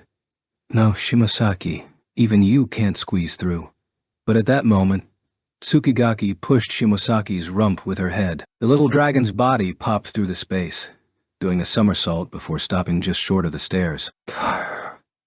"Cure," Shimosaki squealed proudly. There was a little rust stuck to his soft down, but he didn't seem to be injured. The soft, puffy layer made the creature look larger than his tiny body actually was. "Now who said you could do that?" Tisa scolded, but there was a hint of pride in her smile. With the arm still sticking through the gate, she pointed for the benefit of her dragon. "Can you grab that for us?" He chirped in the affirmative, then tottered down the stairs until he was directly below the hooked nail. The key was 8 mils above. As he beat his little wings, Shimosaki jumped once, then twice, then on the 3rd time, he successfully caught the key in his mouth. Then he returned to the gate, elated, and stuck his narrow snout back through the gate. Tease took the key and handed it to Roni so she could use both hands to rub the dragon's head. Roni watched her as she stuck the aged key into the lock on the gate. It resisted a little but turned as expected and finally clicked. After waiting for Ties to step back, she pulled the gate open, causing it to squeal. Shimosaki fluttered his wings from the inside, urging them to hurry. Now that the gate was open, they had to investigate what was underground. But when Roni took another glance into the darkness below the stairs, she felt sweat suddenly flood her palms. She didn't like the discrepancies at play here. The fanciful steel gate, with its key hung in plain view, asking to be taken. She didn't necessarily think it was a trap to lure intruders underground. Why lock the gate at all, in that case? But she couldn't begin to guess what was down there. Tsukigake seemed to have caught her master's anxiety and rubbed herself against Roni's legs. She picked the dragon up and suggested, "Tease, I'll go and see what's down there. You stay here and—" "Absolutely not. I'm going down too, of course," her friend said firmly. Now Roni couldn't back out and say she'd prefer to wait outside with the dragons. "Fine. Just remember to be very careful. Sama to you," said Tisi with a grin. That was enough to embolden Roni a bit. She smiled back, then walked over to the bushes on the left side of the path, picking out a branch without thorns and breaking it off. Then she generated a single light element and affixed it to the leaf at the end of the branch with the adhere command. With Tsukigake under her left arm and the impromptu torch in her right, she set foot inside the shrine. Tease and her dragon followed her in, and then Roni closed the gate and locked it again. She wanted to take the key with them, but someone might notice the missing key and realize they were intruders, so she put it back on the hooked nail. The staircase down was much longer than she imagined. There were 30 steps in all to reach the end, at which point it doubled back for another 30 steps before turning to flat ground at last. Each step was about 20 cents tall, so they were 12 mils below the surface by now. That was 3 floors worth of the cathedral. The air was noticeably warmer than outside, but it was damp and dank and moldy. A part of her actually thought this might be the hidden treasure chamber of the Norlangarth Empire, but in conditions like this, Any treasure would lose its life within just a few years and fall to pieces. After a full 50 miles along the subterranean corridor, the stairs turned right. At last, some weak light appeared ahead. They couldn't be sloppy now, though. Whatever that light source was, they'd find whoever set it up nearby. There was over 30 miles of space between them and the light. But Roni stopped right there, waiting and listening for signs of life. There were no sounds or voices for now. When she resumed walking forward, the hood of her cloak was pulled backward. She flinched and spun around, exclaiming, "What?" as quietly as she could. Tice was looking up at the ceiling of the corridor with a troubled expression. Roni looked up as well, but it was the same stone lining as the walls. She peered down again at Tice. "We went northwest from the yard into the forest, then went underground at the building and turned back. Roni, don't you think we're back under the mansion by now?" "Ooh." She envisioned a side profile of the mansion and forest, blinking slowly and nodding. "Yes, you might be right about that. What's your point?" "Isn't that weird? If it's a basement for the mansion, they could just build stairs inside the building. Why would there be an entrance dozens of miles away in the forest?" Tiza had a very good point, she had to admit. That suspicious feeling she got from the key on the wall next to the gate came flooding back. But they weren't going to figure out the answer just standing here.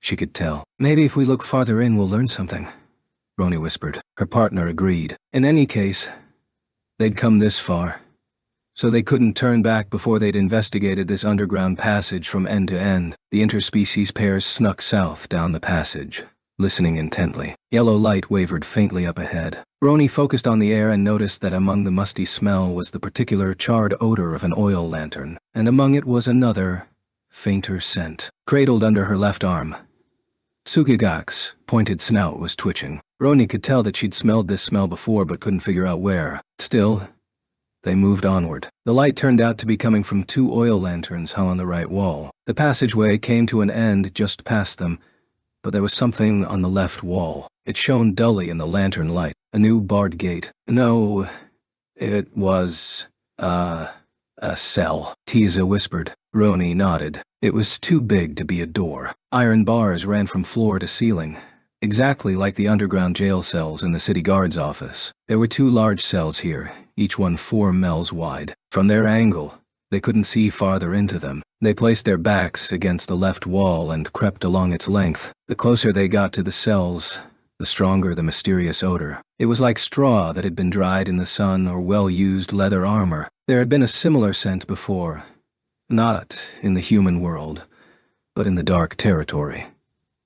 Before she reached the answer, Roni stopped. She had come to the very edge of the closer cell. With Tsukigake in her arms, she silently leaned her head around the corner to look inside. The light from the lanterns on the opposite wall was weak and didn't fully illuminate to the far end of the cell. She extended the lightement branch, and it soon became clear that the cells were not empty. In the corner farthest from Roni was a trio of prisoners. They were huddled together, apparently sleeping. The figures, clad in crude and simple clothes, were very small. Each of them was less than 1.5 miles tall. Children, thought he. No, their arms were too long. Their heads were hairless, and their noses and ears were pointed. They weren't children. They weren't even human. They were goblins. She shot back straight upright and pressed the hand holding the lit branch to her mouth. Tice leaned closer. "What is it? Is someone in there?" Roni nodded rapidly. She exhaled, then inhaled deeply through her nose. The scent of dried straw was familiar to her because it was the body odor of the mountain goblins she had smelled when visiting their dwelling. "Yes, 3 mountain goblins. I think they're the tourists who were taken out of the South Centauria Inn." "What?" "Died," Tiza said, wide-eyed. She leaned around Roni, clinging to her, to look into the cell. 3 seconds later, she pulled back. "You're right. But why? Why would the goblins taken from South Centauria be here, in the Emperor's private holdings in Norlangarth?" There was no immediate answer to that question. To travel from South Centauria to North Centauria, they would have to pass through either East or West Centauria.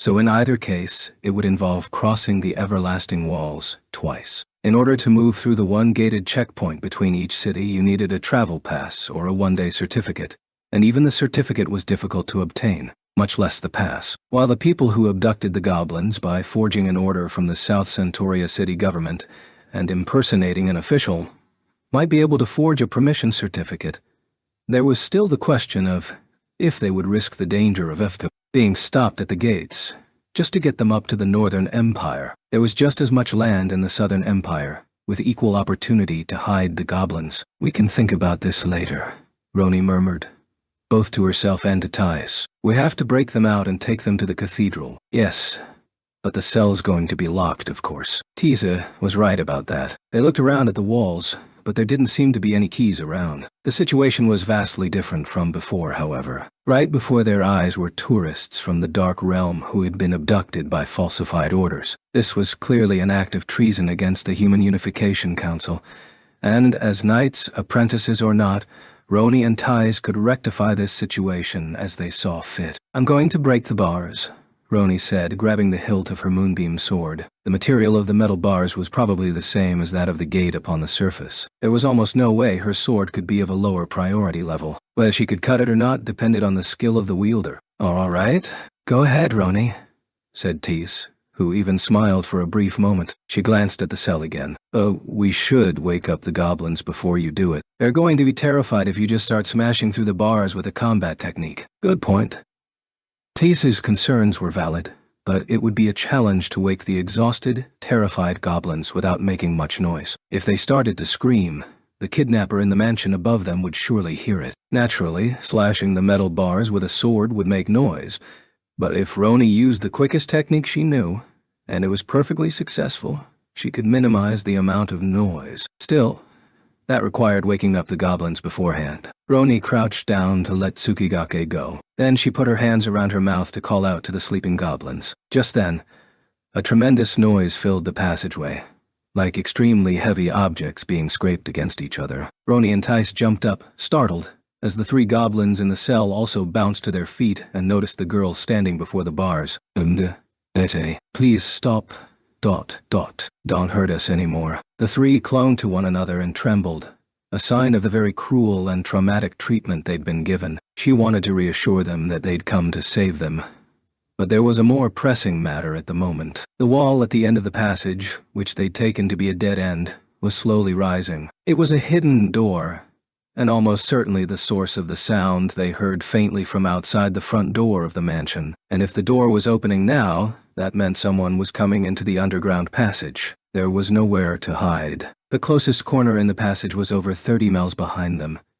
There was no way to run that far in time. "We'll have to fight," Roni heard Thais whisper. Indeed, if there was no place to hide, the only remaining options were to fight or surrender. The choice was clear. Roni and Thais drew their swords and held them with both hands in combat stances. On the floor before Roni, Tsukigake had her wings outspread, a position meant to protect her master, while Shimosaki did the same in front of Tis. "Tsukigake, Shimosaki, get into the cell and be quiet," Roni commanded at a hiss. The little dragons crooned discontentedly but followed the order. First, Tsukigake squeezed between the iron bars. She beat her little legs, twisting her body until she popped through and rolled into the center of the cell. The goblins along the back wall shrieked in terror, but they would soon realize that the dragon meant them no harm. Next, Shimosaki attempted to get through. The hidden door was already half up, sending a chalky white freezing mist through from the darkness. The darkness was so thick that they couldn't see whoever was on the other side of the door, but the presence was absolutely there. "Hurry, Shimosaki," Tisa cried. Shimosaki groaned painfully. Apparently, these bars were just slightly narrower than those of the gate above ground. Perhaps because of being picky around fish, Tsukigake's slightly smaller build was able to squeeze through, but the base of Shimosaki's wings was too wide. Perhaps they could push him through, but that might end up breaking his delicate wings. And in the meantime, the door continued to rise. "Forget it, Shimosaki. Get behind us," Tisa shouted, squeezing her sword. Shimosaki answered, pulling back out of the bars and rushing behind the girls. At last, the hidden door reached the ceiling and came to a stop with an even louder rumble. From the darkness, a few seconds later, came the dry, crisp sound of footsteps. Tock, tock, tock, over the stone floor toward them. Roni had to utilize all her self-control to keep from using her combat techniques to cut the figure before it came into view. That would be the act of a coward, not a knight, and killing the enemy would leave their identity and reason for kidnapping the mountain goblins a mystery. A few more seconds passed, though they felt like an eternity, and a figure appeared in the weak light of the oil lanterns. It was so black that it seemed like darkness itself cut into the shape of a person. Very soon they realized that it was a pitch-black robe, but the effect was so severe that for the first instant, Roni couldn't even be sure it was a living person. No, it is definitely a human, and she recognized its presence. This was the man in the black robe who had kidnapped Lizetta, the daughter of Commander Iskan and Ambassador Sheda. The figure in the hallway before them had the exact same air as that person on the top floor of Obsidia Palace, somewhere between man and monster. But it wasn't possible. The kidnapper in the black robe had jumped from the window of Obsidia Palace and vanished just 3 days ago. Over 3,000 Kylers separated Obsidia from Centauria. That was half a year's travel by foot, 3 months by carriage, or 2 full weeks using the horseback messengers in the 10 towns and villages that spanned the distance. The only way to cross that span in 3 days would be dragons. But there would be panic if someone other than an integrity knight was flying over the human cities. Was it the same person, or just someone very similar? Roni stared fiercely, hoping to catch a glimpse of some detail that would help her make that determination. The kidnapper's right arm had been severed by a chop from Ambassador Sheda, the silent knight, followed by Roni's Encrad-style sonic leap to cut off his left. A very powerful user of sacred arts could regenerate limbs by healing them, but the movement in those limbs would be awkward for a week afterward. But this man, that was still an assumption, took a step into the hallway and then went totally still. From the darkness of the figure's deep hood, Roni and Tice could feel a prying gaze that clung to their skin. He's trying to predict what we'll do first.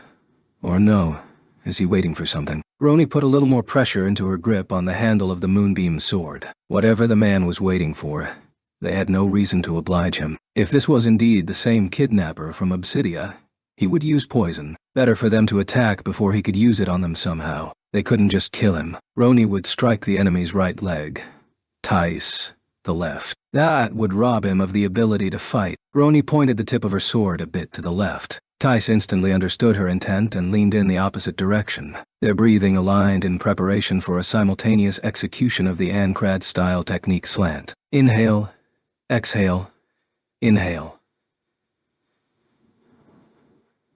The moment she sensed she was perfectly in sync with her partner, Roni started to move, but as though stealing the very breath from her lungs, the man in the black robe acted first. If he had moved to attack, they would have done their technique. Instead, the man lazily lifted his hands and simply swept back his hood. That was enough to throw off Roni's timing, and she pulled back her sword just a bit. A deep voice rumbled.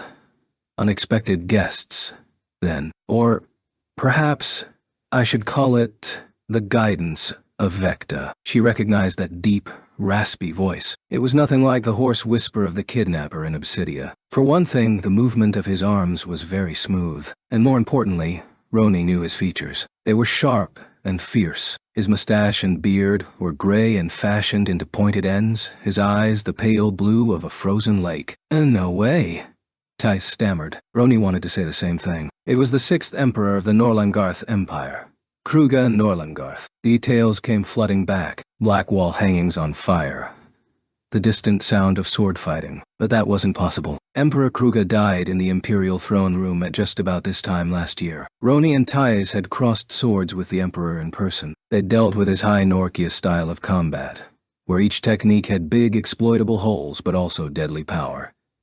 The battle had lasted over 5 minutes. When Duselbert had finally arrived, he'd pierced the Emperor's right leg with an arrow from the conflagration bow. That brief moment was enough for Roni and Tice to unleash their best attacks, driving the blades deep into each side of the Emperor's breast. No human being could survive such wounds. Duselbert confirmed the Emperor's death, and the body was taken to the Cathedral, where it was given a cremation with the bodies of the other 2 emperors. The Imperial remains became lights of sacred power, and Roni saw them melt into the air with her own eyes. So, Emperor Kruga couldn't possibly be alive. And yet, the man in the black robe before her couldn't be anyone but Emperor Kruga. Her mind went numb. Roni couldn't move or even speak. Her vision narrowed, and her bodily senses faded. The man's unfeeling, icy eyes got bigger and bigger, crowding out everything else. And because she had fallen into a state of numbness, her reaction came just a moment too late to the faint sounds coming from behind her. Footsteps. Sneak attack. Enemy. The thoughts burst through her mind. Roni kept her left hand pointed toward the man with the Emperor's face, and spun her head the other direction. But the newly arrived man in another black robe was already leaping backward out of the way, and in his hand was the downy blue ruff of a juvenile dragon's neck. Ururu, the dragon, gurgled in pain. Shimosaki, Tiza screamed. To the girls, Tsukigake and Shimosaki were irreplaceable partners whom they'd spent 8 months with together, ever since their hatching from the eggs laid by their mother, Akisomi. The thought of those dragons being harmed was unbearable. Tiz flew at the man in the black robe in a mindless blur, but like Roni, she froze stiff just a step away. The man had drawn a large knife that he pressed against Shimosaki's neck. The edge of it was mottled and green, clearly coated with a poison of some kind. Shimosaki sensed the danger and stopped struggling. Slowly but surely the man backed away, until there were over 5 mels of distance between him and the girls. They needed to do something, but they couldn't afford to budge from where they stood. "You knights value those lizards too much," mocked the man with the face of Emperor Kruger from the hidden door. "They are nothing but beasts. It strains understanding why you should be so close, when there are plenty more where they came from. I wouldn't expect the likes of you to understand anyway," Tai said in a stifled voice, thick with emotion. "Order your man to release him. If you harm even a single plume on that dragon's body, neither of you will leave this place alive." "Ah ha ha. Even as knights, you are as bold as ever." The man who looked like the Emperor laughed, his voice cracking. He traced his left breast with his fingers, the very spot where Tiz's sword sank into him 1 year ago. "Unfortunately for you," he continued, "I will be the one giving the orders. Drop your swords and kick them along the ground to me. If you make even one extra move, your little lizard's head will fly. And so will yours," Roni thought darkly. But even if the man was the real Emperor Kruger, his life was not a fair trade for Shimosaki's. Tiz looked to her, gaze pleading, and Roni gave her a little nod. The girls dropped their naked blades to the ground. With a silent apology to her sword, Roni placed the tip of her boot against the hilt and slid it toward the Emperor. The Emperor extended a foot from his robe to stop the 2 swords, then kicked them carelessly back into the passage behind where the hidden door opened. Their silver shine was soon swallowed by the darkness. "Very good. Now for your next orders."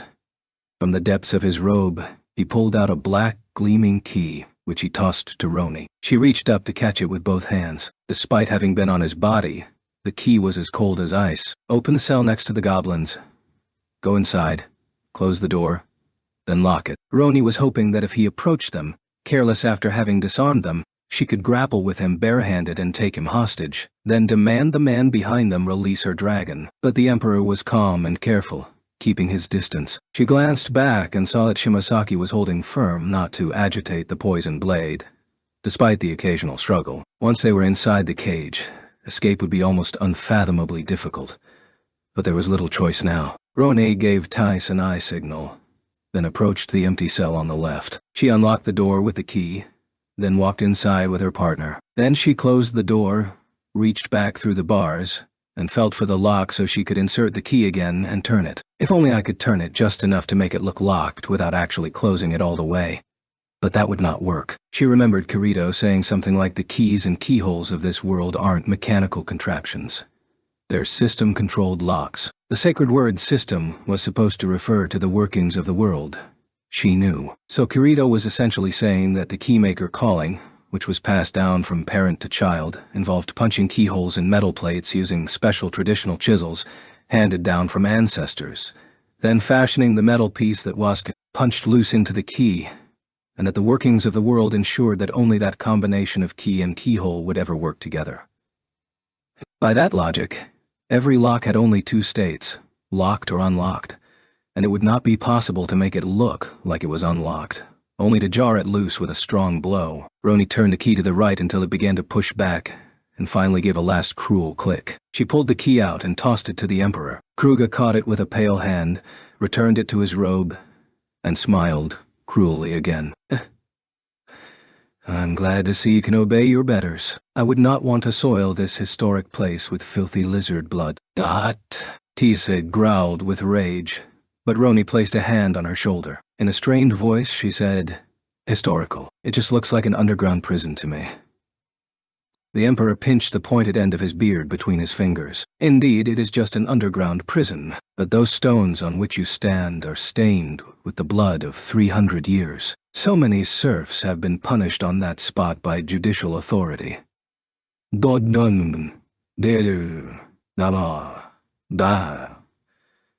Now it was Roni's turn to gasp. She looked down at the blackened stone beneath her feet. Judicial authority was a privilege given only to high nobles and imperials that allowed them to punish any who failed to show them proper deference, by whatever means they chose. Only lower nobles or civilians on their lands could be punished. But Roni's father, a sixth-ranked noble, said that he'd been humiliated many times by high nobles for very unfair reasons. But even judicial authority could not take the life of another without a very proper reason, or the noble would risk violating the taboo index, and private punishments by nobles did not count as proper. Even the integrity knights, who possessed the greatest privileges of anyone in the human realm, were limited to taking only 70% of a guilty person's maximum life in punishment. Any punishment that sheds enough blood to stain the floor would violate the taboo index, Roni rasped. The Emperor just chuckled again.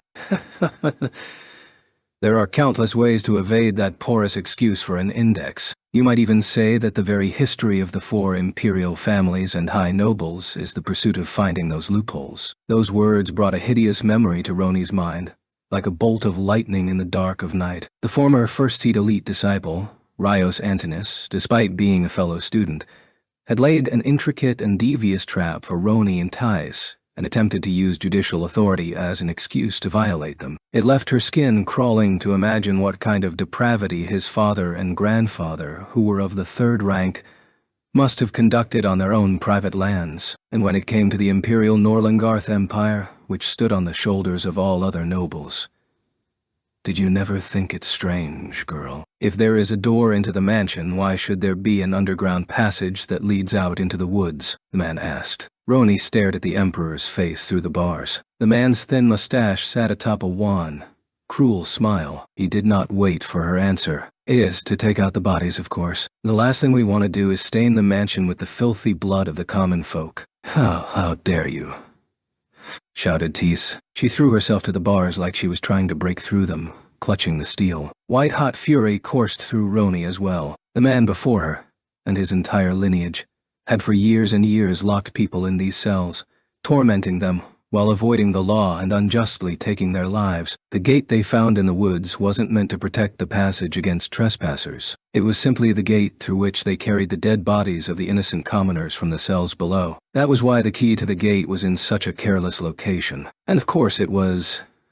Who would ever sneak into the Emperor's private land with malicious intent? Despite the best efforts of Thais, who was technically an integrity knight, the metal bars only creaked, nothing more. Just imagining the sheer amount of despair that all those people who'd been locked in here over the years must have felt while holding on to these same bars set Roni trembling with ever greater fury. But then the man in the black robe holding Shimosaki hostage silently appeared from the right side of the passageway and took a position behind the Emperor. One look at the poisoned knife held to the little dragon's neck actively propelled Thais away from the bars. Shimosaki was slumped with exhaustion after struggling, but when he saw his master he let out a little wail. Thais whimpered at the sound, and Roni's eyes filled with tears, but they couldn't shout. No, not now. In the neighboring cell, through the stone wall that separated them, Tsukigak was still hiding. She was staying quiet, desperately upholding the order she'd received earlier, but if Roni lost her cool,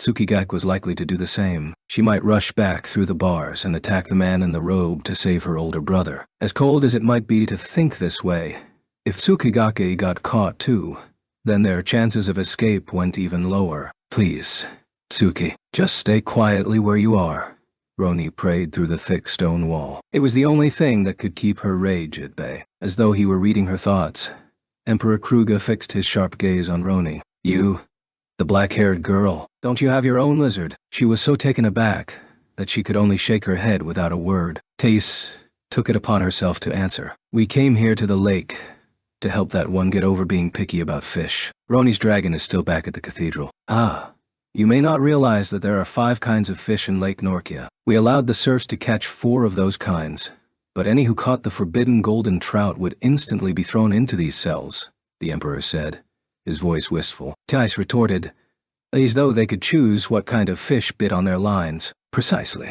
They cannot. Yet the starving people had no choice but to let down their lines anyway, praying that the delicious golden trout did not bite their hooks. You might only catch 1 in 300, but the lucky, or should I say, unlucky winner could be heard wailing across the water. It was quite good fun to enjoy a drink at the waterside, accompanied by their screams. Roni glared at the chuckling man. It was another test of perseverance not to explode at him. It was true that violations of the taboo index and imperial law were almost all accidental. For one thing, knowingly violating the law required breaking the seal of the right eye. But to be punished for something that one could not knowingly avoid was simply unfair and unjust. And the Emperor was essentially coercing the residents of his private holding to fall into misfortune. At its core, it was no different from Raios Antinous antagonizing Roni and Tis in order to use his judicial authority on them. The Emperor's cruel smile vanished.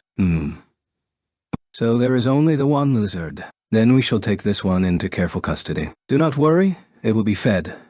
And if you attempt to escape, it will be fed to the goblins as a roast. And with that, Emperor Kruga turned toward the hidden door, but then he stopped and glanced at Shimosaki, whom his minions still held around the neck. Epos, do you think that lizard can fit through the bars of the cells? Roni's heart leaped into her throat. The man he called Zepos lifted Shimosaki up toward his face and examined him. In a voice surprisingly high-pitched, the man said, "If you shoved it hard enough, maybe." "I see."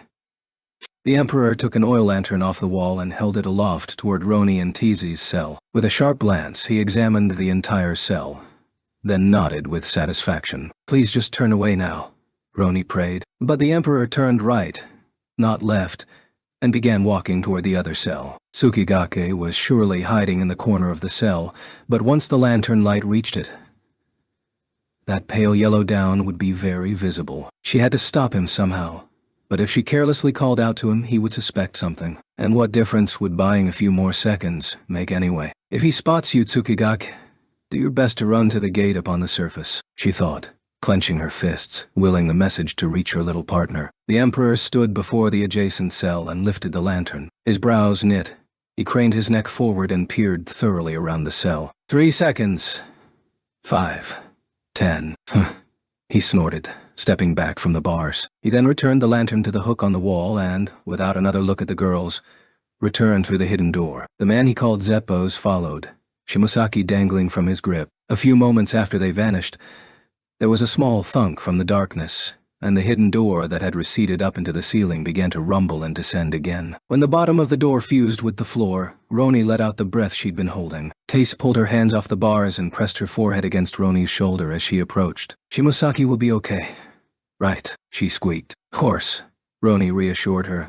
"As a valuable hostage, they won't harm him." "Yeah," Tisa agreed shakily. Roni rubbed her back over and over before finally disengaging herself. She carefully approached the bars and, as quietly as possible, said to the adjacent cell, "Thank you, goblins." She was met with silence at first, but eventually, another whisper returned. They didn't find the little dragon. Indeed, there was only one possible reason that Emperor Kruga couldn't see Tsukigake in the cramped cell. The mountain goblins, who had been so afraid of her when she'd first squeezed between the bars, used their own bodies to hide the creature from the Emperor's sight. "Thank you so much," Roni said, and this time the response she got was a tiny "Quar-or." Tsukigake squeezed back through the bars and came trotting over before Roni. She squatted as the creature tried to wriggle through the bars again to join her, but Roni held out her hands to force her away. "Tsukigake, please, take the hallway up to the surface and find a way to get to the north gate of Centauria.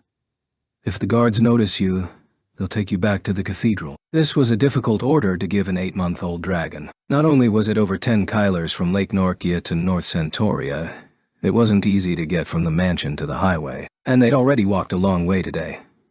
Roni couldn't begin to guess how much of Tsukigake's life would drop before reaching the city. It was quite possible the dragon would pass out along the way, but at this point, Tsukigake was their only hope. It would likely be impossible to break the iron bars without a sword, and even if they could, it would certainly draw the attention of their kidnappers and probably end up with Shimosaki dead. Through her anxiety, She clutched Sukigak's body beyond the bars. The dragon chirped, as if to reassure her that she could do the job. Then she backed away from Roni, beat her wings twice, and began to run north down the passageway. Soon she was gone from sight, and her trotting footsteps faded from earshot. "I'm so sorry. Please pull through, Tsukigake." Roni fell to the hard stone floor, clasped her hands, and prayed. Chapter 7. The air was full of the brassy 3 o'clock bells ringing. Asuna set down her cup of dark kofil tea on the table and said, "Kirito, you should eat something. Even a snack would be good."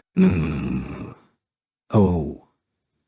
Kirito looked up, arms crossed, and started to reach for the wooden tray of treats before pausing to look at her. It was as though he'd just realized something. What is it? Oh. Just remembering that you used to say that to me all the time, he said, wincing. Asuna knew at once that he was talking about the real world, not this simulation. She sat down in the chair next to him and smiled. "That's because whenever you get fixated on something, you forget to eat, and sometimes you never even realize you're hungry." "Yeah, Yui would scold me for that too," he said wistfully before throwing her a look. He must have sensed something in her expression, because he reached out and gently stroked her hair. She let him do it, and the stabbing pain in her chest began to ease, bit by bit. They would probably never again see their daughter Yu, the top-down AI created in the original SAO. Even US processing power would be completely inadequate to match the hyper-accelerated pace of the underworld. And there were no means of connecting anyway. At the end of the Otherworld War, Lisbeth and Silica had explained how it was Yui who guided them, Sinon and Lifa, to the underworld. She'd summoned the whole gang, explained the state of the underworld and Alice's importance, and asked for their help. If it hadn't been for Yui, the decoy force that Asuna joined would have been wiped out, and Emperor Vecta would have gotten away with Alice in his clutches. The thought that they would never see the daughter who'd done so much for them, without even the chance to say thank you, was incredibly painful. But she would surely understand. She would know that Kirito and Asuna had no other choice, and that even separated by the walls of time and space, they would forever love her. Apparently, Yui had described Alice as the evidence of the existence of all the MMO worlds, beginning with Sao, and the many people who lived in them. In that case, Asuna had to give her everything to protect this world. Now that the path to peace between the two realms was finally opening up, she had to do whatever she could to prevent war from returning. "We've got to be strong," Kirito murmured, as though reading her thoughts. He patted her back with a hand he'd been caressing her hair with, then picked up a nougat treat filled with nuts and fruit, and popped it into his mouth. The underworld was a virtual place, but unlike in Aincrad, if you were hungry for long enough, it would eventually affect your life value, and lack of nutrition could lead to disease. Eating was just as important here as it was in the real world. To no surprise, the investigation at the South Centaurian City office this morning revealed that no order to transfer the 3 mountain goblins had been given, and no officials were sent to the inn. The guard who was present testified that the order certificate had the government's stamp on it, but the actual symbol was simple enough that it would be easy to forge, but only if you could evade the taboo index, which outlawed all forgery of seals and signatures in the first place. If the men, technically just an arm holding a dagger, that Asuna saw through her past scrying had killed Yazan, then naturally, he was not bound by the taboo index. If he was the same person as the false official who kidnapped the goblins, forging a seal would be child's play. The government investigation finished after noon, and once the result was in, they started a search through all of South Centauria for the abducted goblins. The city was vast, but it was still only a quarter of the entire breadth of Centauria, and the city guard's office kept 20 desert wolves with sharp noses that were supposedly capable of detecting if a goblin was being held in a building just from sniffing at the doorway. They were expected to finish searching all buildings by the evening,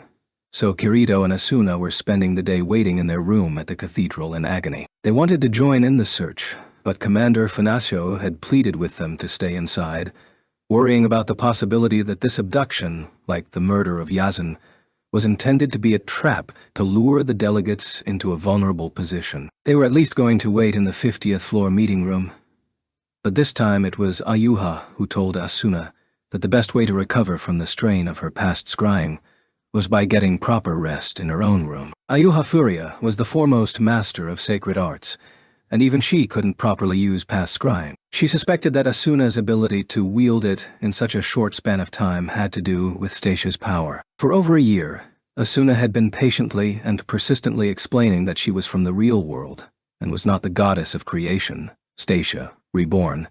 But the members of the Cathedral, including the Integrity Knights, still didn't fully believe her. In order to prevent any further misunderstanding, she forbade herself from using the unlimited landscape manipulation ability. And yet, just a week ago, she had to shift the top of the cathedral to the side, just to avoid a terrible collision with a side. Kirito's Dragoncraft Unit 1.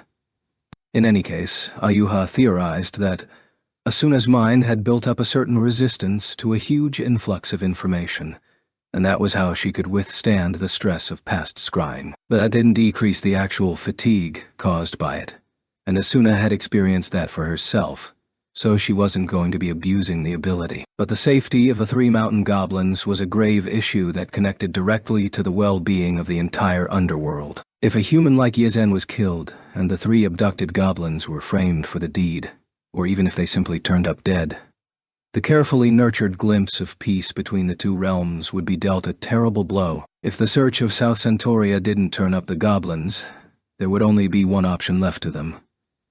Asuna would have to perform past scrying at that inn again to investigate where the carriage went. But that posed its own problem. It was impossible to follow a target while maintaining the art, so as soon as the carriage left the site of the crystal disc, she would have to move locations and look into the past again. And just the one instance of past scrying yesterday nearly knocked her out. Asuna didn't know if she could perform it multiple times in a row, even with breaks in between. The severe look on Kirito's face was probably because he was desperately hoping they'd have the goblins in safe custody before such a thing became necessary. But that hope was growing fainter by the moment. 2.5 hours had passed since the search began, and they hadn't found the 3 goblins or even the carriage used to spirit them away. Kirito had only eaten 1 snack before going silent again, so to ease his anxiety, Asuna tried changing the topic. By the way, I hear the apprentice knights went on a trip.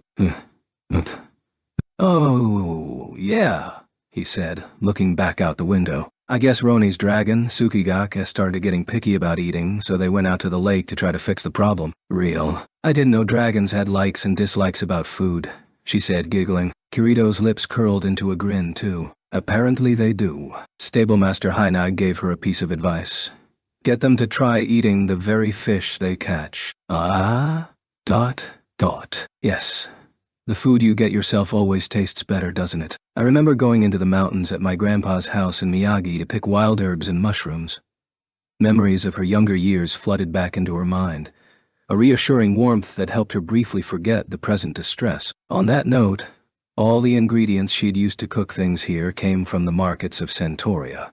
She'd never acquired them from the wild herself. Food in the underworld began losing life as soon as it was harvested, and that life value was tied directly to flavor. Next time she got the chance, she'd have to try picking some fresh ingredients herself. Where's the lake they went to? She asked out of curiosity. I think it was in the middle of the Imperial holdings in the north. Apparently the ice over the lake has only just melted, but... Kirito said, his words coming slower and slower until he trailed off for good. Asuna looked at him inquiringly. The delegate was staring at a point in space, his face slack. Eventually his brow creased, and he whispered to himself, but could they have been taken, not within Centauria, but somewhere outside, like the old private holdings? It was clear that the unspoken subject of that sentiment was the missing goblins. Asuna shook her head at once. That's not possible. After the incident with Yazen, every person or carriage going through the South Centauria gate has had to submit to a thorough search. Goblins might be small, but they couldn't possibly hide 3 of them in a vehicle, and all of them would be trussed up or knocked out. Right, I agree that they couldn't get through the south gate, but what about the others? He asked. She stared at him. You mean, if the carriage went through the everlasting walls to east or west Centauria, maybe even twice up to north Centauria? Asuna mulled over this idea. It had never even occurred to her. The everlasting walls, which split Centauria and the rest of the human realm with their 3,000 killer span, were a wonder that even Asuna with her considerable VR experience could only admire. Apparently, Administrator had summoned them in the span of a single night with sacred arts, and even with the unlimited landscape manipulation ability of the Stasia account, Asuna couldn't imagine repeating the same feat. She would be unable to withstand the massive data flow into her fluctlight, and would become comatose after 10 kylers of wall, most likely. Because of this recognition, Asuna considered the everlasting walls to be impenetrable obstacles, and had never, ever thought of walking atop them, like Kirito did yesterday. So she'd simply eliminated the possibility of the carriage with the mountain goblins sneaking through the walls from her mind. In order to pass through any of the 4 gates in the everlasting walls, you need a cathedral-issued pass or a one-day travel certificate from one of the 4 city governments, Asuna said. But the kidnapper was already able to forge a notice of transfer from the South Centauria city government. A copper travel pass might be difficult to pull off, but a certificate on sheepskin parchment. By that point, we're getting into very similar methods to what we saw in Obsidia, the man in the black robe who abducted Lizetta, the daughter of Sheta, and Escan, was in hiding on the top floor of Obsidia Palace, which everyone believed to be completely sealed off. The means that he used to get inside still weren't clear, but the pattern of actions was very similar to this goblin abduction.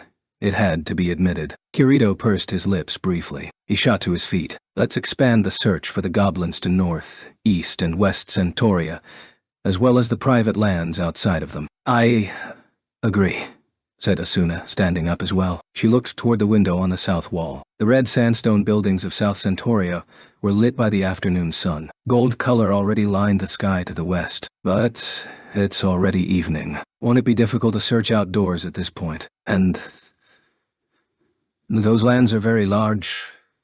Yeah, that's true. But while we can start searching the private holdings in the morning, we should start on the city right away. I'll go to the 50th floor. You stay here and... His mouth was suddenly blocked by a finger. Asuna said, I'm going with you, of course. Don't worry.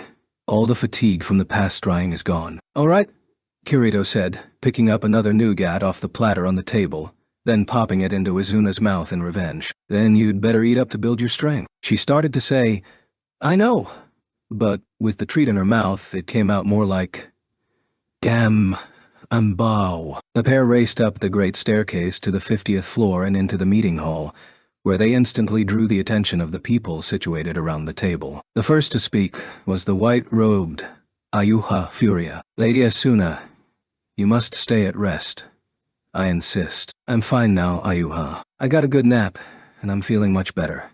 She replied at once, pushing the leader of the Sacred Artificers Brigade back into her seat. Next, it was Fanasio, dressed in uncharacteristically lightweight armor, who turned on Kirito. Swordsman Delegate, I'm afraid we haven't heard any good news yet. The search in South Centauria started in District 10, and they've reached the mansions in District 3 without any results. It's been a swing and a miss so far. The phrase, swing and a miss, had to have come from baseball, which briefly distracted Asuna as she wondered how such a phrase could exist in a world where that sport didn't. But this was the least important thing at the moment. About that, Fanasio, she said, too hasty to even bother sitting in her usual seat. We think there's a possibility that the carriage holding the mountain goblins passed through the everlasting walls and left South Centauria. The spacious meeting room went silent. Seated at the round table were Ayuha, Fanasio, and the knights Renly, Nergis, and Entokia. Dozobert was located at the temporary search headquarters set up in District 5 of South Centauria, and the head of intelligence, Xiao Chokas, was off with her subordinates, engaging in their own investigation. The first to speak was Entokia, who was quite loquacious for a senior knight. Wouldn't that be pretty unlikely to pull off? To pass through one of the season gates, you'd need a pass from the Axiom Church. And the Pontifex made those with sacred arts. Oh, really? Then if the ones that exist now ran out, it's impossible to make more, Kirito asked. The knight's head bobbed, close-cropped blue hair staying crisp and firm. I believe so. I heard they were fashioned in such a way that even the greatest artisan could not replicate the detail. That is correct. They are constructed such that the golden symbol of the Axiom Church glows on the copper pass when subjected to the light, but even Sir Bercouli and I were never told how it was made, added Fanasio. That settled the question of whether it could be faked. Kirito rested his wrists on the table and folded his fingers. We can consider the shortage of passes at a later time. For now, it's very good to know they can't be faked. The problem is that Even without a permanent pass, there's still a way through the gates. The one-day certificate, you mean?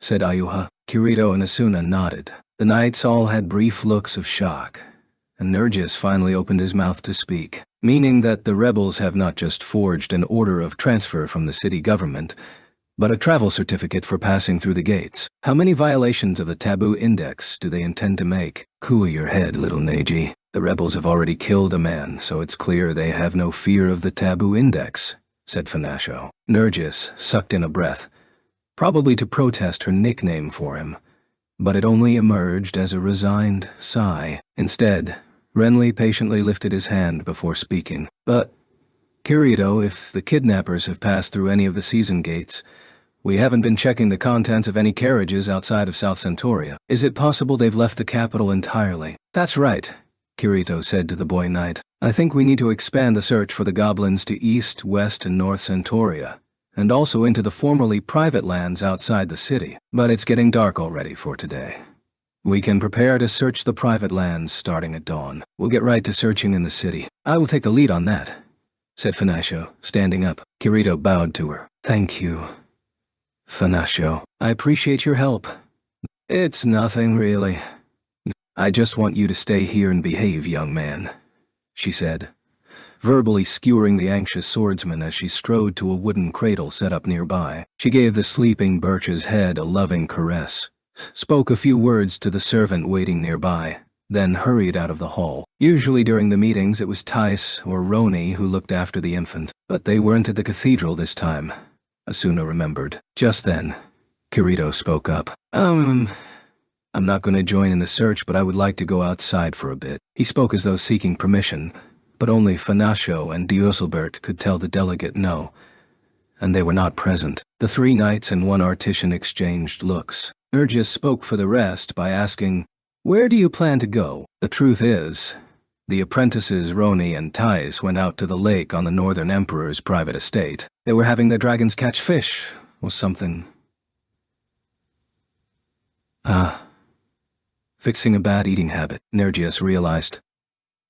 Entokia promptly added, That's right. I remember that Nijia's dragon Shianade stopped eating anything relating to melon one day as a little pup. That was a lot of trouble to fix, wasn't it? We had to go deep into the southern jungle to find the legendary melon, the sweetest in the world. Not that I asked you to accompany me, Nergis said, deadpan. He turned to Kirito. The lake in the northern estate is Lake Norkia. Correct. It's surrounded by open grassland, as I recall. Not the kind of place where a rebel could hide. Well, that's true. But knowing them, if they, let's say, saw a suspicious carriage ride by, they'd probably decide to investigate it by themselves.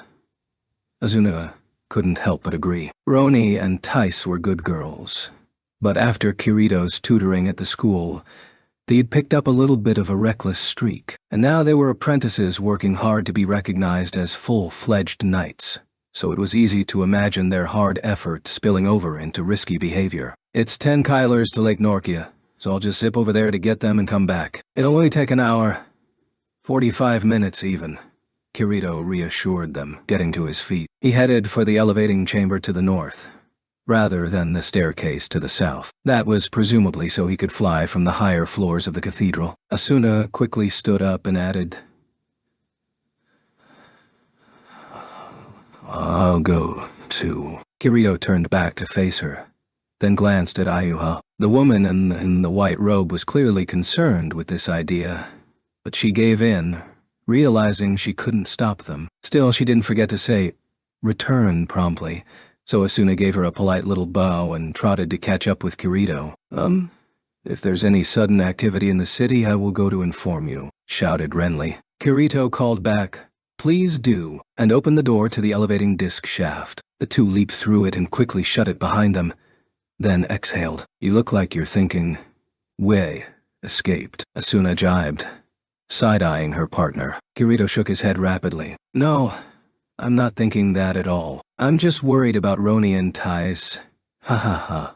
I know. I'll move the disc. They stood on the silver disc resting on the floor, and she put her hands around the glass tube standing in the middle of it. Previously, Eri the operator had manipulated this elevator with sacred arts, But the process was now automated. The large canister embedded in the floor of the elevator shaft was loaded with a great number of wind elements, and by pressing a floor number button on the wall, it would expel the necessary number of wind elements to push the disc to that height, then burst them as needed to provide the upward pressure. It still had the glass tube for wind element generation on the disc, however, so that the rider could use it manually in case of emergency. In other words, instead of the gentle speed of the automated function, you could choose to operate it manually. Kirito started to say, "Just practice safe driving, please," but she generated 10 wind elements inside the tube without listening to the end of that statement.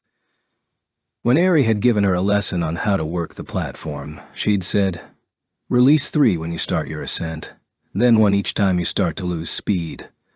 But that was the gentle mode when carrying passengers.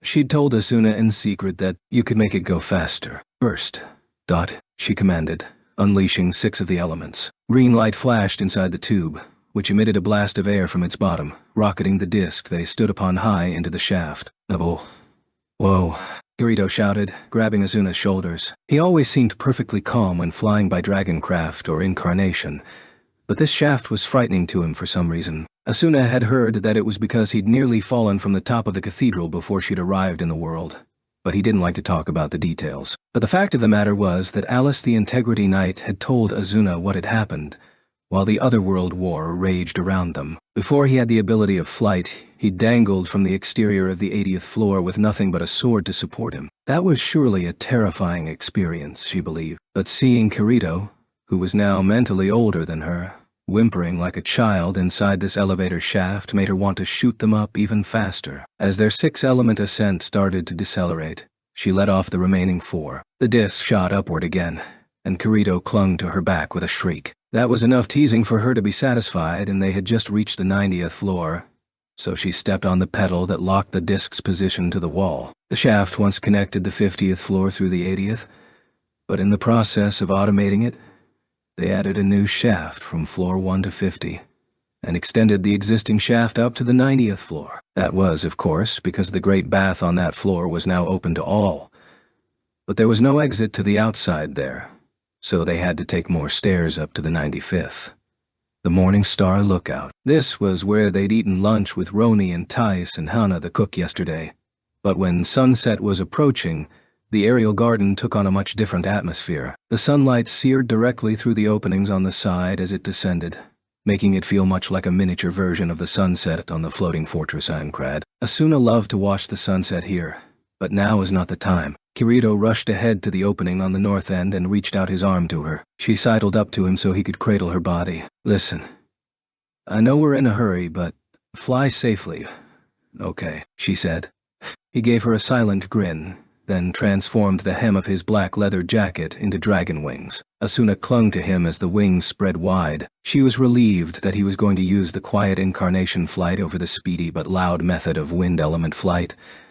But that relief lasted only a moment. Kirito bounded off the platform, and the black wings beat powerfully against the air to stabilize them briefly, and then they shot across the sky with an acceleration many times that of the elevating disc when she used 6 elements at once. A wall of air smacked their faces as the tallest spire of North Centuria's palace zoomed closer. She knew that the cathedral was much taller, but she couldn't help shutting her eyes when they passed over the spire. If he can go this fast with just incarnation, what would it be like if he used all of his power to fly with wind elements? She wondered. Then she recalled that she'd felt that once before. It was at the end of the Otherworld War, a year and 3 months ago. When Kirito woke from his comatose state, he had used maximum speed wind element flight to chase after Emperor Vecta, who had abducted Alice. At the time, Asuna knew nothing about the geography of the underworld, so it was only afterward that she understood how far he'd flown them. In fact, he'd flown a distance of more than 600 miles in just 5 minutes,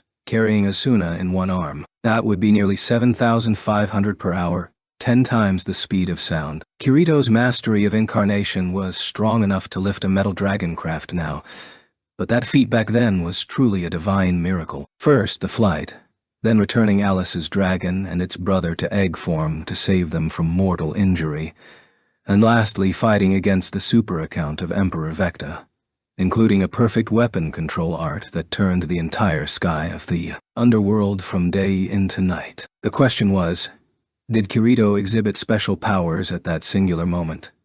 Or was he simply holding back his strength now? If the latter, then there was no reason for Kirito to conceal his powers of incarnation when Roni and Thais were in danger, Asuna thought. She was clinging harder to his shoulders when, as though waiting for that signal, brilliant green light burst into her vision, and a sequence of explosions sounded just behind her. They accelerated as violently as though struck by some giant's hammer, and Asuna screamed. Chapter 8.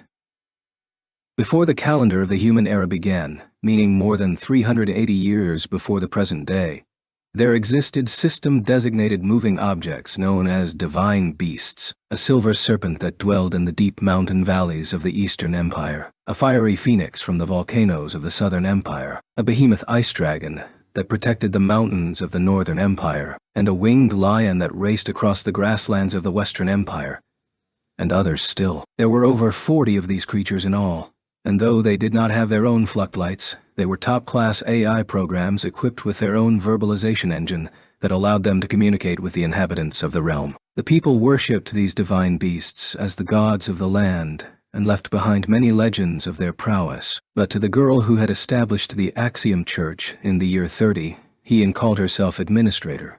Any god beyond those of the church's self-written history was an impediment to be dealt with. She transformed all the divine beasts into weapons, divine objects, or had her integrity knights exterminate them. By 100 the divine beasts had been completely wiped out, and all records of human contact with them had been fed to the flames. The animals that currently inhabited the human realm could not speak human language, but of them all, there was one creature with a very limited artificial intelligence, and that was the partner of the integrity knight, the dragon. Dragons couldn't speak human language, but they could understand their master's orders to a very complex degree. A dragon also possessed a heart that tried its very best to serve a master the dragon shared a close bond with. So apprentice integrity knight Roni Arabelle's juvenile dragon Tsukigake ran and ran, carrying out her order: go down the passage to the surface and find a way to reach Centuria's north gate. The diminutive dragon beat her tiny wings as she ascended the 60-step staircase,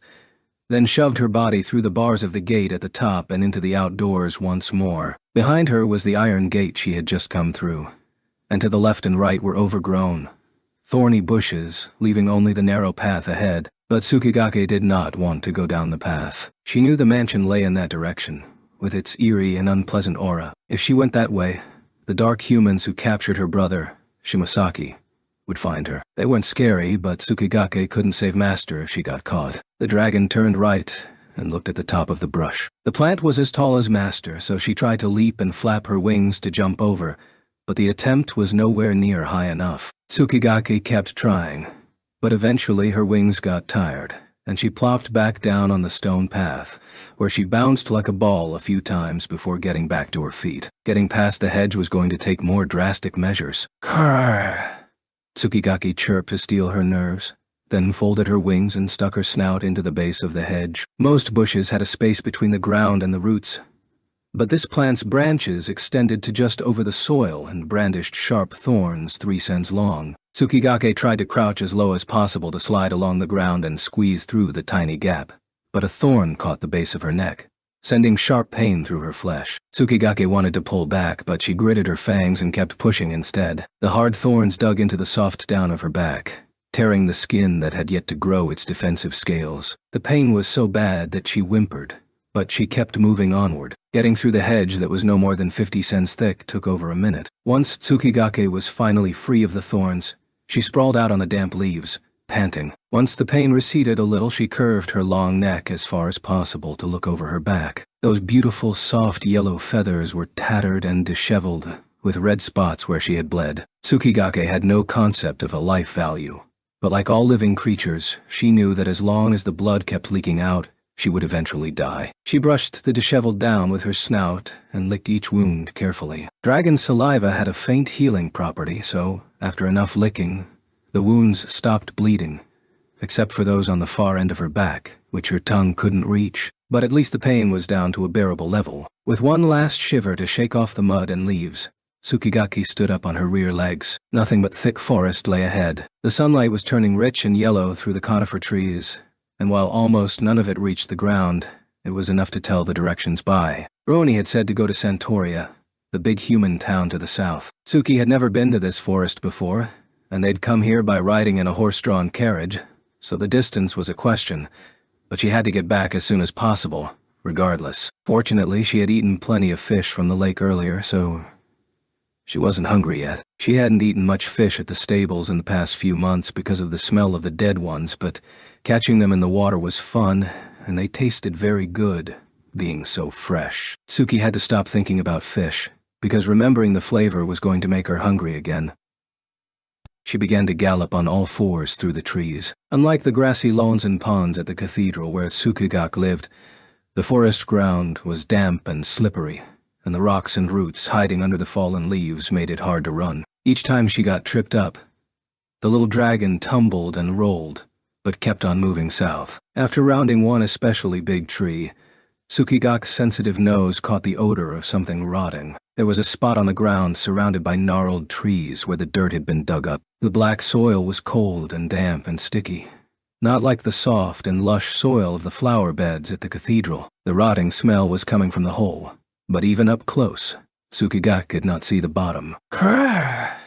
she crooned, backing away from the edge. If she fell in, there was no telling if she could escape, and this wasn't the time to be distracted. Instead, the dragon circled around the smelly pit and kept running for a few more minutes, at which point more light was visible in the distance. The exit was near. Tsukigaki ran and ran, wings flapping, through the last 10 miles and burst through 2 large ancient trees into the open. The fields that surrounded the forest were lit up gold with the fading rays of the sun. Tsuki greedily sucked in the cool fresh air as she ran up a small knoll. From there, she saw a distant white wall on the right that crossed the grassland, the sparkling surface of the lake on the left, and the human city straight ahead, small in the distance. It was farther than Tsukigaki realized, but if she kept running, she would get there eventually. Eventually wasn't good enough, though. At this very moment, Master's friend, and Shimosaki were trapped and terrified in that awful dungeon place. "Cure,"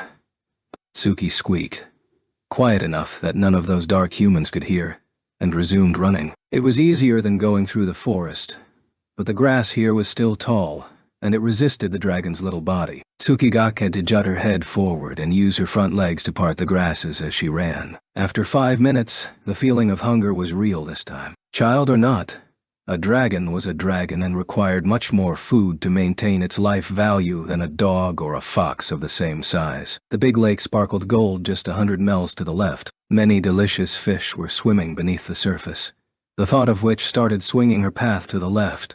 But Tsukigaki shook her head and returned to the proper direction. A little hunger wouldn't be fatal, but Master was in a life-and-death situation. If memory from the carriage window served correctly, the south part of the area surrounding the lake was a very large field that had fallen into disuse. There would probably be an old shriveled potato or two there. Tsukigaki ran another 5 minutes based on that very hope. Then Tsukigaki's front feet abruptly sank into the ground, and she promptly lost her balance. The dragon rolled and rolled before finally coming to a stop, and her back felt cold and wet where it touched the ground. The sting of the wounds on her back returned, fresh and painful, and she wailed in agony, but she couldn't just lay there.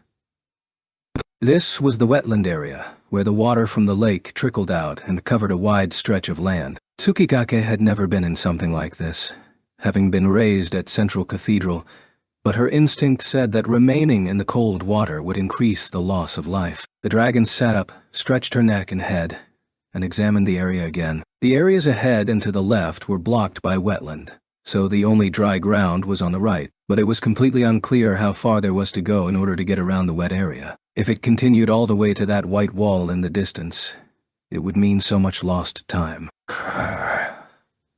Tsuki whined, totally at a loss. Just then, in response to her wail, a small creature popped its head out of the grass a short distance away and squeaked, "Coo, coo." It had short brown fur, ears that were about as long as its entire body, and small, round eyes. The creature looked up at Tsukigaki and tilted its head to the right, as though wondering what this animal was. Tsukigake wondered the same thing. From its pointed snout to the end of its short tail, it was about 30 cents long. The people of the capital called this a long-eared wet rat. But of course, Tsukigake did not know that. Examining the brown rat's elliptical body, which had no discernible boundary between head and torso, Tsukigake began to wonder if it would taste good. The animal sensed the dragon's sudden pang of hunger and began to retreat into the grass. So she called out again, Wait.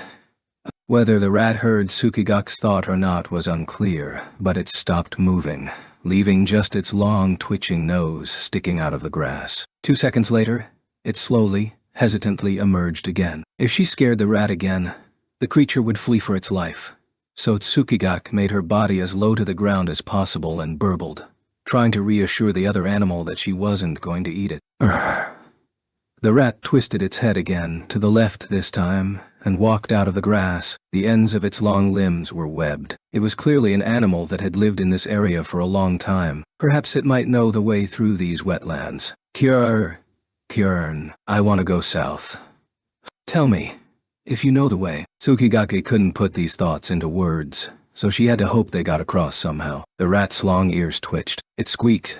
Q. It felt to Tsukigake like the creature was complaining that it was too hungry to do such a thing. If you show me the way, I can give you as many tasty fish as you want, she offered. I don't want fish. I like to eat nuts, but there isn't a single tree around. But just then, a small black object bobbed into view on the water between the two animals. The rat squeaked and leaped into the water, grabbing the object with both hands. It was indeed a nut. It had probably fallen from one of the lakeside trees into the water, then slowly floated along until it was caught in the trickle that went into the wetlands. The rat carefully lifted it to its mouth and bit into it with its long, large front teeth, but it only made a soggy, mushy sound, not the proper crispy crunch of a dry nut. It had lost most of its life taking on so much water.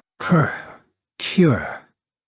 If you show me the way, I can give you lots of fresh nuts, dry and crunchy ones that aren't at all soggy. Really, even one dry nut for the year would be considered a lucky find. I promise. You can eat as many as you want, every day. Okay then. Follow me. Tsukigake didn't actually know if they had traded words in this precise manner, but it felt that way at least. The rat finished eating the blackened nut and moved across a patch of dry land nearby, then plunged through a big tuft of tall grass. The dragon hastily leaped over the water and stuck her head into the spot where the rat had vanished. Among the overgrown grass, there was a tunnel about 30 cents around. Dried grass was knotted and packed against the walls. It clearly was not a natural development. The rat had stopped farther down the tunnel, wagging its tail to indicate it wanted to be followed. It was a tight fit for the little dragon, who was a fair bit larger than a rodent, but it wasn't as bad as those bars in the underground cell, and the dried grass beneath her feet was a relief. Tsukigake cried to bolster her courage, then charged down the dark, narrow tunnel. The rat faced forward and sped through the passageway, its short limbs scrabbling rapidly. About 3 miles ahead, the tunnel forked left and right. The rat hurtled down the left passage without slowing, so Tsukigake followed. Soon there was another fork, and they chose the right path this time. Now they came to a round room 1 mile across, woven of the same dried grass as the tunnel. Along its walls, 1 grown rat and 3 little ones were eating what looked like grass seeds. When Tsukigake came into view, the adult screeched a warning, but her guide through the tunnel squeaked something in explanation, which calmed its partner. It then proceeded past the curious baby rats and ducked its head into a new passageway. Apparently the rats with the webbed feet had woven these tunnels of dried grass throughout the wetlands. It would be all too easy to get lost in them without a guide. As they ran, their footsteps sloshed and splashed, so the bottom was clearly coming into contact with the water. All the islands dotting the soggy marsh must have been connected by the dried grass tunnels, which had just enough buoyancy to stay afloat. By the time Tsukigake lost count of how many forks, intersections, and little chambers they'd passed through,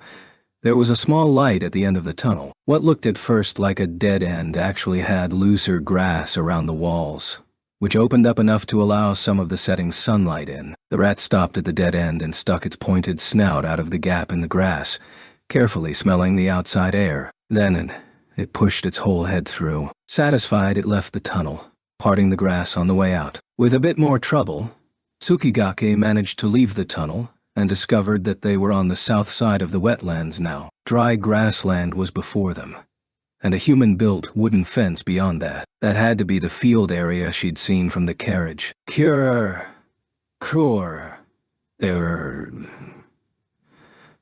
you, Mr. Rat. I can go on from here, Tsukigake said, but the brown rat's head swiveled and tilted to the right. Eat. When will you give me the nuts? I don't have them now, but I will bring you many nuts very soon. I promise, Tsukigake tried desperately to convey, but the rat's long ears were pointing up and flattening down, back and forth, in distress. No, I want to eat them now. I want to eat a lot of dry, crunchy nuts. Then, come with me. You can have your nuts if we go to town. The rat's beady eyes blinked in confusion. Town. What is town? Town is where there are many humans. Humans. Humans chase us with sticks when they see us. You'll be fine if you're with me. We don't have time. Let's go. Tsukigake began to march again, but the rat grabbed the end of the dragon's tail. What's the matter? Kiki.us. You can't go that way. Father said that something scary is on the other side of that wall. Scary? You mean humans? I don't know.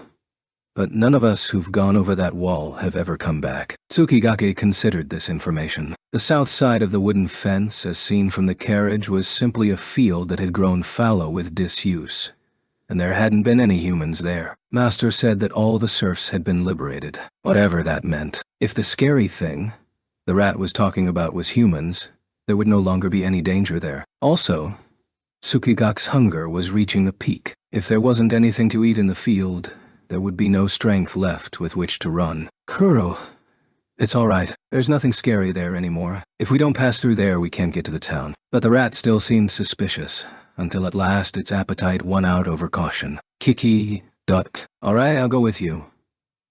Good. Let's hurry then. Tsukigake began to run across the firm, dry ground. The rat was surprisingly fast, and it kept up with her. They zoomed across the grassland and approached the wooden fence, where they quickly looked left and right. There was an entrance to the field a bit to the left, so they headed that way. Fortunately, there wasn't a gate or any bars over the simple entrance to the field. The wooden sign hanging on the crosspiece featured the human words Imperial Estate Plantation, but neither Tsukigake nor the rat could read it, of course. Beyond the gateway, they smelled earth and withered plants. It wasn't a good smell, but at least it was better than that dark hole in the woods. The plantation contained row upon row of vegetables, the names of which they did not know, but because no one was around to tend them, all the plants had died. Yellow, wilted leaves littered the ground, and many of the plants had completely withered into nothing and returned to sacred power. It didn't seem as though Tsukigake would find any edible vegetables or fruit. Disappointed, they kept trotting through the middle of the plantation. At least the ground was easier to run on here than elsewhere. If they passed through this field,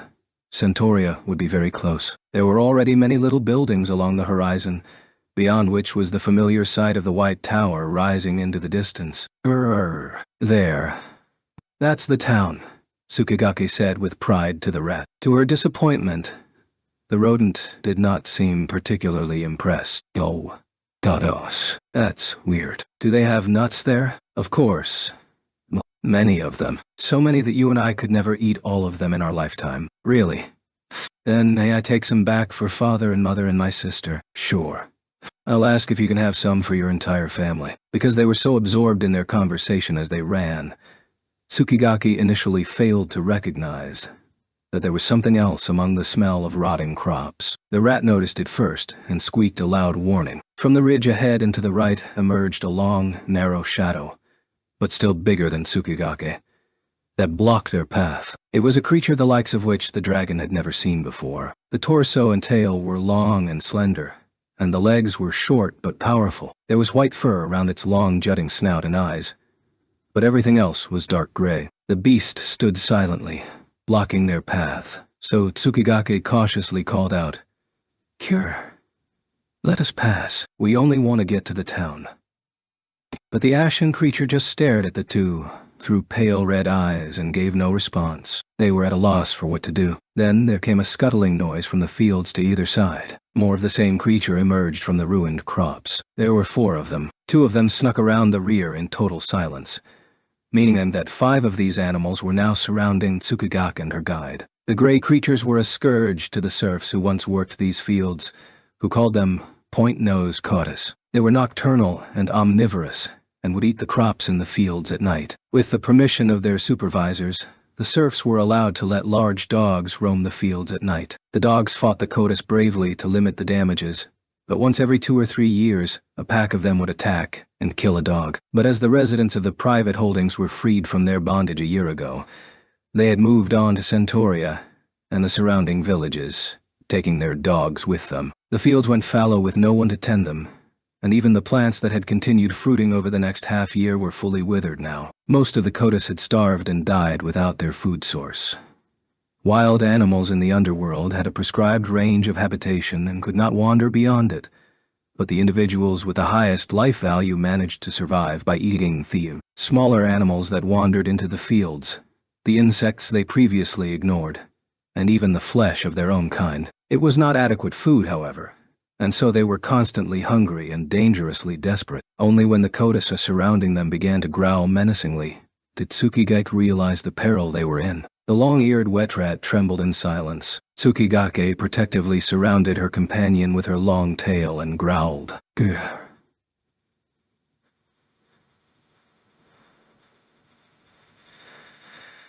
"If you intend to fight, I would advise against it," she tried to say.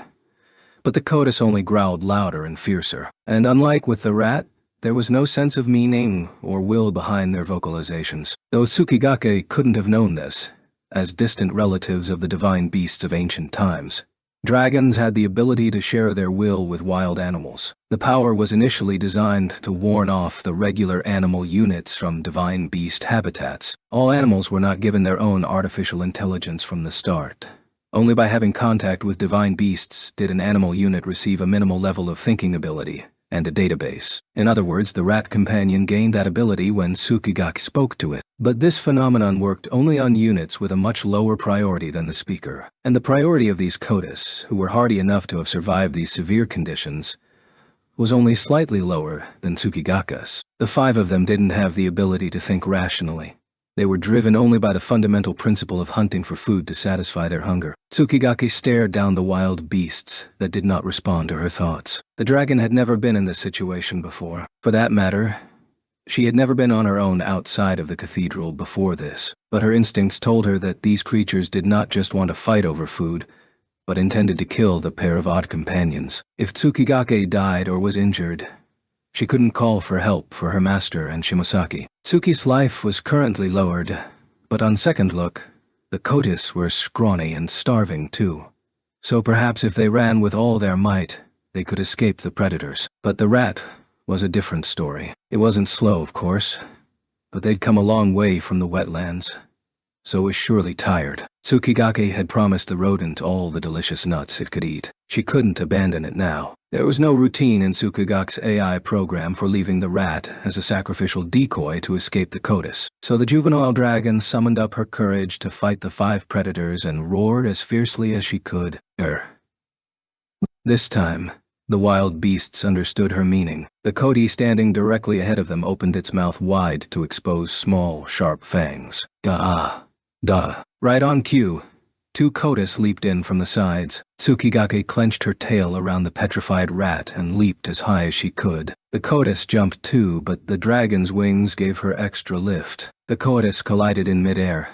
They fell to the ground in a tangled heap. Tsukigake used the opportunity to glide toward the west, landing in the middle of the field. There were still tall millet stalks standing in this particular spot, which would hide them for a few moments. But there would be no escape with the rat wrapped up in Tsukigake's tail, and even less of a chance to fight 5 predators off while protecting the creature. The first step had to be hiding the rat in a safe location. For that, Tsukigake chose a wooden bucket left out between the rows of plants. It was rotting away into nothingness, but for now, it still had its shape. She rolled the empty bucket over the top of the rat and whispered, "Stay quiet." There was no answer, but the animal surely understood that moving or making any sound would be dangerous. Just in case she needed to pull the enemy away, Tsukigake ran to the south, making lots of noise on purpose, and numerous footsteps approached from the right. "If they surround me, It's over. I have to peel them off and fight them one by one. The dragon hid among the stalks of millet, leaping left and right at random. The number of footsteps coming behind her dwindled. Once she was sure that there was only one Cody in direct pursuit, Tsukigaki used her wings to make a sudden change in direction. The moment the creature emerged from between the stalks and saw a dragon charging directly toward it, it stood up on its rear legs. Tsukigaki bolted for its defenseless throat like an arrow and bit deep. The taste of the fresh blood was not very pleasant. Perhaps now Tsuki would have a distaste for raw meat. But that was assuming she survived this encounter. The Cody collapsed, unable to cry for help from the fangs in its throat. It scrabbled desperately with its forelegs, sharp claws glinting, but Tsukigaki grabbed its wrists to avoid being scratched. Something dragons could do because their fingers were prehensile, like humans. After 10 seconds of biting, the Cody's movements slowed, until the strength went out of its body at last. Tsukigaki let go of the perished creature and listened carefully. There was one set of footsteps rapidly approaching from the left. No time to hide either. The dragon went to lie down next to the dead Cody and stopped moving. A moment later, a new Cody burst through the row of stalks. When it saw its companion collapsed on the ground due to its struggle with Tsukigaki, it growled. As it approached, it sniffed, catching the odor of the dead Cody's blood. Either out of concern for its fellow or interest in devouring the corpse, the second Cody took its attention off Tsukigaki for a moment.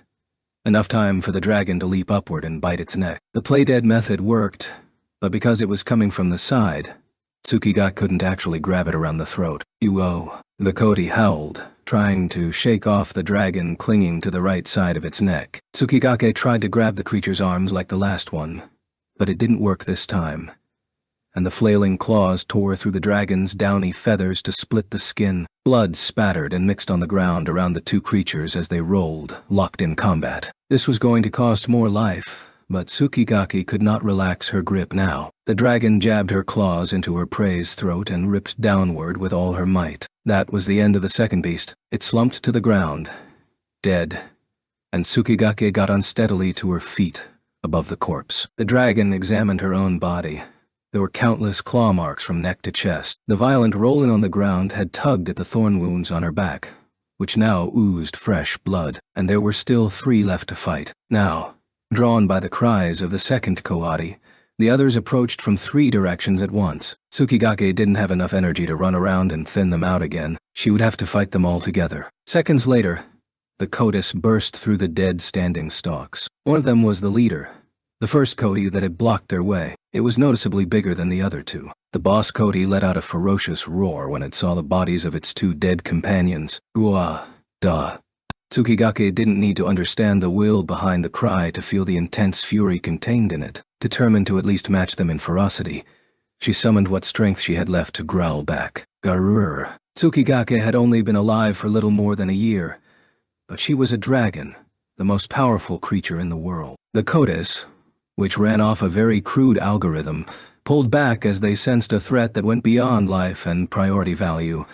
But of course, they did not flee. Or, dar. The 2 smaller Codis barked, attacking from both sides. The Cody's weapons were a powerful jaw and claws. Tsukigaki's main weapons were the same, but with the addition of a strong and dexterous tail. She lunged in, feinting at a bite, then rapidly rotated and smacked both of them with her tail. Her fancy tail feathers flew loose, but the Codis shrieked and flew sideways to crash into the line of stalks. Because the plants were withered, their outer husks were split and cracked, and the animals' bodies caught on them, leaving them flailing helplessly in the air. That hadn't been part of the plan, but it made clear that this was the final opportunity. Tsukigaki leaped off the ground and charged at the boss Cody head-on. Wah! Creature bared its fangs and bit. Tsukigaki curved her long neck, trying to aim for the throat, but the enemy lifted its front legs to protect its weak point in a gesture that was surprisingly human-like. Tsukigaki's head lifted up on instinct, and her jaw clashed with her foes.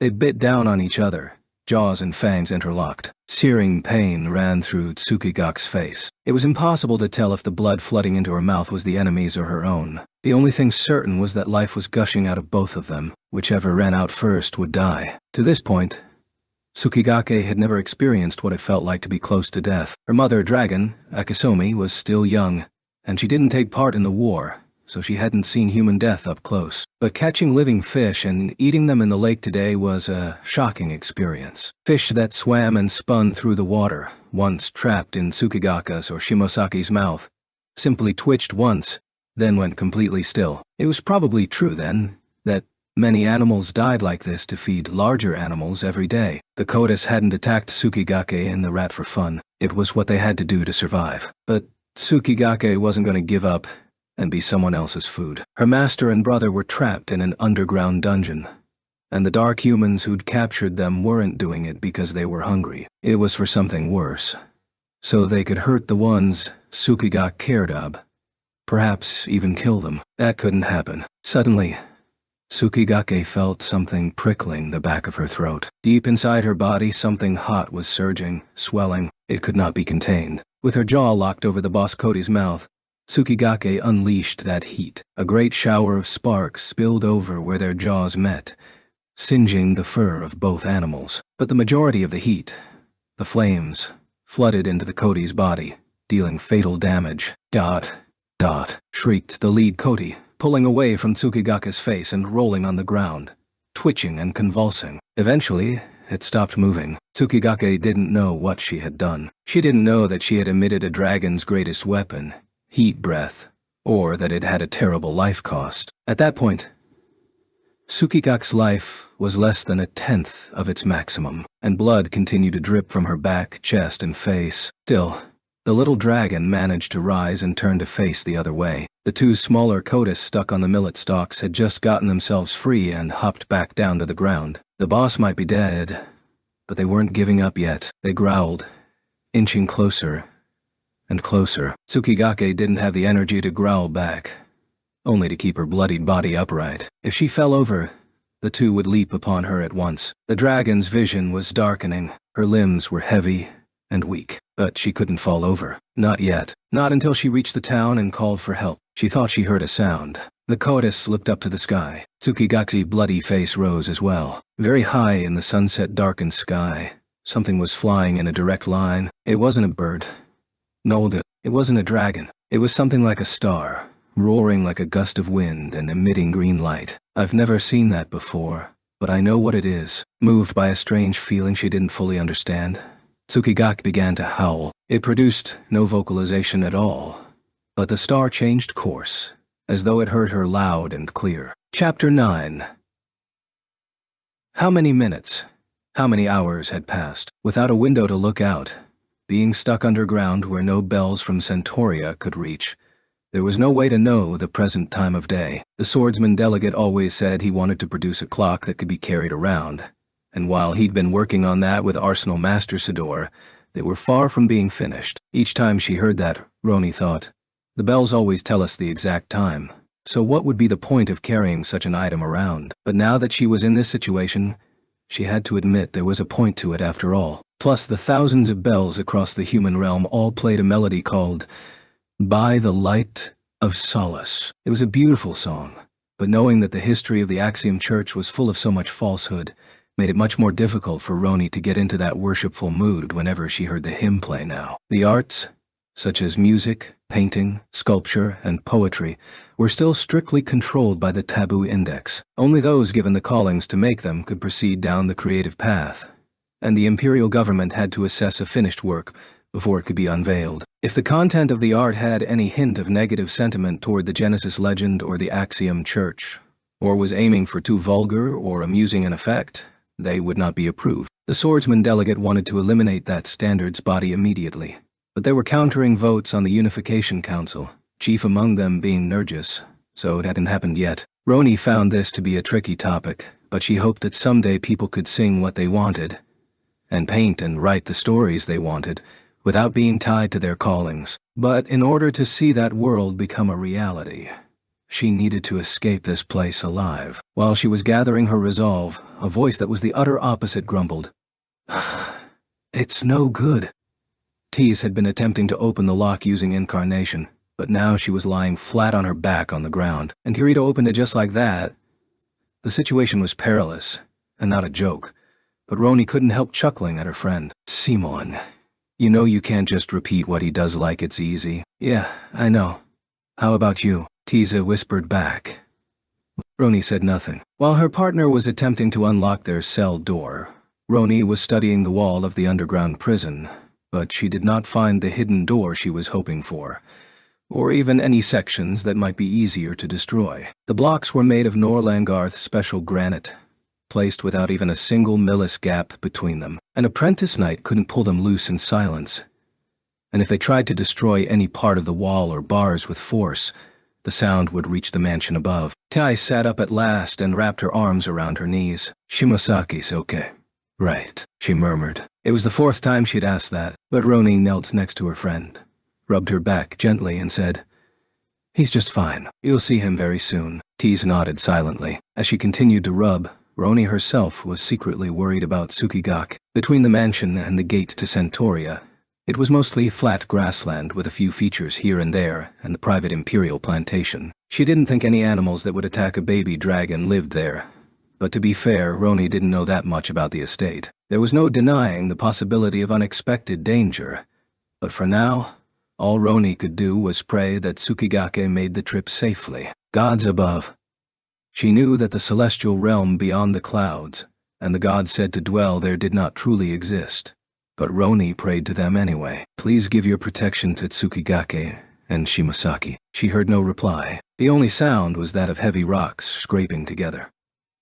The left end of the lantern-lit hallway began to part, and the thick stone wall slowly rose. Roni and Tais shot to their feet and backed against the rear wall. The goblins in the adjacent cell croaked and shrieked. From the darkness beyond the hidden door came the figure of the robed man that Emperor Kruga called Zeppos, as smoothly as ink spilled from the black void. The key ring in his right hand jangled as he stepped into the hallway and came to a stop before Roni and Tiza's cell. He peered in with a creaky motion, staring closely at the two girls, then straightened up again without a word. After that, he took a few more steps down the hall and stopped before the adjacent cell. It was probably just a routine patrol, but Roni carefully approached the iron bars to watch him. He had selected a key from his ring and was just placing it into the lock. The cold, hard click it made was followed by more shrieking from the goblins. The man opened the door anyway and, in a strangely twisted voice, said, "You three, out of the cage."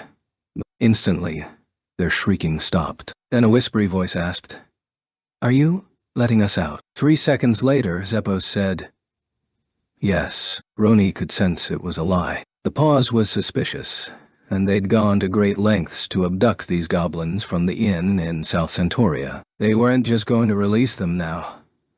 But the goblins walked out of the cell without any apparent doubt about his words. "Walk past that door," said Zeppos, pointing not to the exit down the right side of the passageway that led to the surface, but to the hidden doorway on the left. The three began to walk, Zeppos following them to block their escape route. When he started to pass the iron bars, Roni was unable to help herself. "What are you going to do with those people?" The goblins came to a stop, apparently completely trusting that they were about to be freed, and looked at Roni and Tais with gazes of confusion and apology. Behind them, Zeppos barked with laughter. "People? You call them? What's so funny?" demanded Tease. Zeppos twisted forward to peer into the cell again. His grin had vanished. Once a goblin, always a goblin. No matter how much the world changes. Those words sounded somehow familiar to Roni, but before she could place the memory, Zeppos straightened and barked an order to his prisoners. "Now walk. Go up the stairs, and I'll let you outside." The goblins resumed their march, and Zeppos followed them into the darkness of the hidden door. 4 sets of footsteps went up the stone stairs and faded. Lastly, there was a wooden creaking, and silence returned to the cells. "Is not actually releasing them, is he?" Tisa whispered. Roni had to agree. "I think they finished preparing for something. I don't know what it is, but I'm sure it's going to involve doing something to those poor goblins," she whispered. Tess bit her lip, her expression worried. Kirito said the kidnappers might commit another murder in Centauria and frame the kidnapped goblins for the act. If that's true, then some innocent soul in Centauria is going to die again. Yes, Roni's mind raced. If her partner's conjecture was correct, the kidnappers, Emperor Kruga and Zeppos, would commit another atrocity. But who would they kill, and where? Kirito had said something else too. If the killer was able to murder Yazan in violation of the taboo index, and it was because he was a former serf of the private estate, then other serfs might be equally vulnerable. He had come to that conclusion because Asuna had been able to hear the killer's voice through past scrying, the words the killer had said just before killing Yazan. Once a serf, always a serf. If you don't like that, then die right here and now. The sound of Zepos's voice, still fresh from just a few minutes ago, flooded Roni's mind. Once a goblin, always a goblin. Aside from the subject, it was the exact same phrase. That was it. It was far too weak to be a certainty, and didn't indicate any kind of causality. But Roni had absolute belief that her intuition was correct in this case. That man, Zepos, he's the one who killed Yazan at the inn, she said, her voice quivering. Tis bobbed her head decisively, expression firm.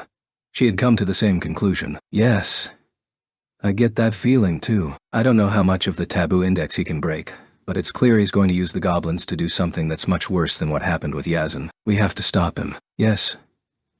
Roni stared at the darkness beyond the hidden doorway on the other side of the bars. The door had not yet been returned to its closed position. She didn't know the precise time, but if all was going well, Tsukigak should be reaching the gate of Centauria by now. Sadly, she couldn't speak human language. How many minutes would it take for the guards at the gate to notice that Tsukigake was a dragon hatchling, send a messenger to the cathedral, and deliver a report to Kirito or Asuna or one of the Integrity Knights so that someone could come here too? The private estate to save them, and the carriage that Roni and Tais took to get here was still at the east side of the lake. Even the swordsman delegate wouldn't be able to guess that they were actually deep in the woods on the west side of the lake and trapped in a dungeon beneath the mansion there. They'd have to hope that Tsukigake would be with the rescue team, but that would all take time.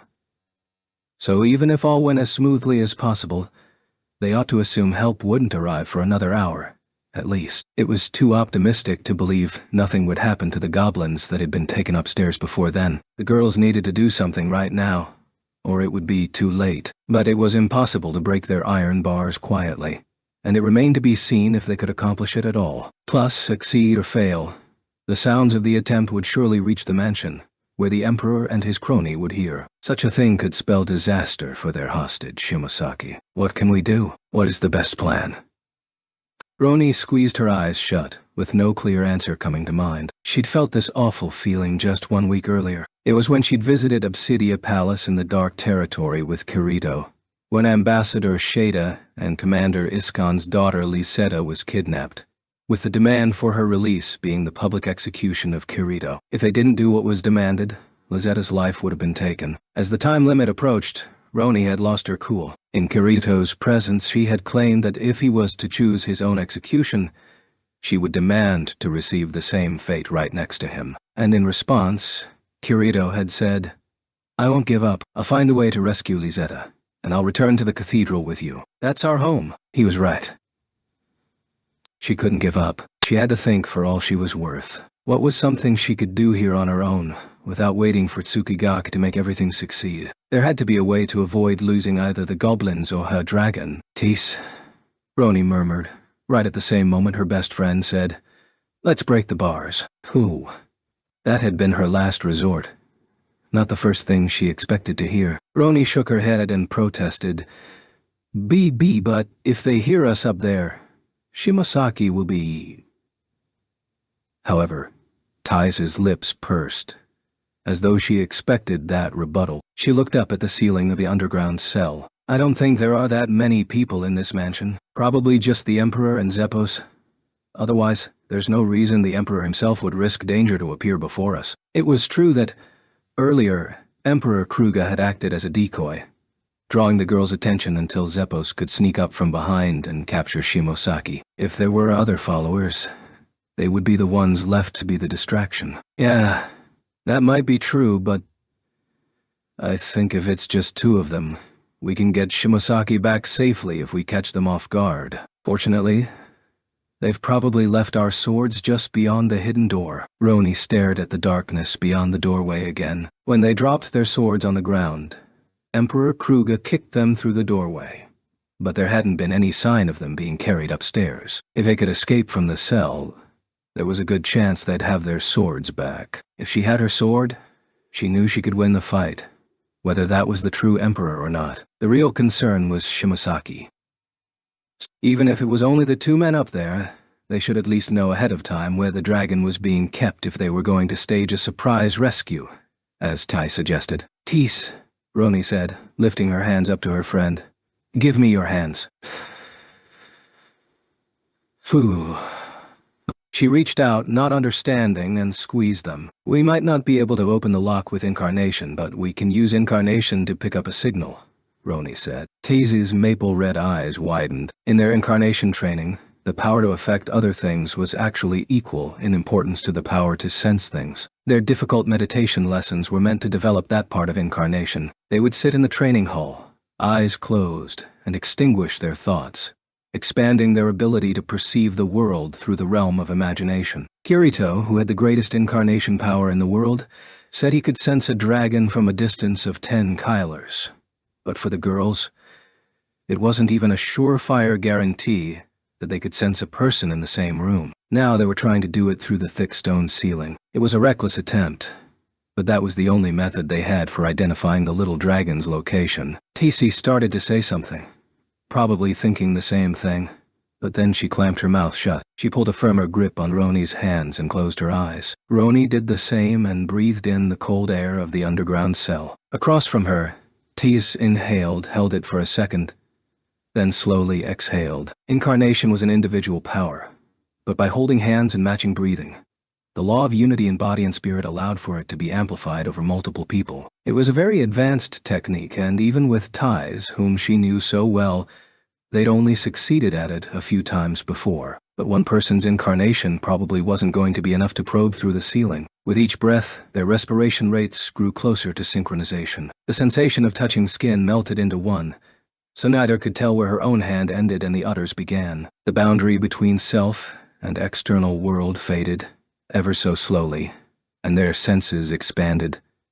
There were 3 auras directly above the basement cell. They seemed to be lying down side by side. That had to be the trio of mountain goblins. A bit farther away were 2 more presences. They felt unbearably cold, too much so to be living humans, but they undoubtedly belonged to Emperor Kruga and Zeppos. And in a corner of the same room was a small but very warm aura. As soon as they sensed that, Ties' breathing went out of sync. The combination of their incarnation wavered briefly, then stabilized. They could feel Shimosaki's worry and loneliness, but he didn't seem to be badly hurt. Then they expanded their range. It gave them a broad understanding of the mansion's layout. It lived up to the reputation of an imperial villa, as there were many rooms on the 1st and 2nd floor.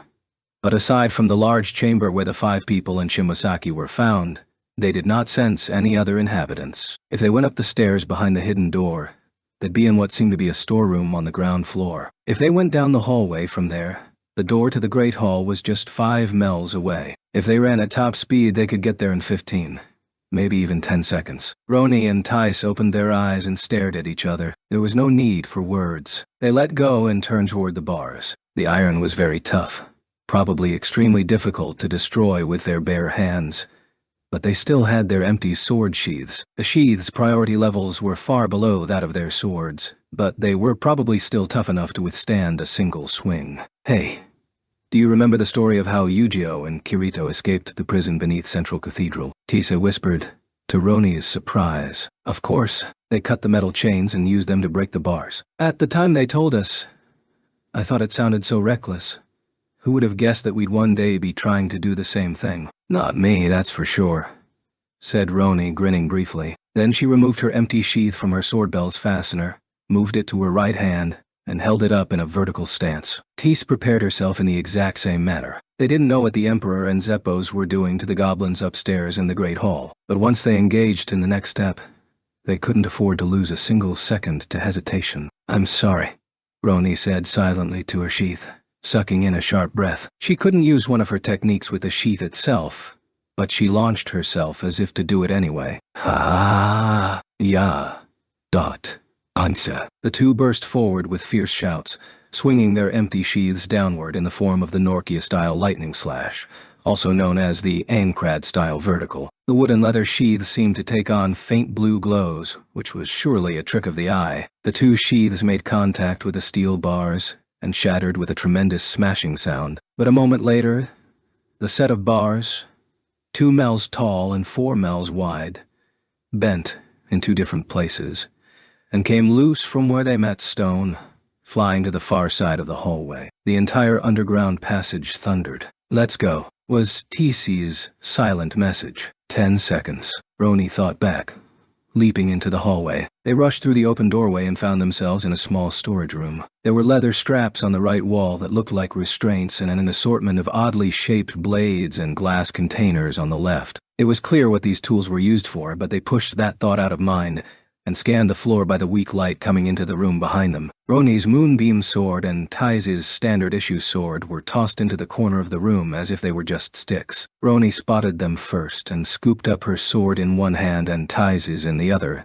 tossing it to her partner. 3 seconds had passed. A stone staircase led up from the wall straight ahead of them. They leaped up the stairs, skipping 5 at a time, blades in hand. Roni kicked open the door at the top, putting them in a larger storage space. The windows faced north, but there was plenty of sunset light streaming through them, making it much brighter than the underground chamber. The many display shelves and armor racks lining the floor and walls were entirely empty. When the mansion had been placed off limits, all the treasures within had surely been carried out. Turning to look at the door she'd kicked open, Roni saw that it was fashioned to look like a large shelving unit and would have been difficult to spot from this side. 7 seconds had passed. The real doors out of the room were to the west and south. They'd learned the general layout of the mansion from their invocation, so they rushed straight for the western door and kicked it open too. The blow was so forceful that it broke the hinges, causing the door to smash against the wall on the other side. They rushed through it into a long, opulent hallway that went left and right. The red wallpaper was decorated with lilies and hawks. 15 mells down the left side of the corridor. The entrance to the great hall stood on the right. 8 seconds. 9. Using every bit of her knight's strength, Roni charged down the hallway in 2 seconds and delivered a backspin kick to the center of the huge double doors. It didn't smash them off their hinges, of course, but they shot open with nearly enough force to break them, revealing what lay beyond. 10 seconds. The vast room took up an entire third of the first floor of the mansion. It was gloomy inside. Black curtains covered all the windows on the south side, but it wasn't entirely dark, because 10 or 20 candles burned near the center of the space. The candles were arranged in a circle about 2 mells in diameter, within which the goblins were laid. One black figure stood just outside the circle, engaged in chanting some kind of art. It was clear something bad was in progress, but there was a more pressing priority at the moment. Roni looked around, wide-eyed, and spotted a sack in the far left corner of the hall, and a second dark figure starting to run toward it. That shadow had to be Zeppos. They didn't need to think twice about what was in the sack. Tis. Pow. Ush. Roni shouted in her mind, thrusting out her left hand. Tice joined her, lifting her hand, transferring her sword to the left to cross over Roni's. System call. Generate thermal element. Tisa chanted as Roni added form element. Arrow shape. The 5 heat elements Tysa created were instantly transformed into 5 arrows by Roni's art. This synchronized casting was a high-level technique for having the execution time. Tis and Roni were only apprentice knights, but they'd been practicing this long before that, when they were primary trainees at the academy. That was why they had a small chance of pulling off advanced abilities like body-spirit unity and synchronized casting, which even proper knights found difficult. It took just 2 seconds for them to finish preparing the art, and they spoke the final command together. Discharge. 5 brilliant lights cut through the darkness. The flaming arrows roared toward the black-robed figure, who leaped out of the way with inhuman agility. The arrows hit the wall one after the other, causing little explosions. Go, Tice, Roni shouted, controlling the final 2 arrows with incarnation. Hands free, Tice charged for the linen sack. Roni curved the path of the remaining fire arrows to chase Zeppos and push him farther away. The 4th arrow missed as well, but the 5th one caught his flapping robe, lighting it on fire. Zeppos silently tossed off the robe and retreated farther. Tice reached the sack at that point and sliced the tightly wound rope with her sword. Shimosaki, she shrieked, sticking her hand into the sack. The juvenile dragon was out of it. Some of his pale blue feathers had fallen out from rough treatment, but once clutched to his master's chest, he crooned softly. Krrr. Roni was relieved but also worried about Tsukigaka's late return. Both emotions flooded her at once, but she pushed them down and shouted, Tis, take Shimosaki outside. Leave this to me. But, her partner protested. Go, she insisted. To rescue the apparently unconscious goblins, battle with Zeppos and the eerily chanting Emperor was unavoidable. Tease couldn't fight carrying the dragon, and if their adversaries managed to capture him again, the girls would probably never get him back. All right, I'll be right back," Tease shouted, swinging her sword in a flat line. A nearby curtain split, and the glass behind it shattered tremendously. Red light flooded into the hall, now that a rectangle had been cut out of the darkness. Zeppos backed away farther without his robe, as if afraid of Solus's power. Beneath his robe, he'd been wearing what looked like restraints. Leather belts covered in studs wrapped around his rail-thin limbs and torso, and at first glance it was impossible to tell if it was supposed to be armor or some kind of punishment. And even the flesh peeking through the leather strips was an unnatural color. It was unclear, just from the reflected light of the sunset, but it appeared to be bluish-gray, not something you would associate with living human flesh. "I feel like I've seen that color before," Roni realized as Thais jumped through the broken window and escaped into the front yard of the building. She ran out into the woods nearby to find a safe place to hide Shimosaki. Until her partner returned, it would be a 2-on-1 fight. She couldn't try to take on too much, but she was worried about the goblins on the floor and the unsettlingly long art that Emperor Kruger was reciting. She listened to his hoarse voice but did not understand a single word of what he was saying. Whatever it wasn't going to be pleasant when he was finished. With the point of her sword directed at Zeppos, Roni started to generate a fresh heat element for the purpose of stopping the Emperor's cast. But first, without a sound, Zeppos unsheathed 2 daggers from the leather belts around his thighs. The one in his right hand was slightly larger, but the one in the left was smeared with a green substance. The left was the poisoned knife used to threaten Shimosaki in the dungeon, and the right was probably the knife that took Yazan's life. Zeppos made his way closer, circling around the candles in the center of the room. As he passed through the light left by the now bare window, it illuminated a face that had been hidden up till now. There wasn't a single thread of hair on his head. His long, narrow face, like the rest of his body, was blue, and his eyes glittered with extremely small pupils. She didn't recognize his features. "You got out of that cell much earlier than I expected, girl," Zeppos rasped, his lifeless mouth twisting. "Expected? Then you left the hidden door raised on purpose," Roni replied. The skinny man gave her a thin smile. "But of course, as the Norlangarth family's Grand Chamberlain, I would never be careless enough to simply forget to close a door." "Chamberlain. Roni gasped. Zeppos' smile deepened. Before and after the battle at the palace, Roni had never met the Grand Chamberlain of the Norlangarth Empire, so of course she wouldn't recognize him. But Roni did know what had happened to him. In the meeting after the suppression of the rebellion, General Surlut, leader of the Human Guardian Army, had made an announcement that she still remembered vividly. "The Imperial Grand Chamberlain is dead. I heard that he resisted surrender, just like the nobility's officers, and was killed by the army. That was my duty, and my pleasure. I would die and come back to life as many times as His Imperial Majesty requires me," Zeppos announced, crossing his arms over his chest, knives at the ready. He glanced briefly at the robed man standing in the center of the great hall. Speaking of people who were supposed to be dead, Emperor Kruger Norlangarth continued with his eerie chanting, and unlike Zeppos' case, Roni herself had been responsible for ending the Emperor's life. She could still feel the sensation of her sword driving deep into the man's chest. If these two were not imposters, then as Zeppos said, they had come back to life. But Kirito, who had the strongest incarnation of the entire human world, Asuna, who wielded the godly power of Stasia, and Ayuha Furia, leader of the Sacred Artificers Brigade, even the half-god administrator, who ruled the world for over 300 years, could not achieve the feat of resurrecting the dead. They couldn't have really come back to life. There had to be some trick, some evil mechanism that Roni couldn't even imagine. Sensing something in Roni's expression, Zeppos uncrossed his arms and said, "I left the door to the basement open to lure you up here, naturally. You'll be the perfect combat training partner for the goblins. But they can't get through that little passageway, of course. Combat training. Can't get through," she repeated, her voice hoarse. She threw a glance at the goblins lying down in the circle of candles. They were very clearly smaller than Zeppos and the Emperor, and even Roni, and there had been no problem with taking them out of the cell in the first place. It defied all understanding, but there was one thing she knew for certain. She had to stop that sacred art as soon as possible, and the first step in doing that was eliminating Zeppos. I've heard enough chit-chat, Roni announced. If you've come back from the dead, I'll just send you back to the depths of hell. Bracing herself, she brandished her weapon. Zeppos carried a blade in each hand. That meant he couldn't use sacred arts. But she could. And she was going to immobilize him, then close the gap and cut him in two. System call.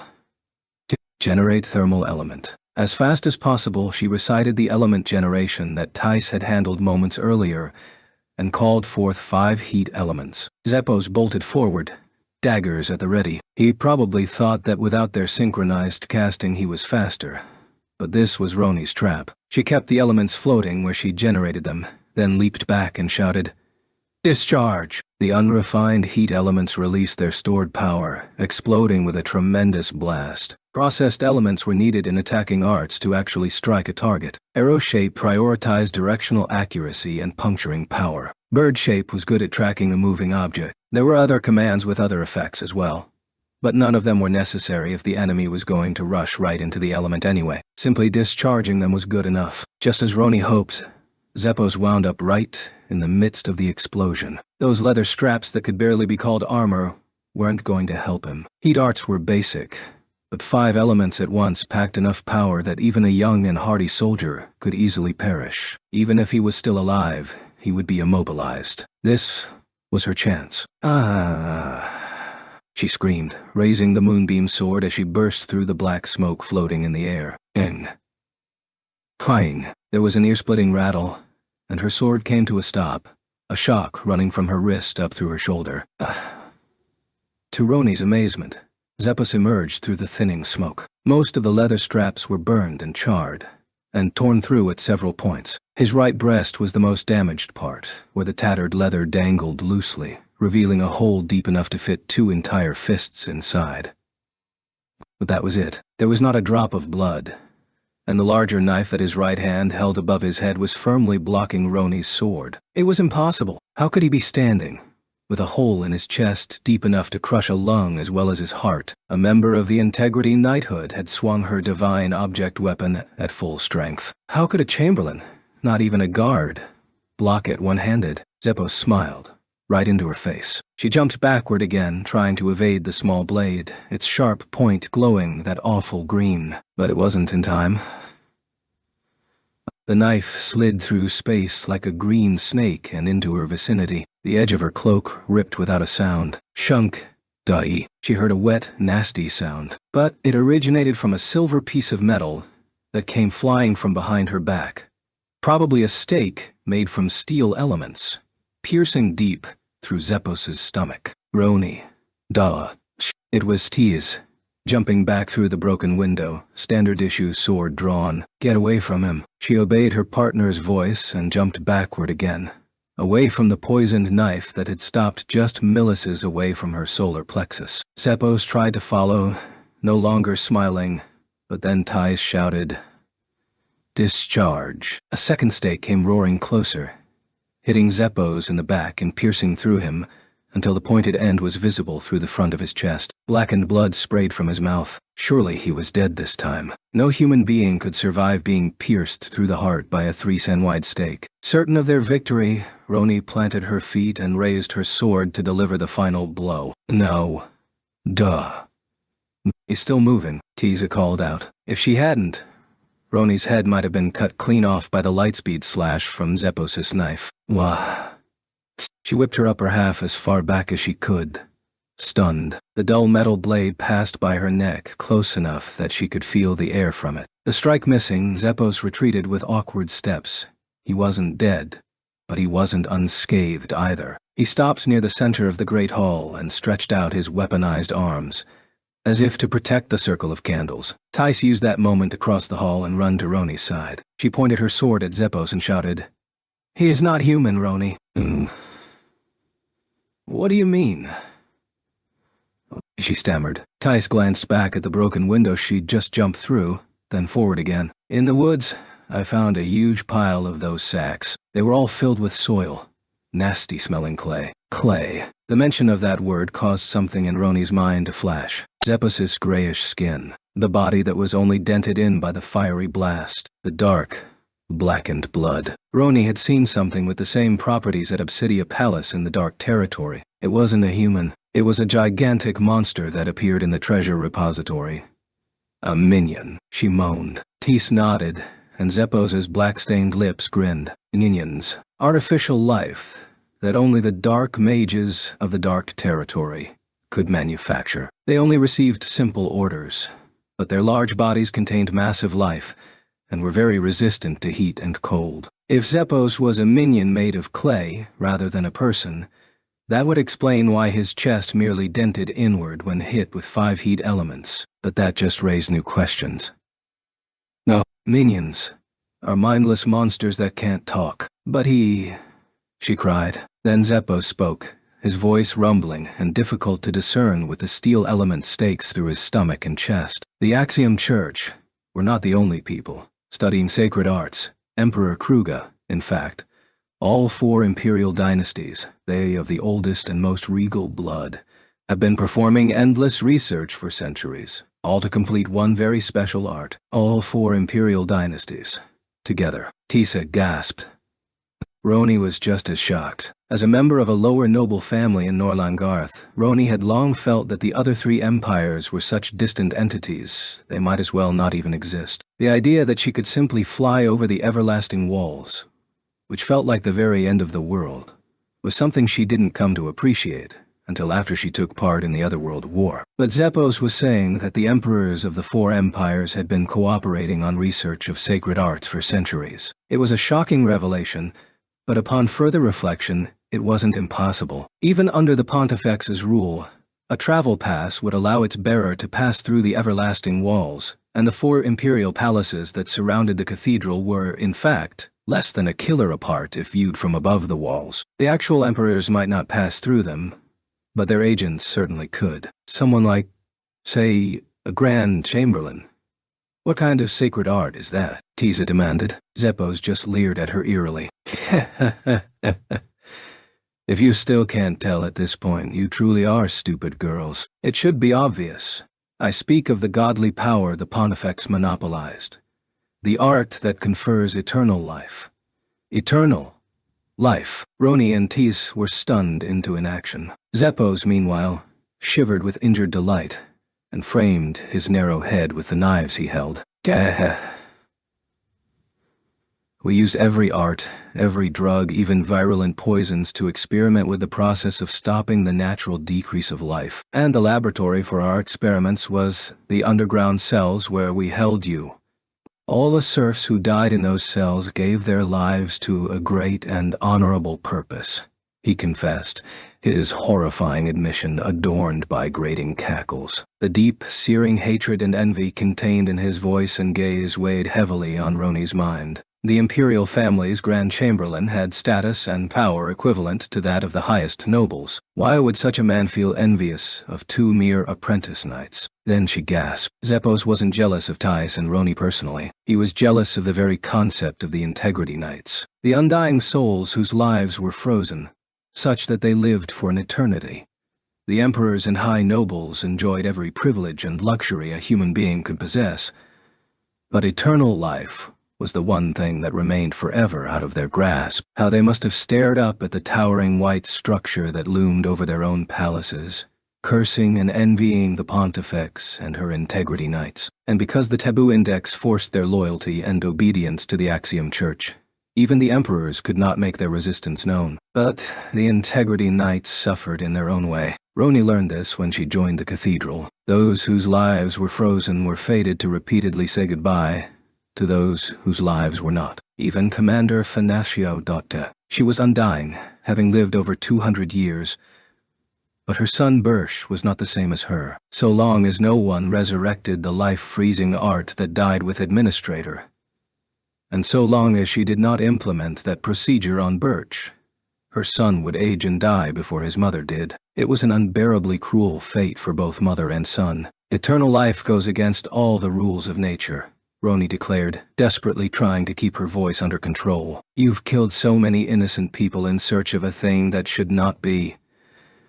It's unforgivable. Epos' artificial face twisted with rage. You accursed knights, he spat, spraying black blood from his lips. "You don't have the right to speak those words." If Zepos was a minion, as Thais suspected, there was no guessing how his body worked exactly. He had huge stakes through his chest and stomach and was still alive, so he clearly wasn't human. But that didn't mean he was simply clay in human shape. For one thing, there was clearly blood flowing through his body. So perhaps if he lost it all, he would finally die. His form was much smaller than a true minion, so he must have much less blood, too. Of the 3 minions they faced at Obsidia Palace, 2 had been punched to dust by Commander Iskin, and the 3rd was split down the center of its brain by Ambassador Sheeta's chop. Inflicting that kind of damage might not be possible at Roni's and Taizi's level of skill, but if they could avoid his knives and cut off an arm or a leg, they could win. The real problem was, the man Zepos was protecting with his life. Emperor Kruga. Over 3 minutes had passed since they barged into the Great Hall, but his chanting continued. The longer the recitation, the more complex and powerful the effects of a sacred art, and Roni knew of no art that lasted this long. Asuna's command for past scrying felt very long, but even that was only about 2 minutes. They couldn't let the fight with Zepos drag on. No waiting for him to die of blood loss. Just finish him off as soon as possible so they could stop the Emperor's art. "Tis, when I execute my technique, you stop him with light elements," Roni whispered to her partner. The 2 girls' abilities with the sword, sacred arts, and incarnation were even. In her heart, Thais probably didn't want to put all the danger directly on Roni's shoulders. But there was one area where a significant difference of power existed between them. TC's standard-issue army sword had a priority level of 25, while Roni's moonbeam sword was at 39. It had to be Roni who slashed him. "You're right that the Integrity Knights and Axiom Church may not have absolute rights," Roni shouted, brandishing her sword above her head, "but we're always striving to be right and just, and no matter what anyone says, what you're doing is evil." As though taking on its master's will, the sword began to glow bright blue. When Thais spoke the command of creation, she raced forward, pushing herself off the ground. Invisible wings beat on her back, slamming forward with great force. In an instant, she had crossed over 10 miles of distance toward the enemy. It was the Aincrad-style's ultra-speed charge technique. Sonic leap, ... "You will be fodder for our great ambitions too, girl," Zepos shouted, baring yellow teeth as sharp as fangs. He spun his knives to hold them backhand, and prepared to meet her in combat. White light enveloped his fierce features. There were 3 sharp bursts in a row.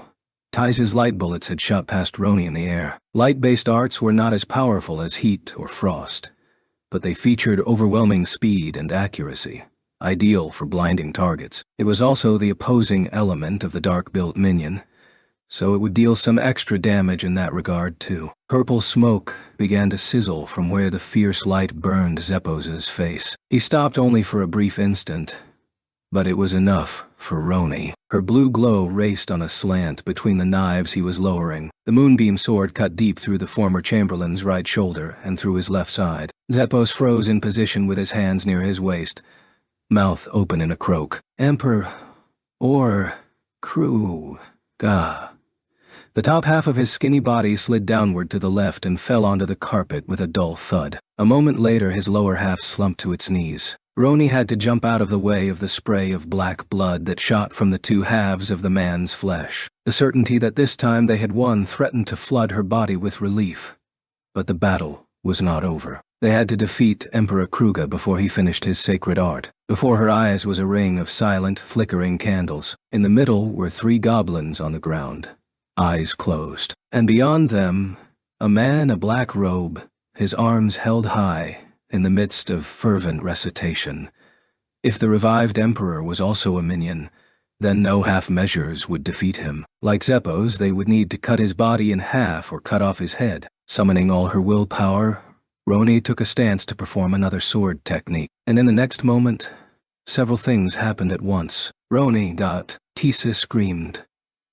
"Fulfill your duty, Zepos," thundered the emperor, pausing in his recitation. Gak. A shock ran through Roni's right foot. A moment later, severe pain shot through her body and into her mind. She looked down and saw Zepos's head and left arm stabbing its knife deep into the top of her foot. The blade was mottled green. She gritted her teeth as severe numbness followed the pain. She had to do something before the poison made its way all through her body.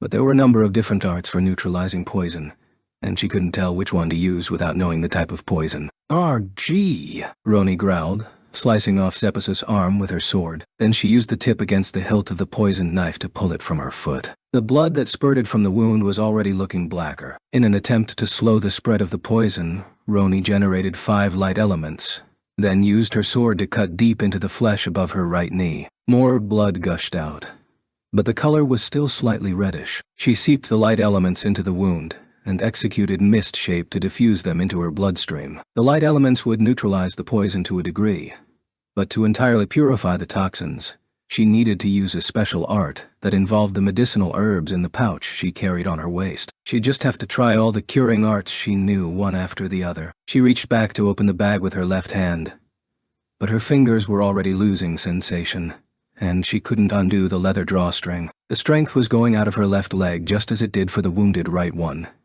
and her body toppled over. "Roni!" "Dot!" shouted Tease, who came running up to support Roni as she fell. Wasting no time, she swung her sword at what remained of Zephos on the floor, slicing straight through his head where it still writhed. In addition to the dull sound of a clay-like substance being split, there was a sharp metallic clang. Zephos was cut in two from brain to jaw. This time, his life was truly extinguished. The pieces lost their shape and melted into a sludge. The lower half of his body nearby turned into black phlegm that spread across the floor and began to evaporate. Where Zephos' head had vanished was a strange object. It was a silver disc, fashioned to look like a lily petal and a hawk feather, the special insignia given to those who served the Norlangarth Empire. The petal and feather were reserved for the highest honors. The disc was split perfectly in two, broken by Tease's sword. Purple smoke was rising from the crack, issuing a faint sound like a wailing scream. That was the core of the mystery, of how Zephos and the Emperor were back as minions, when they should be dead. There was definitely, the same thing inside the Emperor's head that related to him in the same way, giving his clay body a personality and a memory. "Taisi," Roni mumbled, even her lips starting to lose their ability to move. "Cut the Emperor's head. That's how you beat him." But she couldn't speak the words. Tease was holding her up with one hand, sword jammed into the floor, and rummaging through her own bag. She was prioritizing Roni's antidote over stopping the Emperor. Roni couldn't blame her. She would be doing the same thing in that situation. Deep within his lowered hood, Emperor Kruga smirked. Or so Roni felt. There was not a single shred of empathy for the second death of Zephos, the man who served him for so many years. "Connect all circuits. Open gate," the Emperor shouted in a voice like a cracked bell, throwing his hands as high as he could and leaning his tall, thin frame backward. She had no idea what those words meant, but struck by a kind of intuition, Roni did her best to crane her neck upward through the numbness. The tall ceiling of the great hall was painted black. A number of expensive-looking decorative lanterns hung from it, but they were not lit. But what drew Roni's eye was something in the center of that ceiling, a circular hole directly over where the goblins lay. It was about 30 cents across. The work was not finely done. It was crude, with broken wood ends visible along the edges. It looked as though the floor of the upstairs room above had been broken through with an axe. Why would they do such a thing? She thought. Within seconds, that curiosity turned to horror. Through the hole pulsed something black and gleaming, something viscous, something muddy. It was very similar to the clay-like material that made up Zephos' body. To Roni and Tyze's shock, the black clay-like substance hung down from the hole. It moved like it was being pushed through by some great force or else was oozing out of its own will. The liquid bulged like a balloon, pulsed, writhed, and then burst with an awful sound. It fell to the ground like a pitch-black waterfall, instantly engulfing the 3 mountain goblins and forming a cover over them before Roni's and Teezy's eyes. Once the pile of material was over 2 mels tall, it stopped pouring down from above at last. But its lifelike pulses did not stop. It began to shiver and shake with the goblins wrapped inside it. Tisa shrieked internally and backed away in a hurry, still holding up Roni. The poison had spread all throughout her body. The only thing she could do now was hold tight to the hilt of her sword with unfeeling fingers. If the poison on that knife was fatal, then her body should be rapidly losing life. But the sensations were so numb that she couldn't even feel pain. She needed the healing art done at once, but Roni couldn't take her eyes off the writhing black mass. The amorphous pile shivered and separated into 3 parts. The extended ends of the liquid engulfed the ring of candles, snuffing out the flames one at a time. Now the only light in the great hall was what little sunlight was coming through the broken window, and the door to the hallway that Roni kicked open. Both sources were weak and barely reached the center of the room. They watched with shock as the substance, now a trio of shadows, grew even larger into humanoid forms. Their upper halves bulged with muscle, thick and corded. Their arms were unnaturally long, legs curved like goats, folded wings on their backs and tails that hung to the floor. They looked very much like the minions she'd seen at Obsidia Palace, except for one major difference. True minions had circular mouths on the end of long extended heads, like swamp eels, with a pair of eyes on either side. But these monsters' heads were far more human, with pointed noses and ears and just the 2 eyes, half closed. Those faces, are they goblins? Tease murmured. The monsters did indeed look very much like mountain goblins, but without any of the rodent-like charm. When they opened their mouths, sharp, glittering teeth emerged. 2 horns grew from their hairless heads. Now she remembered what Zeppos had said just minutes before. You'll be the perfect combat training partner for the goblins, but they can't get through that little passageway, of course. If the 3 minions were the transformed result of the 3 goblins being overtaken by the Emperor's sacred art, and the black substance, then it was true that they couldn't fit back down the stairs to the basement. They were 2.5 mells tall now, and if they stretched their bent legs completely straight, their heads might reach the ceiling. Most likely, Zeppos and the Emperor, after dying in the rebellion of the 4 empires, were placed within that black substance, too. So they came back to life as minions. The 3 goblins were alive when they were absorbed, thus transforming into gigantic minions. There had to be an even greater evil lurking behind these phenomena. Someone used the remains of the Emperor to bring him back and taught him how to manufacture these minions. And that person, whoever it was, had to be the key between the string of events in the human realm and whoever performed the kidnapping in Obsidia. But at this very moment, the top priority was finding a way to return the goblins to their original forms. If they destroyed these minions in the same way as Zeppos, the goblins inside would surely die too. They needed to break down the black clay without hurting the goblins. It might be possible by throwing enough light elements at it, but 10 or 20 wouldn't be nearly enough, and there couldn't be that much sacred power still left in this hall. Roni, drink this, said a whispering voice. A little bottle touched her lips. She thought it was an elixir to recover her life, but the smell was different. While Roni had been pondering what to do, Tice was busy creating an antidote from reagents and sacred arts. The liquid trickling into her mouth was powerfully bitter, but one mouthful already had her tongue prickling with sensation once again. How had Tice determined which type of poison Roni was afflicted with, though? Her partner saw the question in her eyes and whispered, "I think that knife is Rubrel's poisoned steel. It's my first time seeing it in person, but the color is exactly the way Lady Lionel described it." Roni blinked to say, "So that's what it was." The Integrity Knights Lionel Synthesis 28 and Faisal Synthesis 29 once tried to paralyze and kill Kirito and Yugio with poisoned blades. Now they were trustworthy senior knights and gave all kinds of interesting advice that the other knights did not. At some point, they must have taught Tice about the poisoned dagger. As the paralysis wore off of her mouth and jaw, Roni managed to struggle her way through a whisper. "Tice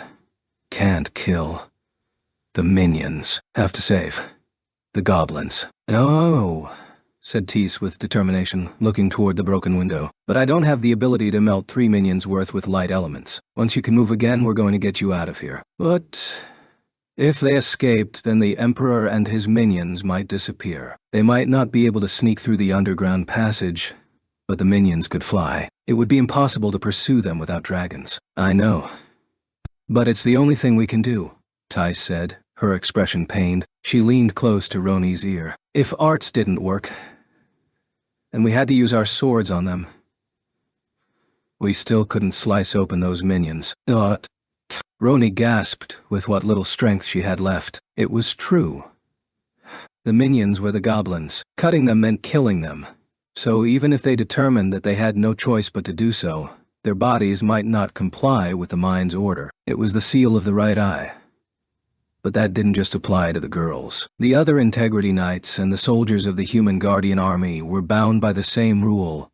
You must not harm the demi-humans for the sake of the peace of both realms. So any of them would be trapped in the same situation. What if it weren't just the three of them? What if tens, hundreds of demi-humans transformed into minions attacked Centauria all at once? The integrity knighthood would be unable to fight them. In fact, something even worse might happen. The reason Emperor Kruga and Zeppos had kidnapped the goblins and turned them into minions was to start a new war between the human realm and the Dark Territory. If these minions attacked Centauria and killed several people, only for them to be later identified as goblins, the effect would be far worse than Yazan's murder. Fury and hatred that completely eclipsed that of the Otherworld War would arise, and the humans would seek to invade the Dark Territory this time. In order to avoid that permanent break in relations, some of the knights might be able to suppress their right eye seals and defeat the minions. But what if the Emperor and whoever was behind him didn't want to make the two worlds fight, but simply desired to destroy the current peace?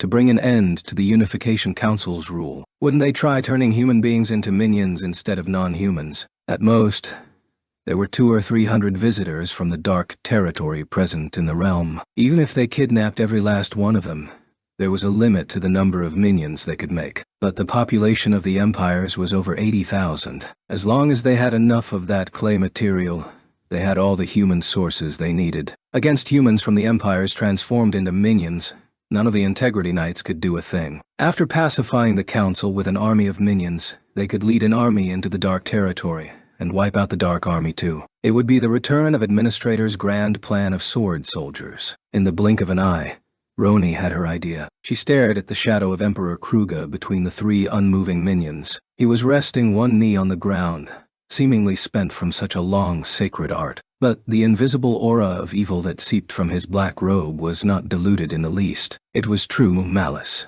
equal to or even beyond that of the kidnapper who tried to kill little Lizetta in Obsidia Palace. They couldn't let this man get away. And in reaction to her resolve, the Emperor moved. He got unsteadily to his feet and made his way through the minions, who were waiting on standby, so that he could face off against Roni and Thais. I do not know your style, but it was an impressive technique, girl. Roni was so taken aback by these words that she had no response in the moment, but the Emperor was not waiting for one. From his hood, the croaking voice continued, I can see how you were able to kill me and cut off Hosaika's left arm. It was chilling to hear him say you were able to kill me so matter-of-factly, but she didn't recognize the other name. Or more accurately, it sounded familiar, but she couldn't place where she'd heard it. But while Roni struggled to remember, Taisi gasped, the arm holding Roni up tensed. Hosaika Eastavariath. Known one.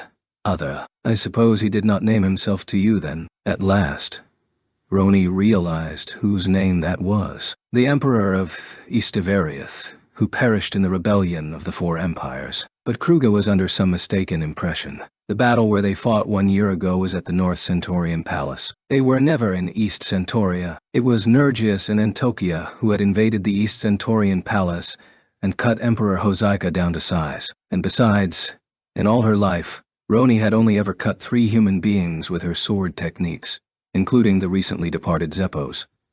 The first was Emperor Kruga, and the second was the robed kidnapper on the top floor of Obsidia Palace. Like just moments ago, Roni had used Sonic Leap to rush at the kidnapper and cut off his left arm. Left arm? Thanks to the antidote, Roni's skin was regaining sensitivity, and now she felt the hair stand up all over her body, from her toes to the nape of her neck. She could hear the kidnapper's voice faint in her ears. Ah, so it was the swordsman delegate who cut the chain. You are more trouble than even the stories say. Now she realized that if the kidnapper had been from the Dark Territory, he would not have heard about the swordsman delegate. Kirio's 2 previous visits to Obsidia had both been in secret. The people in town had never even seen him. You mean, she gasped, working her parched throat, trying to decipher the Emperor's words. You mean the kidnapper in Obsidia was the Emperor of Eastavariath, resurrected as a minion just like you? Kruga's pointed mustache twitched with mirth. You never found Hosaika's body, did you? He said. Before Roni could respond, he waved his hand. Have no fear. He is dead. When he hit the ground, his body melted into nothing, just like Zephos. He was admitting that the kidnapper was both Emperor Hozaika and a minion. But that left her with a new question. Why would you know that? You should have been here the whole time, asked Tease, not Roni. Emperor Kruga answered her, not with words but by opening his robe. Hanging on a delicate chain over his chest was a shining red jewel, the color of blood even in the darkness. It was exactly the same as what the kidnapper, Emperor Hozaika, wore around his neck too. Hozaika's plot failed, and he died again. With his vessel broken, he will not come back. But I have received that which he saw and heard, to serve as the foundation for the next plan. Do you see now? These fusion-type minions are part of that. In their original form, we learned, they would not stop you knights. He reached out to stroke the muscular arm of a minion with great satisfaction. Despite the succession of shocks, surprises, and horrors, Roni tried her hardest to think. The vessel he mentioned was probably the insignia that popped out of Zephos' head. She had no idea how it worked, but it was clearly a vital element of the minion body resurrection method. Emperor Hozaika had fallen out of the window on the top floor of Obsidia Palace after Shada and Roni had severed his arms. They didn't find his body, not because he flew away to escape, but because the fall smashed his vessel and caused his clay body to dissolve. But if she took Kruga's statement as truth, the red jewel around Hozaika's neck survived the fall, and through some means, it had traveled 3,000 kylers from Obsidia to Norlangarth, where it gave Kruga all of Hozaika's memories and knowledge. If all of this conjecture was correct, then that red jewel was the core of the massive plot that threatened to engulf both worlds.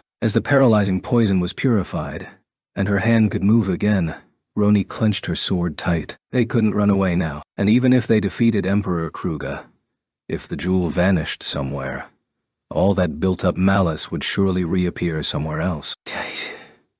Find a way to lure those minions away for 30 seconds, she whispered, so quiet that even she could barely hear it. If I kill the Emperor, it might return the goblins to normal. It was a faint hope, but if the one controlling them was gone, it might at least buy them a little time. The problem was that while the poison was wearing off, the wound on the top of her foot wasn't healed. A strong, firm step was a crucial part of sword fighting, and she would have only 1 or 2 chances to strike at her strongest. One way or another, she had to do it. Got it, whispered Tease over her shoulder at the same volume. She wiggled all her fingers and toes one last time, just to confirm they could feel again. The Emperor's lengthy and helpful answers gave her enough time for the antidote to spread, but it also helped him, too. The Emperor had recovered from his mental exhaustion, however you defined the mind that existed in the head of a minion made of packed clay and mud.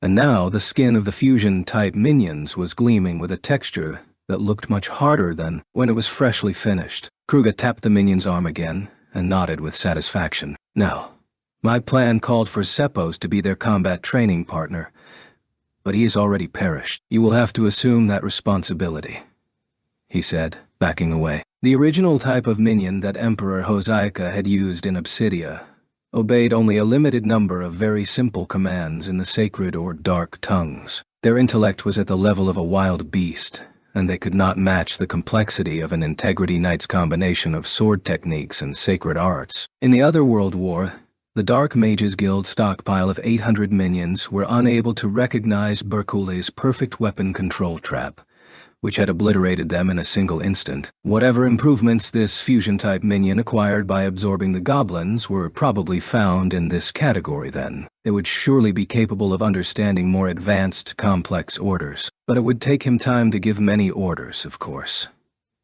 That would be her chance to strike down the enemy. Behind the line of minions, Emperor Kruga raised his arm, as if giving orders to Imperial soldiers. Minions, kill those 2 girls. Activate. That was all he said. A short order in the common tongue, and then a sacred word to close it out. There was a vibrating sound, and the minions' eyes flashed red. The 2 on the right and left suddenly sprang into action, so fast that their huge forms were nothing but a blur. The left minion jumped toward the broken window, and the other took a position before the open doors. Roni and Tice were trapped inside the Great Hall. In order to fulfill their orders to kill, the minions recognized that they could not let their targets escape, and blocked the 2 places that served as escape routes. That made it clear to Roni that her expectations were wrong.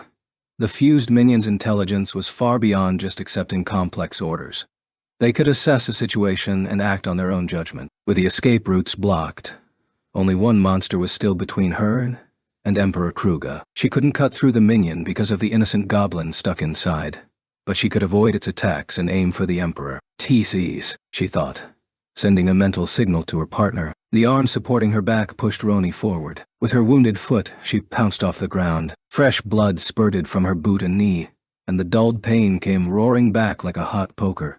But she gritted her teeth and endured. The two knights together charged with electric speed, but the minion's reaction was unbelievably agile. Its long right arm, like a 30-cent thick log, came roaring toward them in a vicious swipe. There were scythe-like fingers at the end of it that would surely cut their bodies into pieces if they struck, but Roni anticipated this attack. No matter how advanced these fusion minions were, their overall shape was not that different from the original minions. That meant that, like the originals, their main weapon was their claws. Kirsch. She grunted through gritted teeth, luring those wicked sharp hooks to lunge at her as far as possible, and pulling herself backward at the waist, just short of where they would connect. She slid along the floor on her legs, avoiding the swing. The pinky claw clipped her hair as it waved loosely, chopping 3 cents off the end, but that was a small price to pay. Having missed with its full-force swipe, the minion's momentum rotated it left, exposing its back to Roni. Since a minion's form was humanoid, it couldn't attack from that position. She rose again, grabbing the friction of the carpet with her left foot. Kruger was just 7 miles in front of her. It was within the range of sonic leap. One good attack could split through his head to break the vessel inside it, as well as the red jewel that hung over his chest. And all of this would be over. She pushed hard off her bloodied right foot once again, raised her moonbeam sword for the attack, and then something black and long and thin leaped up abruptly from the darkened floor like a whip. It went directly at Roni's throat with unbelievable speed. On pure reaction, she lifted her left arm to protect her neck. In a hundredth of a second, the black whip struck her forearm. It's the minion's tail. With the momentum of its full turn, the fusion minion used the one weapon it had on the rear side, its tail, to swing around with even greater speed than its arm. Roni's realization came at the same instant that her left forearm snapped, and the tail, which might as well have been woven around a metal rod, continued its momentum into her chest, knocking her into the air and pushing her backward with tremendous force. She flew over 10 miles through the air, slammed into the wall with her back, and fell to the floor on the rebound. Her vision went black. She couldn't breathe. Several ribs were broken in addition to her arm, but the shock to her entire body was so massive that she couldn't even feel the pain. She had to stand, but her body wouldn't listen. Despite her metal armor, which was admittedly on the light side, the single blow had knocked her life down into dangerously low territory. Roni, somewhere. Tease was screaming her name. With all her strength, she shifted her face up off the floor, trying to see through fading eyes. On the left, she could vaguely make out her partner running to her, and on the right, a gigantic shadow zooming forward with great speed. Tease. Run. But there was no strength in her throat. Only air emerged. Tice noticed the minion rushing after her and came to a stop to fight back. But the moment she pulled back her standard-issue sword, she paused unnaturally. It was the right eye seal coming into effect. Roni's injury had caused her to forget herself momentarily, and when she had tried to attack the minion, she remembered there was a goblin trapped inside it. Up until this point in her life, Roni had never activated the seal, but she heard that the pain it caused was like one's soul being cracked apart. As far as she knew, the only ones to have ever surpassed the seal of their own will were Yu-Gi-Oh, Alice, Lopalin, chief of the orcs, and Commander Iskan, who tore out his own eye to remove it. While Tice was immobilized by that terrible agony, the minion struck her with full force. 4 trails of blood spurted into the air, and Roni forgot her own pain for a moment as she let out a silent scream. Tice's body crashed against the floor and bounced once before rolling over close to Roni. Her eyes were closed. She seemed to be unconscious. Blood streamed from the wounds where the minion's claws had gouged her flesh. See. There was blood dripping from Roni's mouth too as she crawled desperately toward her partner, reaching with her broken arm to place a palm on her friend's skin. If she didn't cast a light element healing art now, Tice was going to die. Sist. Cow, she said, but there wasn't enough volume behind her voice, and the command did not activate. Her hand was red up to the wrist where she pressed against Tice's wound. Integrity Knights had weapon equipping and magic authority levels that were far higher than the soldiers of the regular army, as well as the overwhelming strength and stamina that those authority levels conferred. But their life value was still not much different from that of an ordinary person. The hardiest elite knights had a level of about 5,000, and 17-year-olds Roni and Ties were only at 3,000. She didn't need to be able to speak to open the Statia window.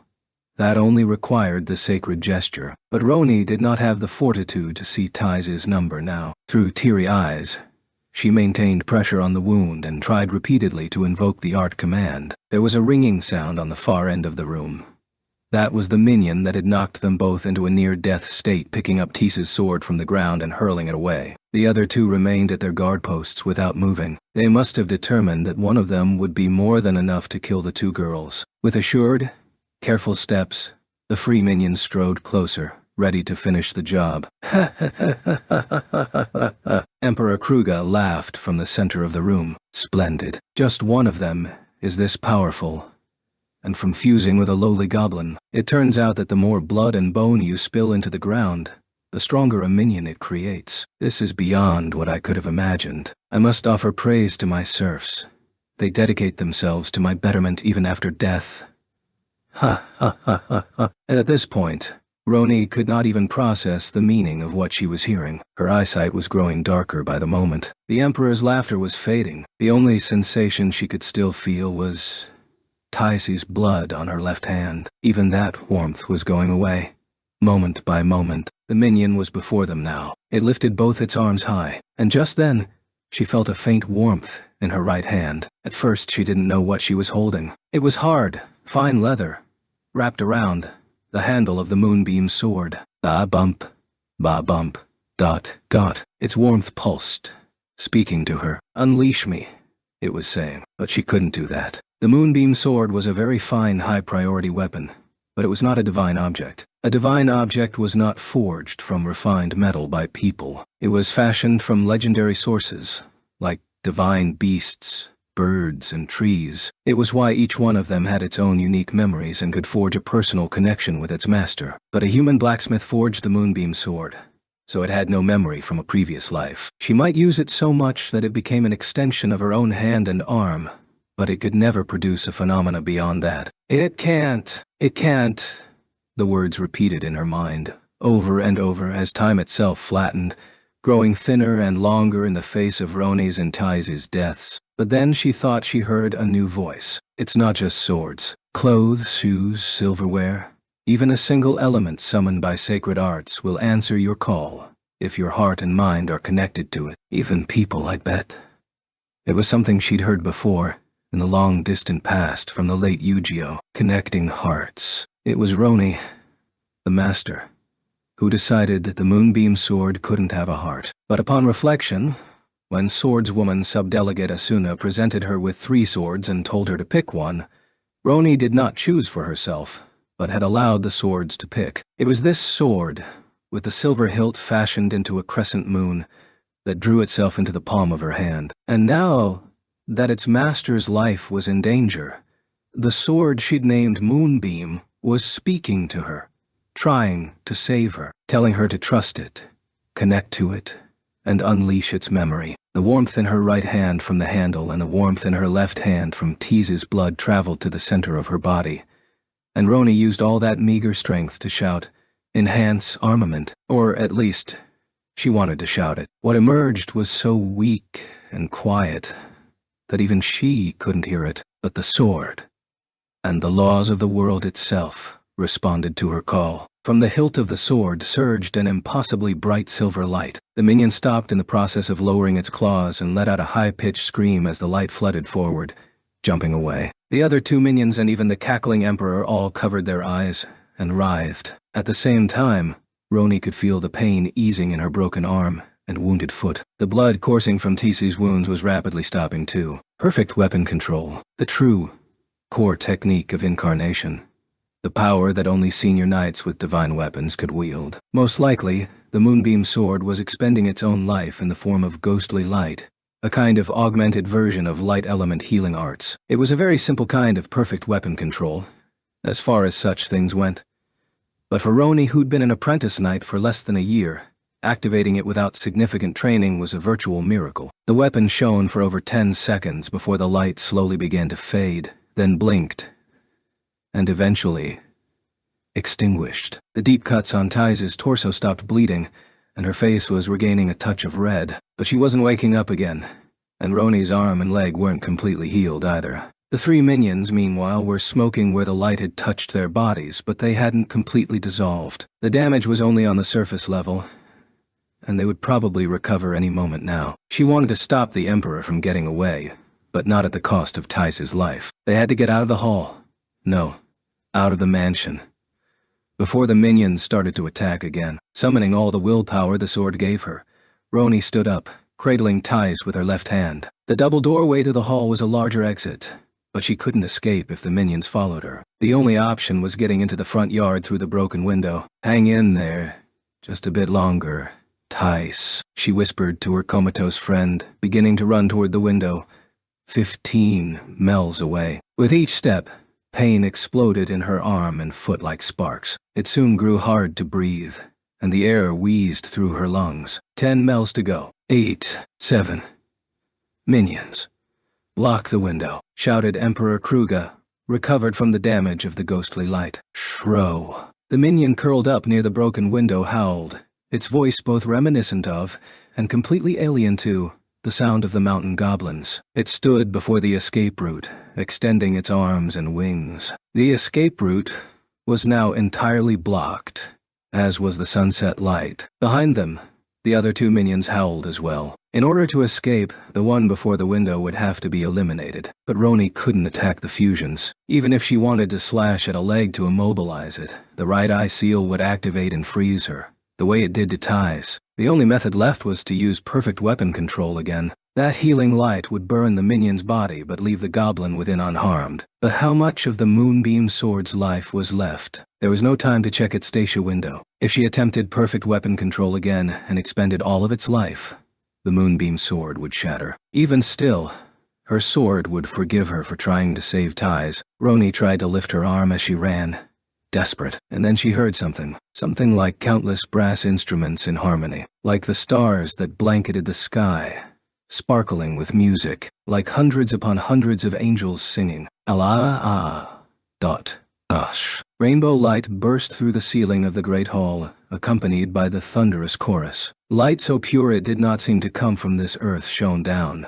But the minions were not pained. Their red eyes blinked in confusion as they stared at the ceiling. Then, a thin lattice of lights ran through that ceiling. It grew thicker and thicker. The ceiling itself was being broken down into dozens of boards, each one completely separated from the others, yet they did not fall. They floated in the air, then slid away in all directions. But the ceiling was not the only thing being dismantled. The walls of the upstairs, the roof, even the furniture was enveloped in the scintillating light, silently moving away from their original locations. It was as though the house were built of carefully assembled wooden blocks that were crumbling outward instead of inward. The waves of destruction reached the walls of the first floor. The sturdy-looking edifices crumbled into pieces of gray stone that slid outward into the yard. The glass windows followed them, the panes separated entirely from their frames. In less than 20 seconds, the enormous building was completely disassembled, leaving just the floor. The sound of the angels faded, as did the rainbow light. And then, with a monumental crash, the plethora of floating materials crashed to the ground. When the most orderly destruction in the world was complete, Roni was no longer standing inside the mansion. The dark carpet was still beneath her feet, but the only thing overhead was the deep red evening sky. The burning disk of Solus was partially blocked on the lower end by the End Mountains, and the north wind, still brisk with winter, brushed their hair. The three minions and Emperor Kruger were frozen in place with shock. If they were original minions with no minds of their own, they would ignore the change in situation and keep attacking. But the smarter fusion-type minions were paradoxically paralyzed with confusion. Yet, Roni was equally at a loss. She'd gone from a desperate, doomed attempt to escape the Great Hall, and now it and the entire Imperial Villa, so saturated with evil and terror, had been completely demolished in a matter of seconds. She couldn't wrap her mind around it. "Roni," said a faint voice in her left ear. That was enough to spur her mind back into activity. Just as hoarse, she called back, "Tice." But her friend, who was conscious again, wasn't looking at Roni. Her maple-red eyes were fixed on one point in the southern sky. Roni's head turned to look in the same direction. At the boundary where the sky turned from golden yellow to red, floated a little shadow. It was two people. One was a woman in a pearlescent dress, with long brown hair that fluttered in the wind. In her right hand, she had drawn a rapier, and the other, supporting her with a hand around her waist, was a black-haired young man wearing a plain black shirt and pants. The hem of his jacket had transformed into dragon-like wings that were beating slowly. When Roni looked harder, she noticed what was clutched in the woman's left arm. An animal with pale yellow downy feathers. An animal with a long neck and tail and little wings of its own. A baby dragon. Tsukigake. Her voice was trembling, and when she inhaled, her throat trembled with hot emotion. She also called the names of the two people, Lady Asuna, Kirito. Little Tsukigake had run her hardest all the way to Centauria and called for the two of them. The scintillating light that broke down the mansion was none other than the unlimited landscape manipulation ability belonging to Asuna, the only person in all the underworld with the power of Stasia at her fingertips. After Roni and Tais, Emperor Kruga noticed the presence of the people staring down at him from a great height. His dangling fingers curled like claws, creaking and cracking so loudly that even Roni could hear it. Swordsman Delegate of the Human Unification Council, what won't you do to confound me? His voice was so twisted and cracked that its very utterance felt like a curse. The Emperor's robe swooped, his sleeve swaying as an arm as thin as a dead branch jutted toward the people in the sky. Minions. Minions. Strike down those insolent cretins. The three fusions quickly looked to the sky at the sound of their new order, and their pointed jaws opened wide. Beyond the rows of sharp teeth, purple miasma writhed and congealed. Was it possible that the fusions had the ability to unleash breath attacks like the heat beams of the dragons? They're aiming at you, Roni shouted, but her voice was still frail and tiny. They couldn't have heard it from 100 miles up in the air. But Kirito reacted immediately after Roni's shout, lifting his idle right hand up toward the sky. In its grasp was a black longsword that gleamed gold in the light of the setting sun. That was Kirito's Nightski blade. The trio of minions opened their jaws as far as they could, preparing to unleash their darkness breath. The vicinity suddenly grew much darker. At first, Roni thought that the miasma coming from the minions' mouths was blocking the sunlight, but she immediately realized this was not the case. It wasn't just around the minions that was getting dark. The whole forest surrounding the mansion was plunged into deep shadow. The vivid, crimson sunset had abruptly turned into the dark purple of night, complete with twinkling stars. Even Solus on the western horizon lost all its light, as though Lunaria had completely covered its passage. But in the midst of this sudden arrival of night, there was one thing that shone fiercer than before. It was the night sky blade in Kirito's hand. The flat of the blade was emitting a golden light so bright that you almost couldn't look directly at it. Even Kruga was taken aback by the arrival of another supernatural phenomenon, this one far surpassing the dismantling of the mansion. But he recovered, throwing his left arm into the air and boldly shouting, "Pay it no mind. Shoot them!" The minions threw back their heads into the sky and unleashed the purple miasma, which shone with a very dull glow of its own. Unlike the searing rods of heat from the dragons, these were spheres that left a trail behind them. They rose into the sky with an eerie sound like the screaming of a wild beast. Kirito swung down the night sky blade at them. Roni's vision was filled with white. It was so bright that she couldn't keep her eyes all the way open, but she forced her face to stay in place so she could see it for herself. The light was coming from a vast number of particles in the air. The dots of pure white light held no heat, but they filled the air all around. The miasma breath continued ascending, devouring the motes of light along the way. But like a chunk of ice dropped into hot water, they shrank rapidly and ultimately blinked out of existence. "Are these all light elements?" Tisa whispered. Roni nodded silently. The appearance, color, and movement of the points of light were exactly those of familiar light elements, but generating any element, not just light elements, was limited by the number of fingers of the caster. 10 at once, and there were thousands, even tens of thousands of light elements filling the air at this moment. She could guess at how they were generated. Kirito's night sky blade had a perfect weapon control art. Technically, it was the higher version of that, memory release.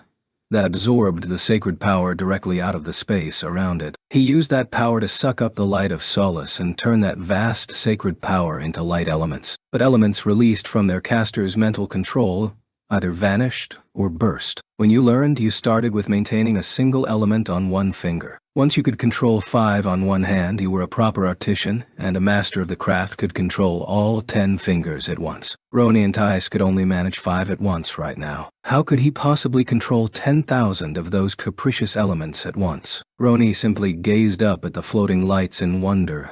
They looked like glowing snowflakes all around her. The minions, meanwhile, opened their mouths again for another round of miasma breath. That was when the floating lights all began to move. As though they possessed one mind among them, the 10,000 dots flowed and swirled, enveloping the 3 minions, like when they were exposed to the ghostly light of the moonbeam sword.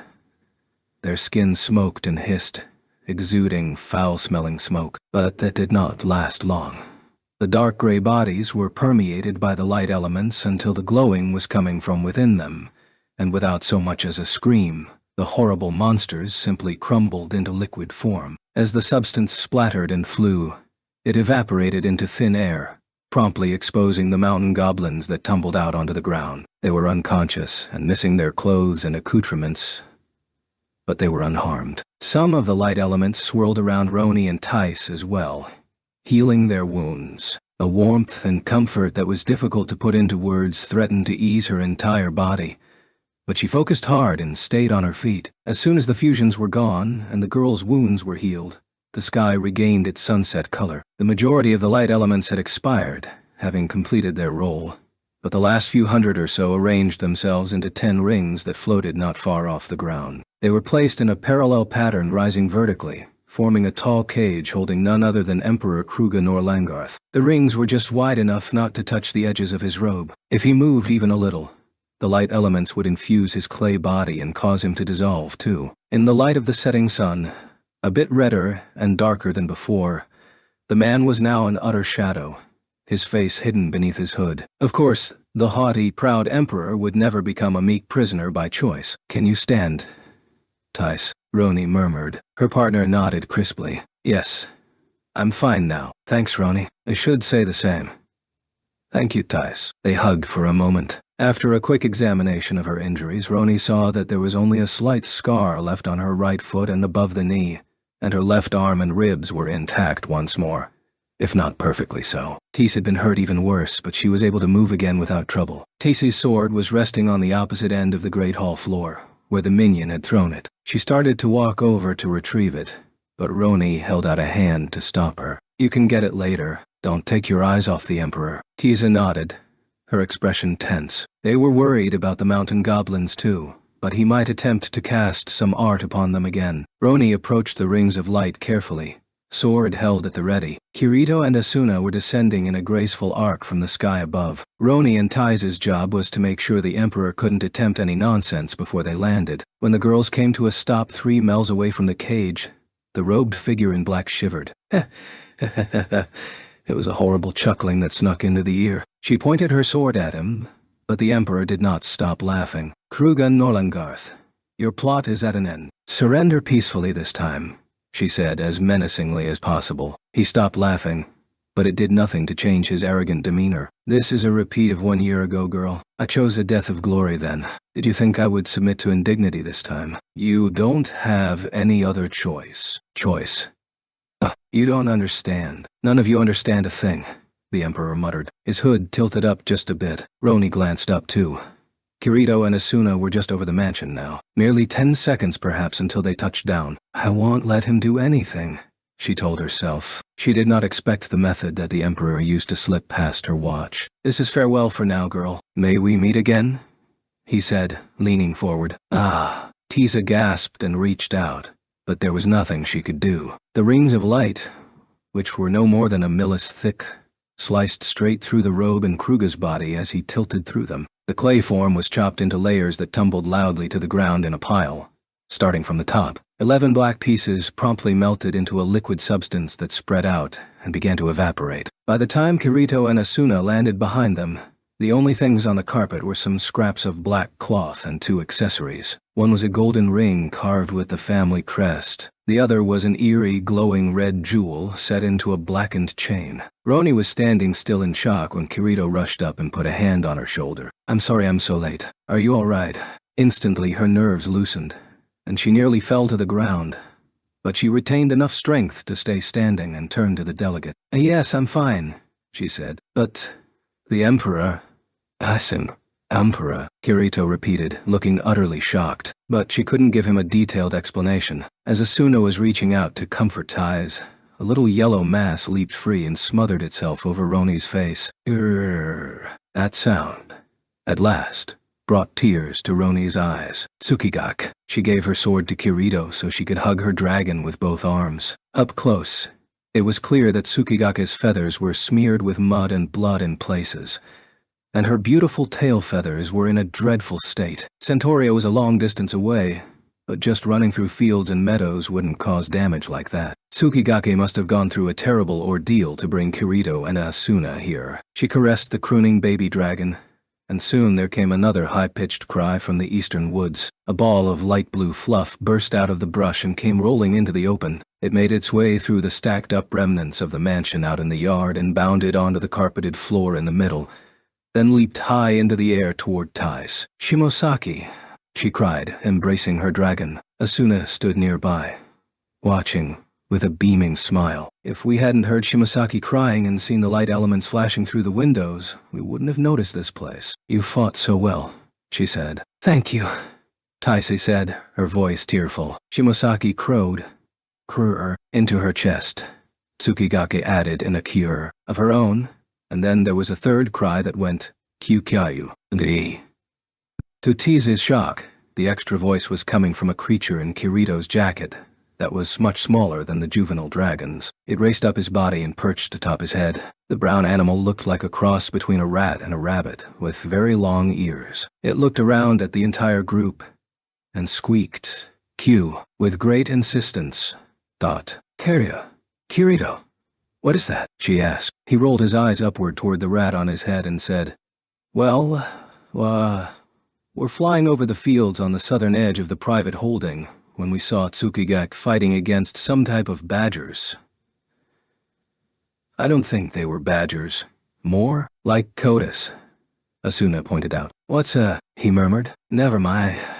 Anyway, we drove off the Kotis and healed Tsukigake's wounds. Then, when we were about to start flying toward the lake, Tsukigake ran over to a wooden bucket, and this guy popped out. From the bucket." "Yeah."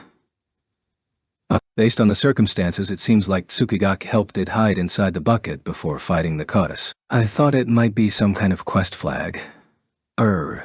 Something important to keep around, so I brought it along, but nothing really happened," the swordsman delegate explained. Tsukigake looked back and forth between Roni and Kirito, then crooned, "The rat chimed in with a QQQ. Roni didn't know exactly what Tsukigake's chirping meant, and certainly not the rat's, but she could get a vague sense of the implications and tried to put them into human words. It seems to me like Tsukigake made some kind of a deal with that rat."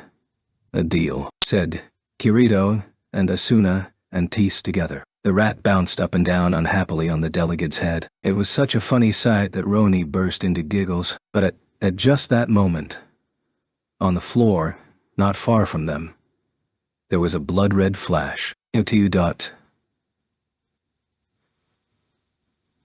rat shrieked, and it dived into Kirito's pocket. Tsukigake and Shimosaki both growled a warning. Roni held up a hand to block the eye-piercing light and caught sight of its source. It was the jewel resting on the ground.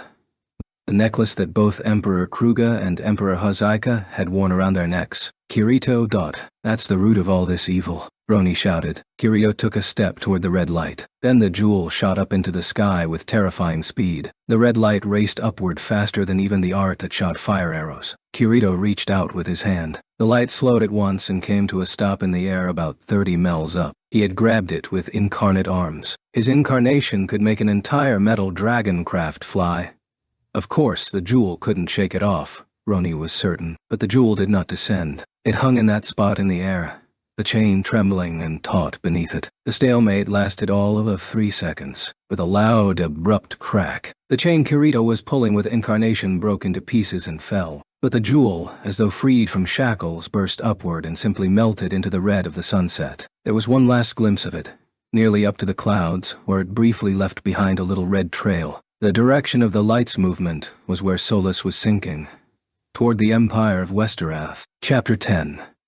Tease. Roni, how are your injuries doing? Asked the swordswoman subdelegate. The two of them responded energetically. I'm perfectly healthy again, said Roni. Like Kirito would say, I'm at max health, Tisa added, clenching her fist. She didn't actually know what the term meant, but Asuna apparently did, and she chuckled. That's good to hear. We put you two through a terrible ordeal. Her smile faded as she spoke, and her long lashes drooped as she looked away from them. But Roni and Tice protested. No, we were the ones who put ourselves in danger. And thanks to your good word, Ayuha made sure that we were fully healed. Just look at this. Tisa lifted up her shirt and flipped down her skirt waist to expose her stomach. The place where the minion had slashed her was completely healed, without a single trace left. That was very good, of course, but just because it was only the 3 girls on the Morning Star lookout on the 95th floor of Central Cathedral didn't mean that they should be showing off their midriffs. Roni reached out and pulled Tice's shirt back down. I must say, Lady Ayuha's knowledge of medicines is really impressive. I thought we were very diligent students at the academy, but she was pulling out all kinds of plants and minerals I've never even heard of. Even after she was given the position of leader of the Sacred Artificers Brigade, Ayuha has spent her days off going to search for new kinds of herbs on her own. Her sister, Sonus, was complaining that she's often forced to taste test them, reported Asuna with a little smile. She added quietly, apparently, Ayuha wanted to be an herbalist as a child, and when Kirito told her about how he grew Zophilia flowers in North Centauria, it rekindled her love for botany. Oh, but I don't know that I would recommend trying to compete with the things Kirito does, Roni added without thinking, prompting a big laugh from Tice. Tsukigake and Shimosaki stopped in the course of eating their dried fish nearby to chirp, while their new friend, Natsu the long-eared wet rat, chewed blissfully on a walnut. 3 days had already passed since the incident on the Imperial Holding, making today February 27th. The last day of the month, the 30th, would see a great celebration throughout the entirety of Centauria, in memorializing the 1-year anniversary of the quelling of the rebellion of the 4 empires. As such, even the cathedral itself was bustling a little more than usual. But for the Unification Council, the situation was too serious to allow anyone to get carried away. They had killed both Emperor Hosaika Istavariath and Emperor Kruga Norlangarth 1 year ago. Yet the 2 men returned with minion bodies, and were closely involved in the recent incidents. Kruga, in particular, had spent a long time hiding out in the Emperor's private lands, directly inside of Centauria, working on a plan to mass-produce fusion-type minions that were much more powerful than the traditional kind. When Finetio, Duzilbert, and Xiao Shokas of the intelligence agency had heard this, they were shocked. With that news, they searched the imperial holdings and noble lands of all 4 empires again, but the most they found was some hidden fortunes, and nothing that tied into any grand conspiracies. The most important search was for the red jewel that had flown into the west from the Emperor's villa, but they had found no sign of it since. It was a jewel the size of a songbird's egg, not a human being.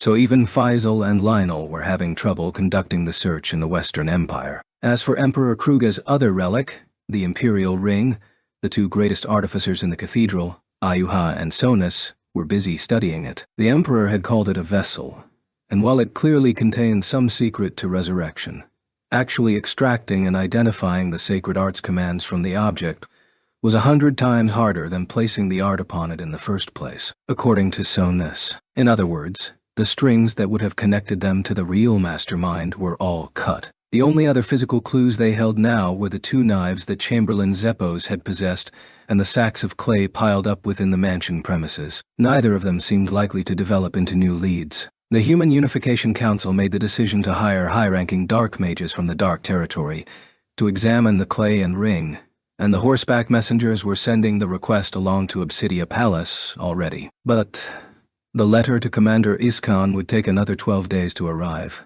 and 2 weeks for a return message, so the actual hiring wouldn't take place for quite a while. As for Roni and Thais, they were firmly questioned by Finascio as to why they didn't return to report as soon as they heard the sound beyond the mansion door. But she also lauded them for finding and rescuing the kidnapped mountain goblins and announced that they would be promoted from apprentice knights to lower integrity knights. The official promotion was scheduled to happen in early March, after the celebration of liberation, but they'd already received their internal numbering. After Eldri Synthesis 31, who perished in the Otherworld War, the 32nd knight would be Thais. Roni would be the 33rd. By the knighthood's tradition, they should have to abandon their family names. But synthesis was a sacred word indicating one who had received the ritual of synthesizing. So after discussing the matter with Kirito and Asuna, it was decided that because the two hadn't been synthesized, they would simply add the number to their birth names. Next month would see the birth of Thais Strinin 32 and Roni Arabelle 33. After their promotional battle, their equipment authority level rose to 40, which was an absolutely respectable number for a proper knight. But for the moment, Roni still didn't feel like she was official. Perhaps that was because, since receiving the news 2 days ago, she and Thais had not talked about it once. Roni had hinted at the topic a few times, but in each case, Thais said, "Sorry, not yet," and looked away. And in this case, Roni had a vague idea of why she might not want to. Most likely, there were 2 things that Thais wanted to settle before she rose to the rank of a full-fledged knight. One was her proposal from Renly. The other was her love for the late Yu-Gi-Oh. The entire reason they'd approached the off-limits Imperial Villa in the first place was to investigate the rumors of ghosts. If the residents had confused anything for a ghost, it was probably the sight of Zeppos digging up soil in the forest. But in Tis's case, she was probably hoping that the ghosts were real. If the dead could show themselves, she might actually have a chance to see Yu-Gi-Oh one more time. There were no ghosts at the Emperor's mansion, yet the battle that ensued probably did nothing but deepen Thais' ambivalence. Kruga and Zeppos were dead, brought back to life with vessels and the minion creation process. In other words, the same method might be capable of bringing Yu-Gi-Oh back. Yu-Gi-Oh, of course, would not want to be brought back to life in a minion body. But, to a painful extent, Roni understood Thais' desire to see him one more time, to speak with him and tell him how she truly felt. Now Thais was faced with a very accelerated promotion to the knighthood, without having gotten over Yu-Gi-Oh or given Renly an answer to his question. In the daytime, she'd been putting on an even more cheerful demeanor than usual, but Roni knew that she was in her room crying at night. She wanted to help. She wanted to lessen her friend's pain, but there was nothing Roni could do for her. Today's tea party was Asuna's idea, after she noticed the way that Thais' face occasionally betrayed darker moods. Solus light fell gentle and warm into the morning star lookout, where all the walls were open to the sky, and the balmy breeze told of the approach of spring. The apple-scented tea from Hana's private stock and Asuna's homemade apple pie were both delicious, and in the pleasant afterglow of the meal, watching the 3 animals frolic, it was hard not to smile. But even with her peaceful smile, the sadness deep in Thais' maplered eyes did not fade away. At this rate, it was possible that Tis might refuse the promotion to become a proper knight. In fact, she might even return her sword and insignia to the knighthood and leave Central Cathedral altogether. Seized by this awful premonition, Roni's breath caught in her throat for a moment.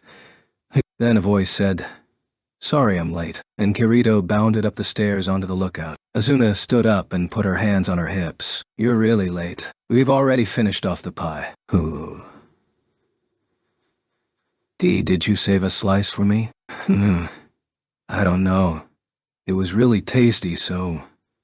"Oh, that's not fair," he protested, placing a long, wrapped object into a nearby flower planter and taking the seat between Roni and Asuna. Asuna had saved some of the pie, of course, and she set out the large slice with some apple tea for him. As he opened wide to take a huge bite, Thais asked him, "Kirito, you said you were going to be late ahead of time. Where were you?" "If...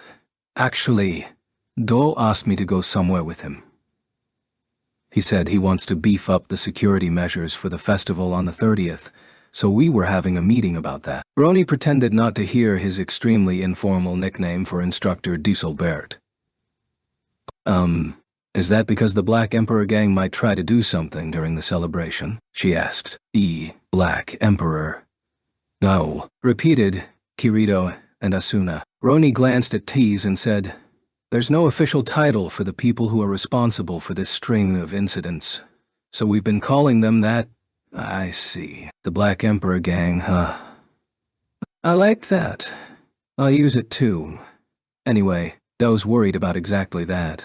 But I think the likelihood is low. The goal of the revived emperors is stirring up another war between the human realm and the dark realm, and the fusion minions they were going to do it with are dissolved. If they do mess with us again, it's going to take a while for them to prepare. That's right, said Asuna. Or in other words, if you two hadn't found Emperor Kruga's hideout, perhaps those fusion-type minions would have attacked the Liberation Festival. Kirito nodded. Exactly. Fanaccio might have scolded you for being reckless without backup, but you ended up saving us from a terrible situation. We found over 200 sacks of clay in the woods. It makes me shiver to consider what would have happened if all those had been turned into minions. In that case, what do you suppose their plan would have been as far as the subjects trapped inside the minions? Tisa asked. Kirito took a sip of apple tea and grimaced. It's not very practical for them to kidnap every last non-human staying in the human realm. For one thing, trade has temporarily halted, and all the tourists are going back home. Oh, by the way, Oroi and the other 3 mountain goblins are leaving tomorrow morning. They wanted a chance to thank you for what you did. Then we'll have to go and see them off, Roni said at once, looking to the eastern sky. The eastern gate, which had separated the human and dark realms for over 400 years, collapsed 1 year and 3 months ago to enable war between the two sides. After the war's finish, the gate was rebuilt, but the new wooden structure remained open. After the murder of Yezin, however, the gate was closed again. In that sense, the Black Emperors had already achieved part of their goal, and the matter hadn't been resolved in the least. She recalled what Faisal told her in the Great Bath and looked at the side profile of the swordsman delegate's face. Kirito?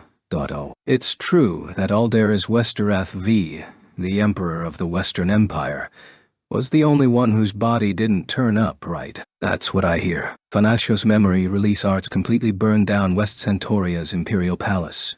It took them 3 months to clear the rubble, so if Emperor Aldera's body was buried under there, it would have dissolved into sacred power long before the castle was cleared away. Or maybe he escaped and went into hiding, Asuna pointed out. Kirito crossed his arms. I think Kruga was able to hide in the villa because he had a minion body and didn't need to eat. But if Aldera's is still alive, he'll require food. If he comes to buy food in person, he'll draw attention and get caught in Zhao's information network, But what? But what? According to Faisal and Lionel's investigation, there are a number of former Imperial Knights from the 4 Empires' Imperial Guard who are unaccounted for. They swore loyalty to the Imperial families, so I wouldn't expect them to switch over to the Guardian Army right away, of course. But if those former knights had rejoined the Emperor, it wouldn't be that hard for them to arrange for food. So in that sense, we might need to widen the search. It's like, no amount of manpower is enough for us, Kirito grumbled. Roni knew he was dealing with so much work that it was pulling him all over the place every day. She straightened her back and said, "When we become proper knights, we will help you with whatever we can." Kirito flashed her a grin and said, "I could use that," then looked at Tais. His eyes bulged with surprise. Roni looked to her right. Just a moment ago, Tais had been listening seriously, but now she was crumpling her face, biting her lip, and doing everything she could not to cry. "Tis," she said, reaching out to touch her friend's back. In terms of size, Tais was slightly larger than her, but now she felt as small as a little child. Kirito and Asuna said nothing. They remained calm and composed, as the leaders of the knighthood should, but they waited and watched, considerate of her emotions. Shimosaki had been playing tag with Tsukigake and Natsu in the middle of the grass, but now he approached the table with a little croon and licked at the fingers of her right hand. She scratched the little dragon's head gently, then looked up at last. Kirito, Lady Asuna." The two of them just nodded. Tais sounded out each word carefully. I think I'm going to refuse the promotion to full-fledged knight." "Why do you say that?" asked Kirito earnestly. His black eyes were as powerful and warm and enveloping as they'd been since the first time they'd met at Swordcraft Academy, and they convinced Tis to reveal what she'd been carrying inside of her all this time. "I suggested that we should investigate the Emperor's villa, because I heard a rumor there were ghosts there. And if ghosts are real, then maybe one day I can see Yujio again. I let my emotions carry me onward, and I put Roni and Tsukigake and Shimosaki in danger. I don't have the right to be an integrity knight. Her voice trembled at the very end, and a single set of tears dripped from her maple-red eyes. There were many things Roni wanted to say to her friend, but right now it was Kirito's job to accept Tease's emotions. "You want to see him, don't you?" he said, his voice gentle but ever so slightly strained. Tease's face shot upward. She stared at him with teary eyes. "There are times when I want to see Yujio so much I can't stand it," he went on. "When I'm alone, I always find that I'm remembering something he said, or the way he smiled. And the truth is, it's not like there's no way to hear the voice of those who have died. Our memories seep into things we treasure, and places we love, and it's possible to summon a kind of imitation soul from them, through sacred arts." This caused Tease to twitch. She clasped her hands before her chest and wrung the words from her lungs. Then, can I see him? Can I see Yujio again? Kirito closed his eyes briefly. He shook his head in one slow motion. Even if a sacred art could help you hear Yujio's voice, that would not be the real Yujio. Emperor Kruger came back to life as a minion, and he wasn't the real person either. 5 floors above us, on the top of the cathedral, Yujio fought the pontifex, and they both died. Like the young Alice, whose soul was taken away from her by the synthesis ritual, his soul has gone on a journey to somewhere far, far away. Even after that point, the memory of Yujio and his sword saved me many times, but that too burned itself out in the battle with Emperor Vecta. His words were full of sympathy and kindness, but also cruel honesty. Taise's shoulders slumped. Then, I suppose his memories are nowhere to be found in this world, she murmured. I didn't say that, he insisted firmly. He lifted his hand, then pressed it to his chest. The memories are in here. His memories still remain in all the people who met Yujio and spent time with him. And if the Yujio of your memories speaks to you, then that is the real Yujio. Tease inhaled sharply, almost like a gasp, and pressed a hand to her own chest. A few seconds later she let it fall to her lap. I was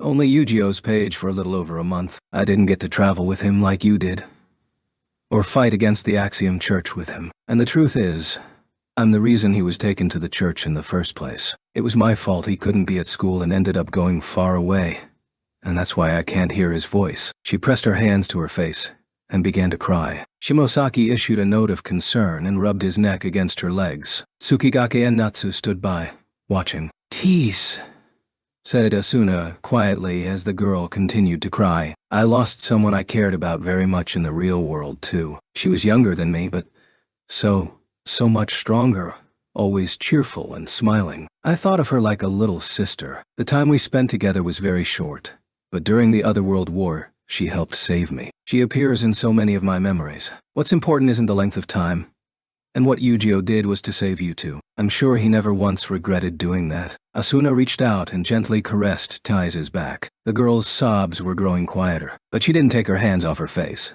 So Kirito faced her directly and said, Tease, even if you don't take the promotion to be a knight, you'll still trade your sword in, right? It was an abrupt question, but Tease did remove her hands at last to reveal her tear-streaked face. Yes, she said, because I was still using a standard-issue sword at the mansion. Roni had to do all the fighting. Then you'll get to choose your everyday sword from the armory. And I also want you to keep this, Kirito said, pulling out the wrapped item he'd stuck in the nearby flower bed. From the white cloth emerged an unspeakably beautiful longsword, as translucent and blue as ice, with a carving of a rose on its hilt. Tease's eyes went as wide as they possibly could when she saw it. Thor, the blue rose sword.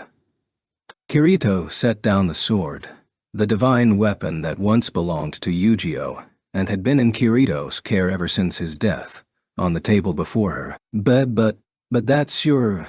She shook her head nervously. Roni understood why she wouldn't want to take it. From the battle against the Pontifex to the very conclusion of the Otherworld War, Kirito's heart had remained closed to the world. He hadn't been able to speak or walk but he had never loosened his grip on the night sky blade and the blue rose sword. But Kirito just grinned and said firmly, "I want you to have this, Tice. You don't have the equipment authority level yet, so swinging it around might be tough, but you can certainly keep it in good shape.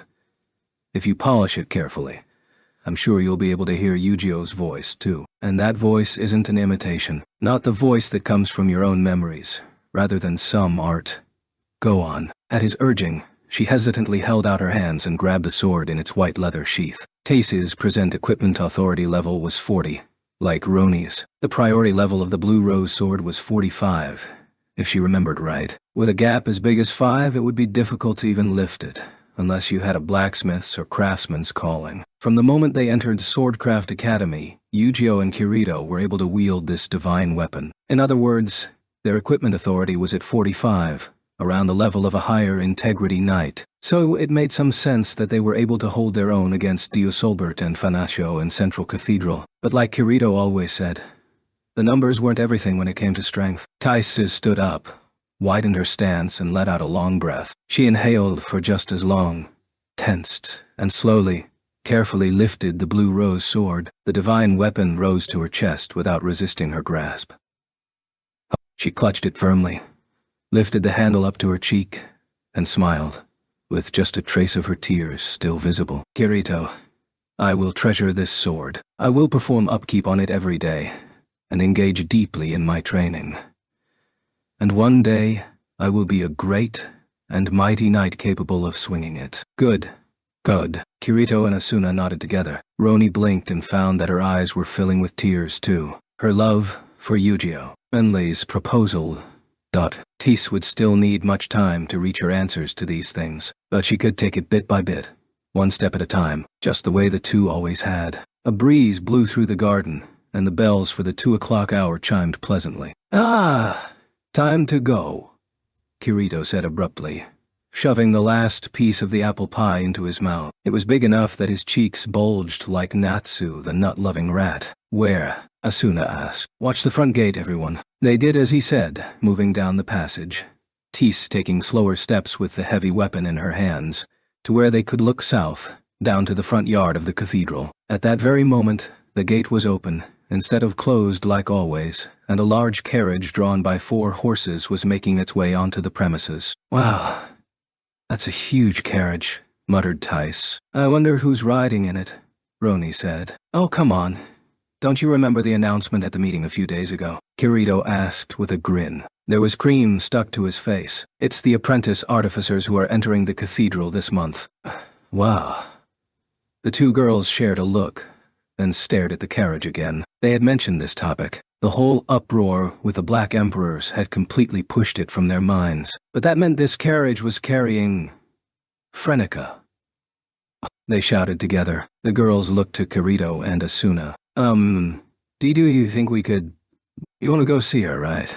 I'll deliver the blue rose sword to your room later. I'm so sorry for the trouble." "Thank you very much," Tice said. She didn't want to let go of the sword for even a moment, but she couldn't run with the divine weapon yet. Roni joined her in bowing to Kirito as he took the sword. "Lady Asuna, thank you for the pie and tea. If you'll excuse us." "Go on now," said Asuna, beaming and waving. They rushed past her toward the staircase. But behind their backs, they heard Kirito say, "I'll go down to greet Selka too." They looked over their shoulders and saw Kirito, blue rose sword in hand, leap right over the railing into the open air. "Oh, hey, Kirito, take me with you," Asuna shouted, jumping after him. The swordsman delegate and subdelegate vanished in an instant. Roni and Tice looked at each other, then giggled. "Tsukigaki, Shimosaki, Natsu were going," they called out. The juvenile dragons chirped, and the rat leaped onto Tsukigaki's back. The 5 of them sped along energetically through the observation deck,